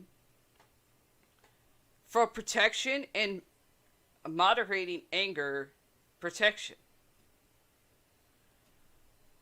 Amaranth, for healing, summoning spirits, healing broken hearts, protection from bullets, and invisibility. That, I can tell you, is an herb for magic. As well as Alceum and Althea root. What were you going to say? You said protection against bullets? Yeah. That, I can tell you, that doesn't do anything. I've been shot before. I don't even think that's actually true. I don't know. To be honest with you. I think that part in there is just made up bullshit. Maybe it is protection from bullets for certain people. I don't know. I know I've been shot. That's just my personal preference of that. I know. I think that part in that is all bullshit. Amber is for protection from harm, outside influences, and psychic attacks. Mental clarity and focus. Transforming negative energy to positive energy. Ambergris, enhancing dreams in psychic ventures, attracting men.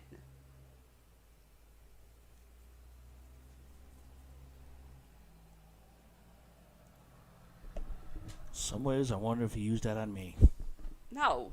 You got set up It's to a get joke. with me. I know. It was a joke. God damn her. I know it was a joke. I was just messing with you. Meow. In reality, you got set up with me. By Dingle Duh and Dingle Duh. You know, we're just gonna say, shut up, Mike. Yeah, I'm just waiting for that to happen. Anemone. I'm gonna say it again in case people thought I stumbled. Anemone. For healing and protection. Angelica. Yeah, it's spelled as one of the actual names for Angelica for a person. But Angelica, it is an herb for magic. Very powerful protection herb. Protects against negativity and attracts positive energy. Creates a barrier against negative energy. Used in healing or exorcism incenses. Scatter for purification, protection, and uncrossing. Add to incense to promote healing, or to the bath to remove curses, hexes, or spells. Also thought to promote temperance, which means calm energy. Sprinkle ground herb in the shoes to prevent tiredness and weakness. I don't know about that. Sprinkle around the outside perimeter of the home for protection and exorcism. Burn to bring a lost love back to you. Also called masterwort. Sorry. I figured you were going to laugh at that. You're not the only one that laughed at that. Richie did too. I'm sorry. Archangel. Garden angel. Angelica root. Anise. Is that a magic herb or is that a cooking herb? Never heard of it, so I'm lost. It's both. You can put anise in tea, food, anything you eat or drink. And it's a magic herb. Anise used to help ward off the evil eye, which what I call the death stare.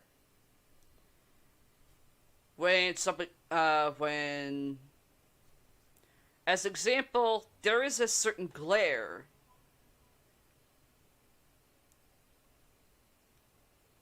my brother Richie would use every time he was around a guy that he didn't know that was around me.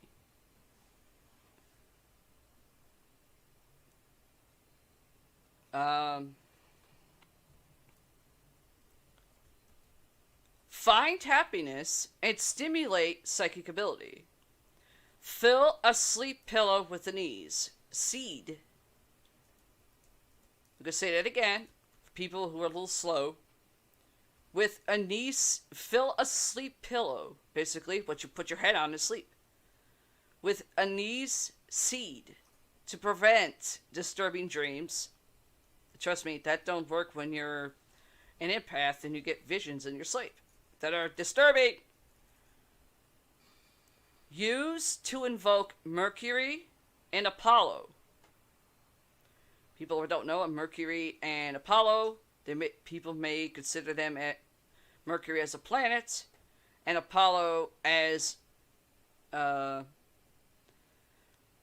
set of stars in the sky. Mercury and Apollo are gods.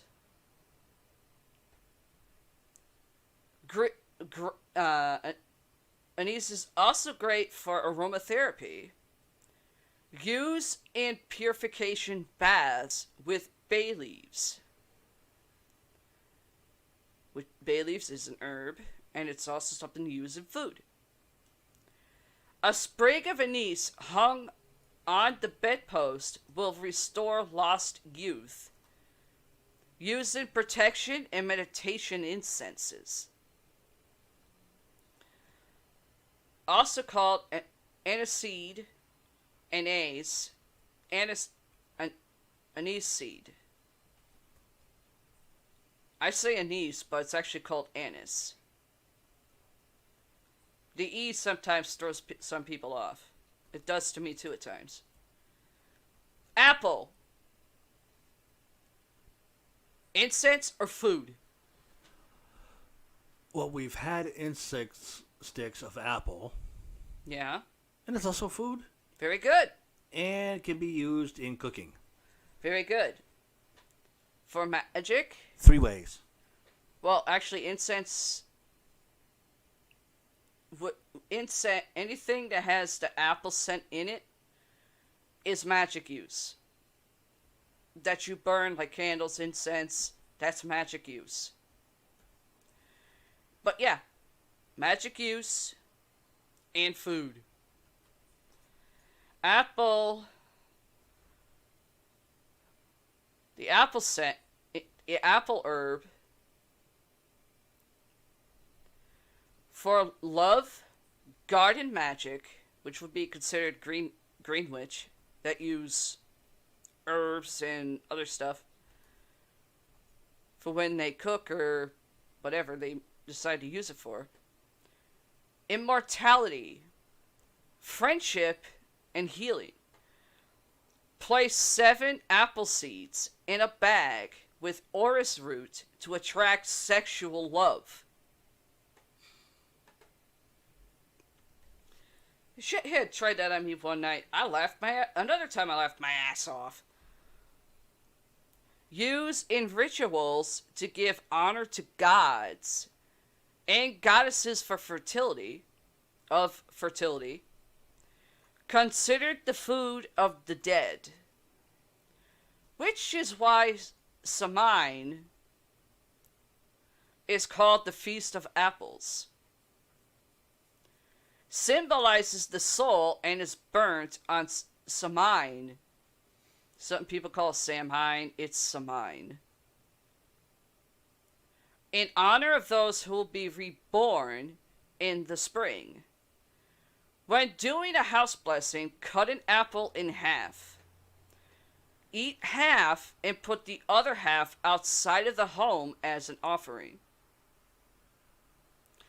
Also called fruit of the underworld, fruit of the gods. That's actually ambrosia. So that's a little bit wrong there. Ambrosia is fruit of the gods. Silver burrow, silver branch, tree of love. Apricot, herb for magic, cooking herb. Or for magic herb, or for cooking. Or both.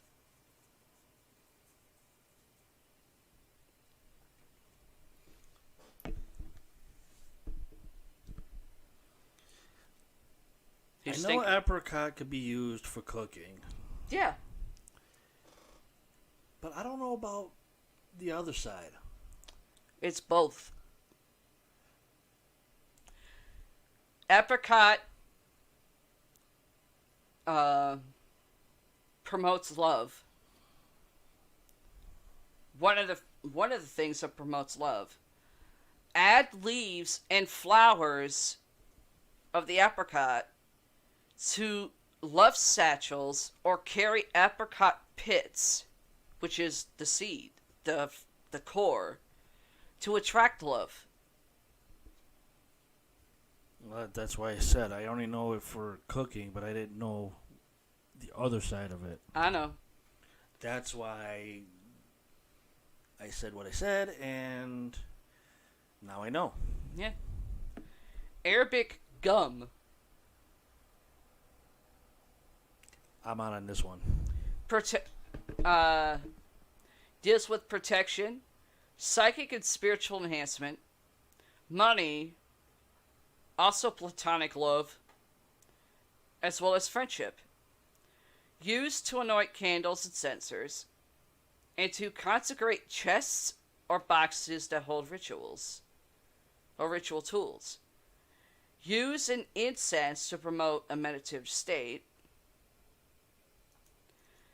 I know I said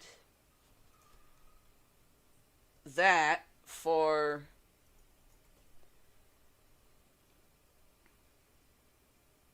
Acacia, which starts off the name and as well as the uses. But in case some people were wondering if it's different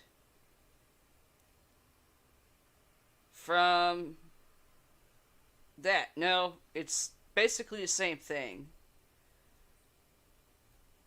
Also called Acequia gum Arabic. Arnica flowers. That I can tell you is a straight up herb for magic. Increases psychic powers. Yeah, if you're born with it. Arrow root. That is a magic herb. For purification and healing. Can be used as a substitute for graveyard dust. Graveyard dust would be what's called the soil. Ash. Outside of that, coming out of a volcano, ash is actually used as a magic herb ingredient. Ash for sea spells, magic, rituals, image magic, invincibility, protection from drowning, general protection, and luck. Burning an ash log at Yule, basically what I celebrate, but I've done that coming 11 years this December, brings prosperity. The leaf of this plant is used for spiritual safety. Place 1 tablespoon of ash leaves in a bowl of water in the bedroom overnight. Then toss out in the morning. Doing this daily is said to prevent illness.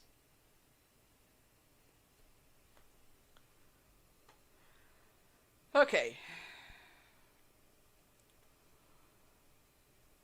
As a Fotida, for protection and banishing negativity, be forewarned that this herb is powerful, but has an awful smell when burned. Is also called devil's dung. Layman's terms, devil's shit. And food of the gods. Ew. Asparagus. Ew. Herb or food?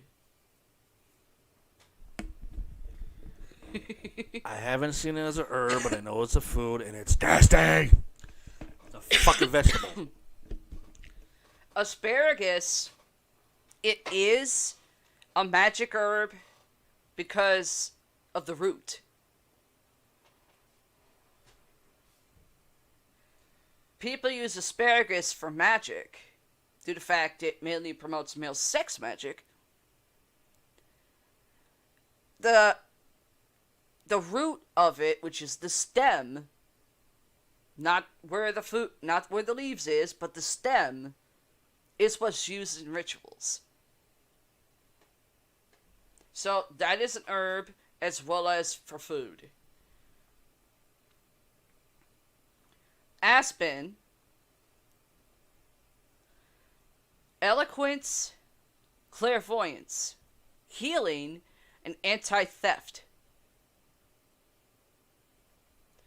Plant in your garden for protection against thieves. That is a magic herb. That is an herb for magic, mainly. Aster is for love, also called China Aster, Michaelmas or Michaelmas, Daisy, or Starwort. Not Starburst, not Stardust, Starwort. Astragalus root, mainly a magic herb. Protection and energy. Avocado, or avocado, however you want to fucking pronounce it. I call it bleh for food.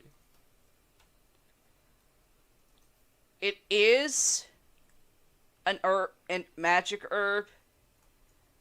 When someone uses the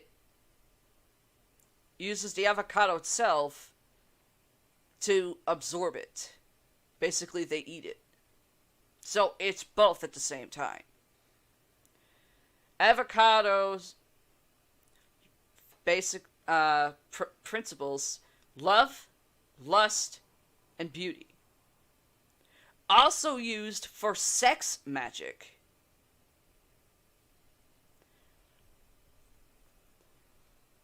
Also called a huacult.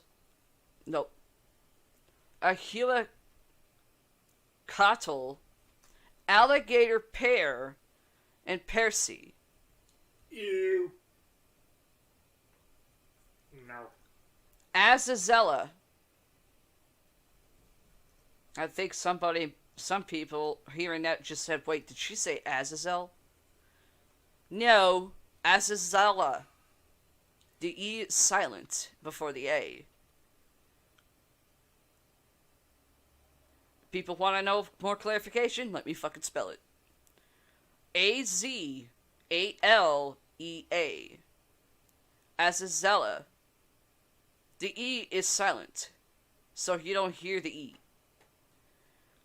Promotes happiness, gaiety, and light spirits, and first love. Note, do not consume, meaning you can't eat it. You can only burn it. Why would they say you can't eat it, dear? Go fuck up your insides? No, it'll kill you. It's poisonous. So there's another herb you can only burn. Like I said, it will fuck you up. So there's another herb used in magic, but you can only burn it. You can't eat it. Because it will kill you. Okay. Bachelor buttons. I never got that myself, learning this stuff through my godfather, let alone my own father. Due to the fact, I actually remember saying, what the hell is a bachelor button? Their answer, oh, promotes love. Doesn't say what the fuck it is. What the fuck is it? Because I don't know what it is. I've never seen it. To this day, Richie hasn't even seen one. What? A bachelor's button happens to be when all the bachelors get together. Yeah. Somewhere where they're having a bachelor's party like the bachelorettes have their party. And if you have a bachelor's button, Yeah. the night before you get married, which would be the next day you get married, you give up your bachelor's button of being a fucking man. Okay. Because you're marrying a female the Oh. next day. After you give up your bachelor's button, you're no longer a dick. You're the ball, and the wife is the chain. Which means if you try to go out with your guy fellas to do fun stuff, you fucked because you don't have a man button anymore. That's a good analogy. But that doesn't mean anything for herbs. No.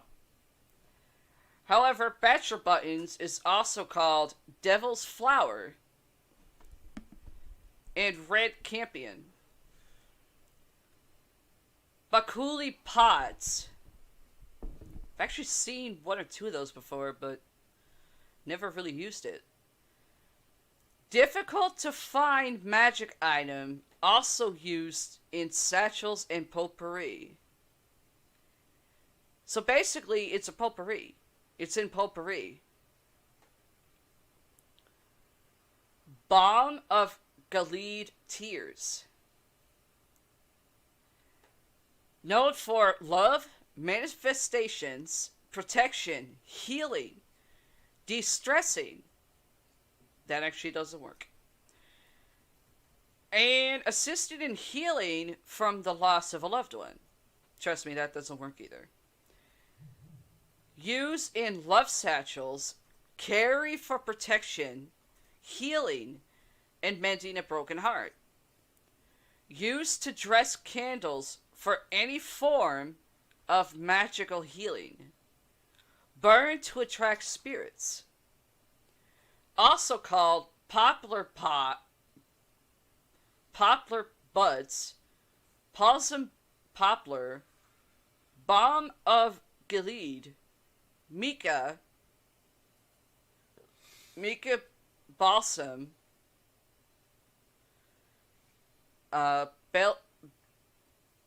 Belson beckon,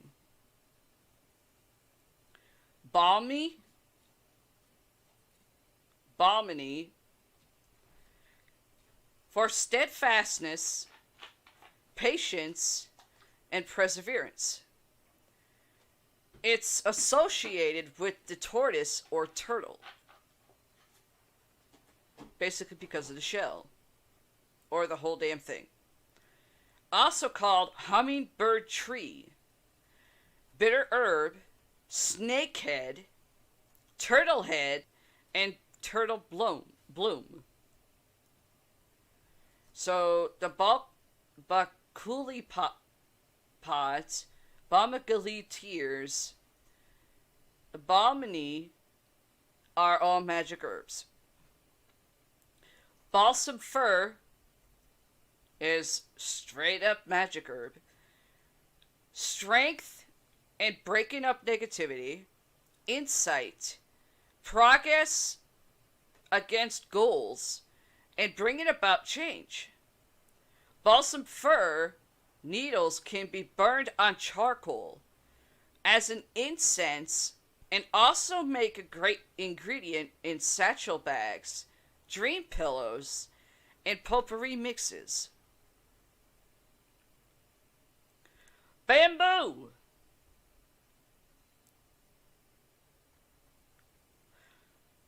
Magic herb or food?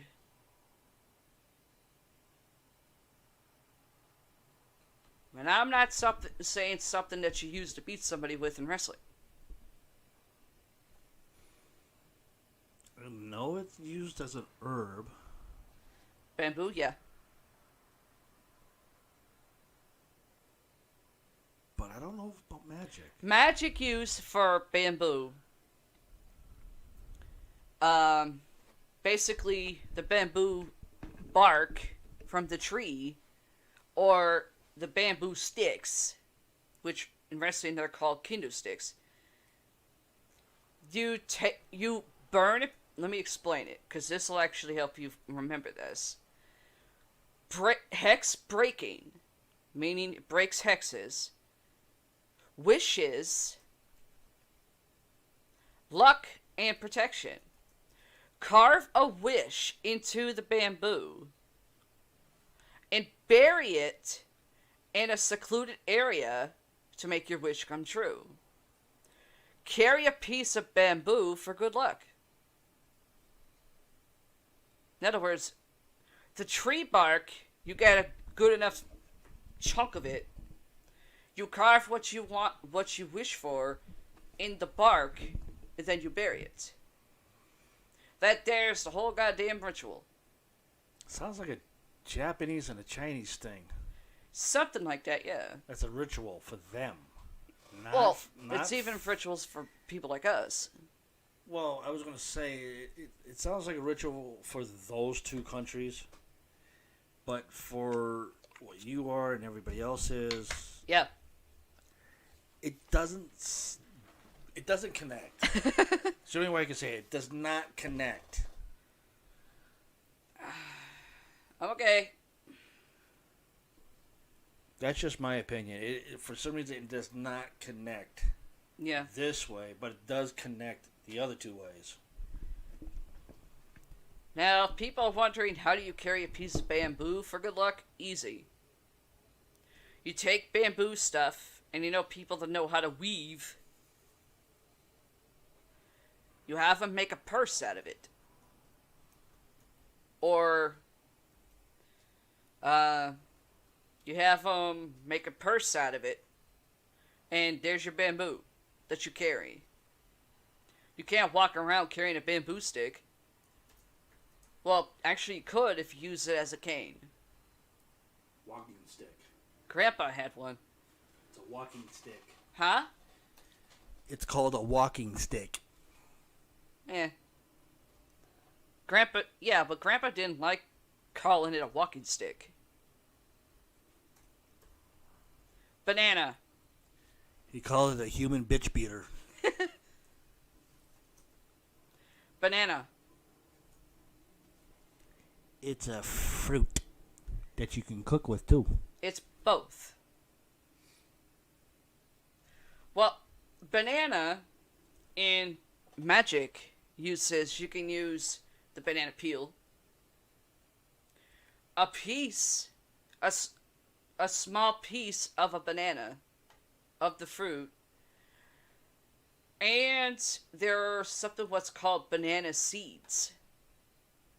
Seeds that are basically banana. Now, what banana's for, magic purpose-wise, fertility, potency, and prosperity. Banyan. That is a full-out magic herb.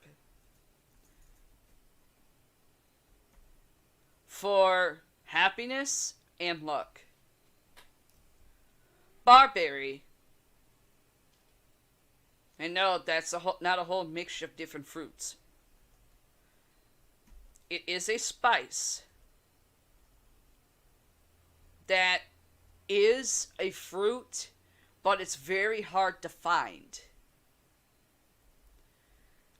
Barberry for cleansing, sorcery, witchcraft, in other words, atonement, freeing oneself from the power or control of another. May have to do that myself sooner or later. When shithead comes around, or comes out. Still waiting for that phone call. Also called witches' sweets. Barley. Cooking herb. Food. Or herb for witches.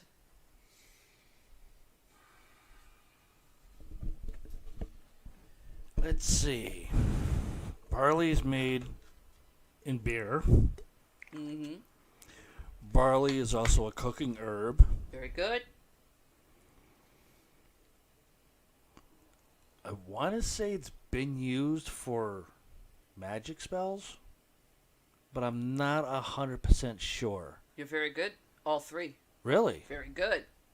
I'm getting good at it. Well, the drinking part being it in beer, it's not really considered consuming it. barley itself, it is a cooking herb that you can put in food. Right. Drinking it, not so much. Due to the fact it's only a small portion of inside beer anyway. Well, that's where it originally started. Actually, was in barley beer. barley started as an herb, then got put in beer. Right. Barley promotes love, healing, and protection. Also for harvests, scatter on the ground to keep evil at bay. I wish that helped, because that can keep shithead away from me. Tie barley straw around a rock and throw into a river or lake while visualizing any pain you have to make the pain go away. That, I can tell you, does not work all the time. It depends on what kind of pain you have. Emotional pain, once in a while, depending on how great. Physical, no. I know, because I tried it. It does not work. It might work for some people, but for me, it don't. Basil. Magic herb, or for cooking. Both. Very good.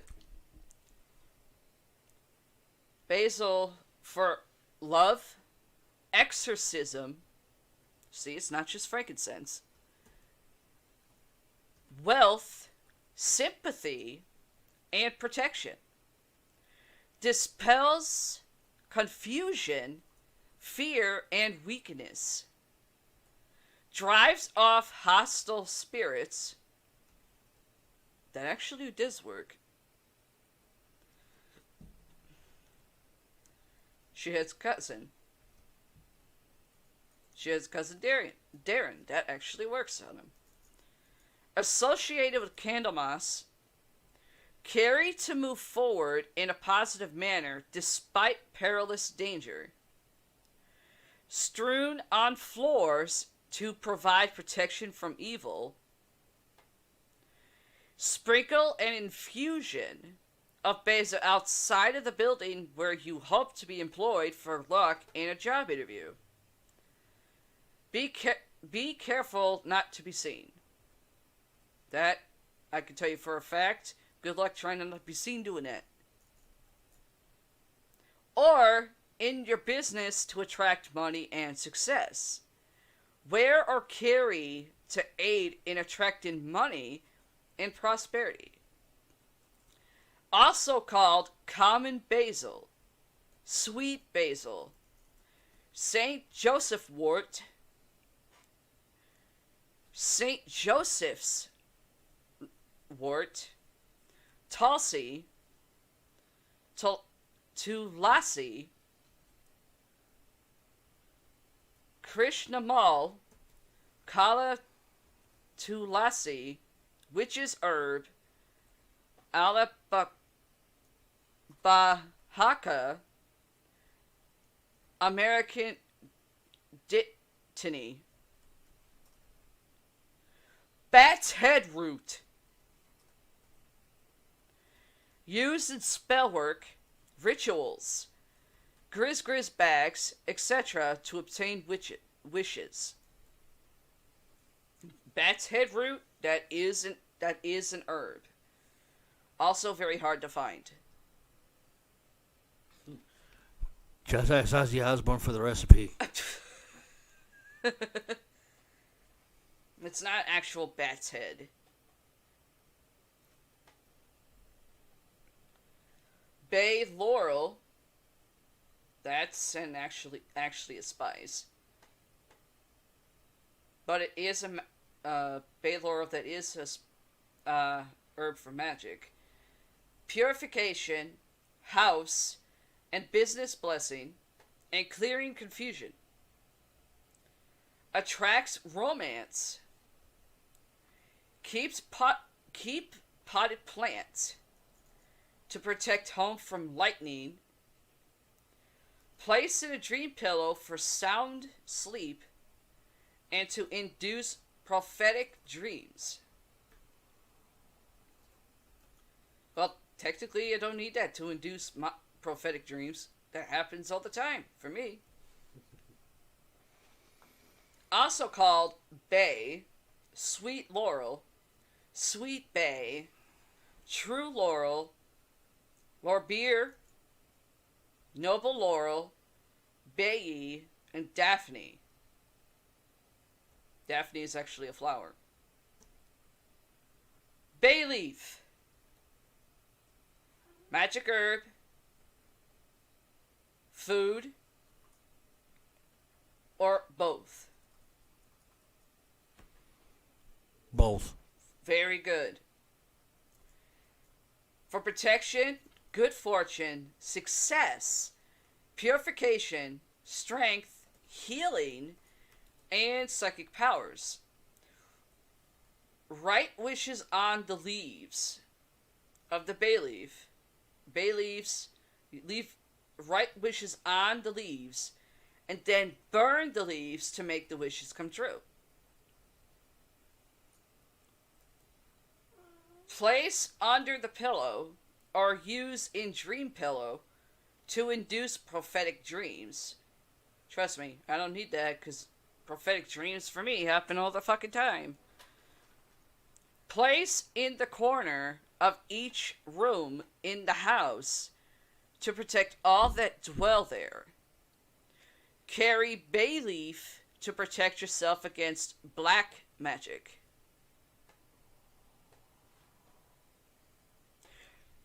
Not so sure if that last part actually is legit.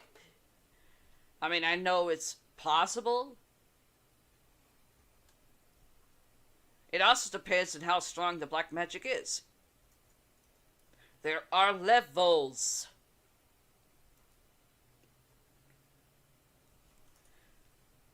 Now, back to what it says about write wishes on the leaves and then burn the leaves. That means burn it until you see nothing but ash.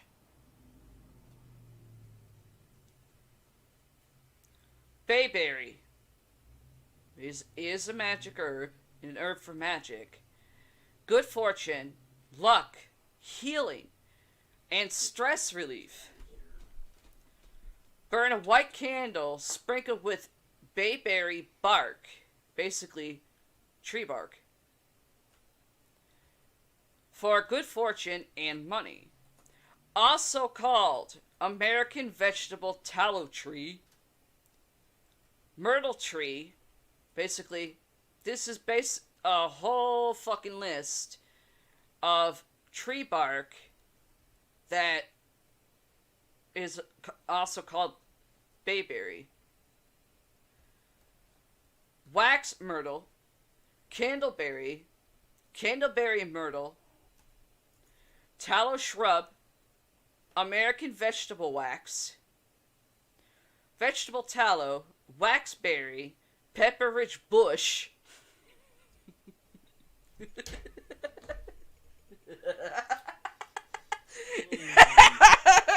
sorry. Now when people get see the label pepperidge, they're gonna visualize pepperidge bush and Burberry.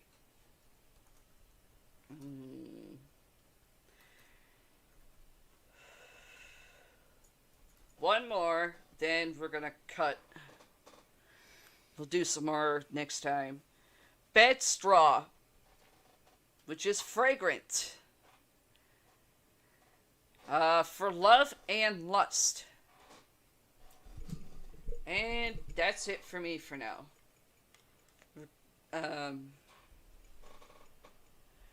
Time for us to go eat. And so I can take my naproxen pain med, unlike my other meds. After I eat something, and then crash. Oh yeah, definitely. Well, it's been fun. It's about almost 11:30 here on Saturday night, and we are in 63 degrees weather, and it's clear. Hopefully it stays like that. So, this has been EPPS 2021.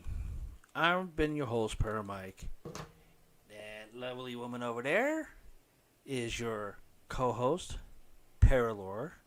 And we're going to say good night and enjoy the show after we're off the air. Like I said earlier in the show, please disregard most of the video. This is episode 39 live. This is actually episode 40. I'm going to redo the entire video and do the proper one for it and then re-put it back up later. So, good night. Bye. I forgot to get my other thing going. Whoops! What'd you do? I forgot to put in the other side of the main board here for the outro. Oh. So, here we go. Bye-bye. Bye.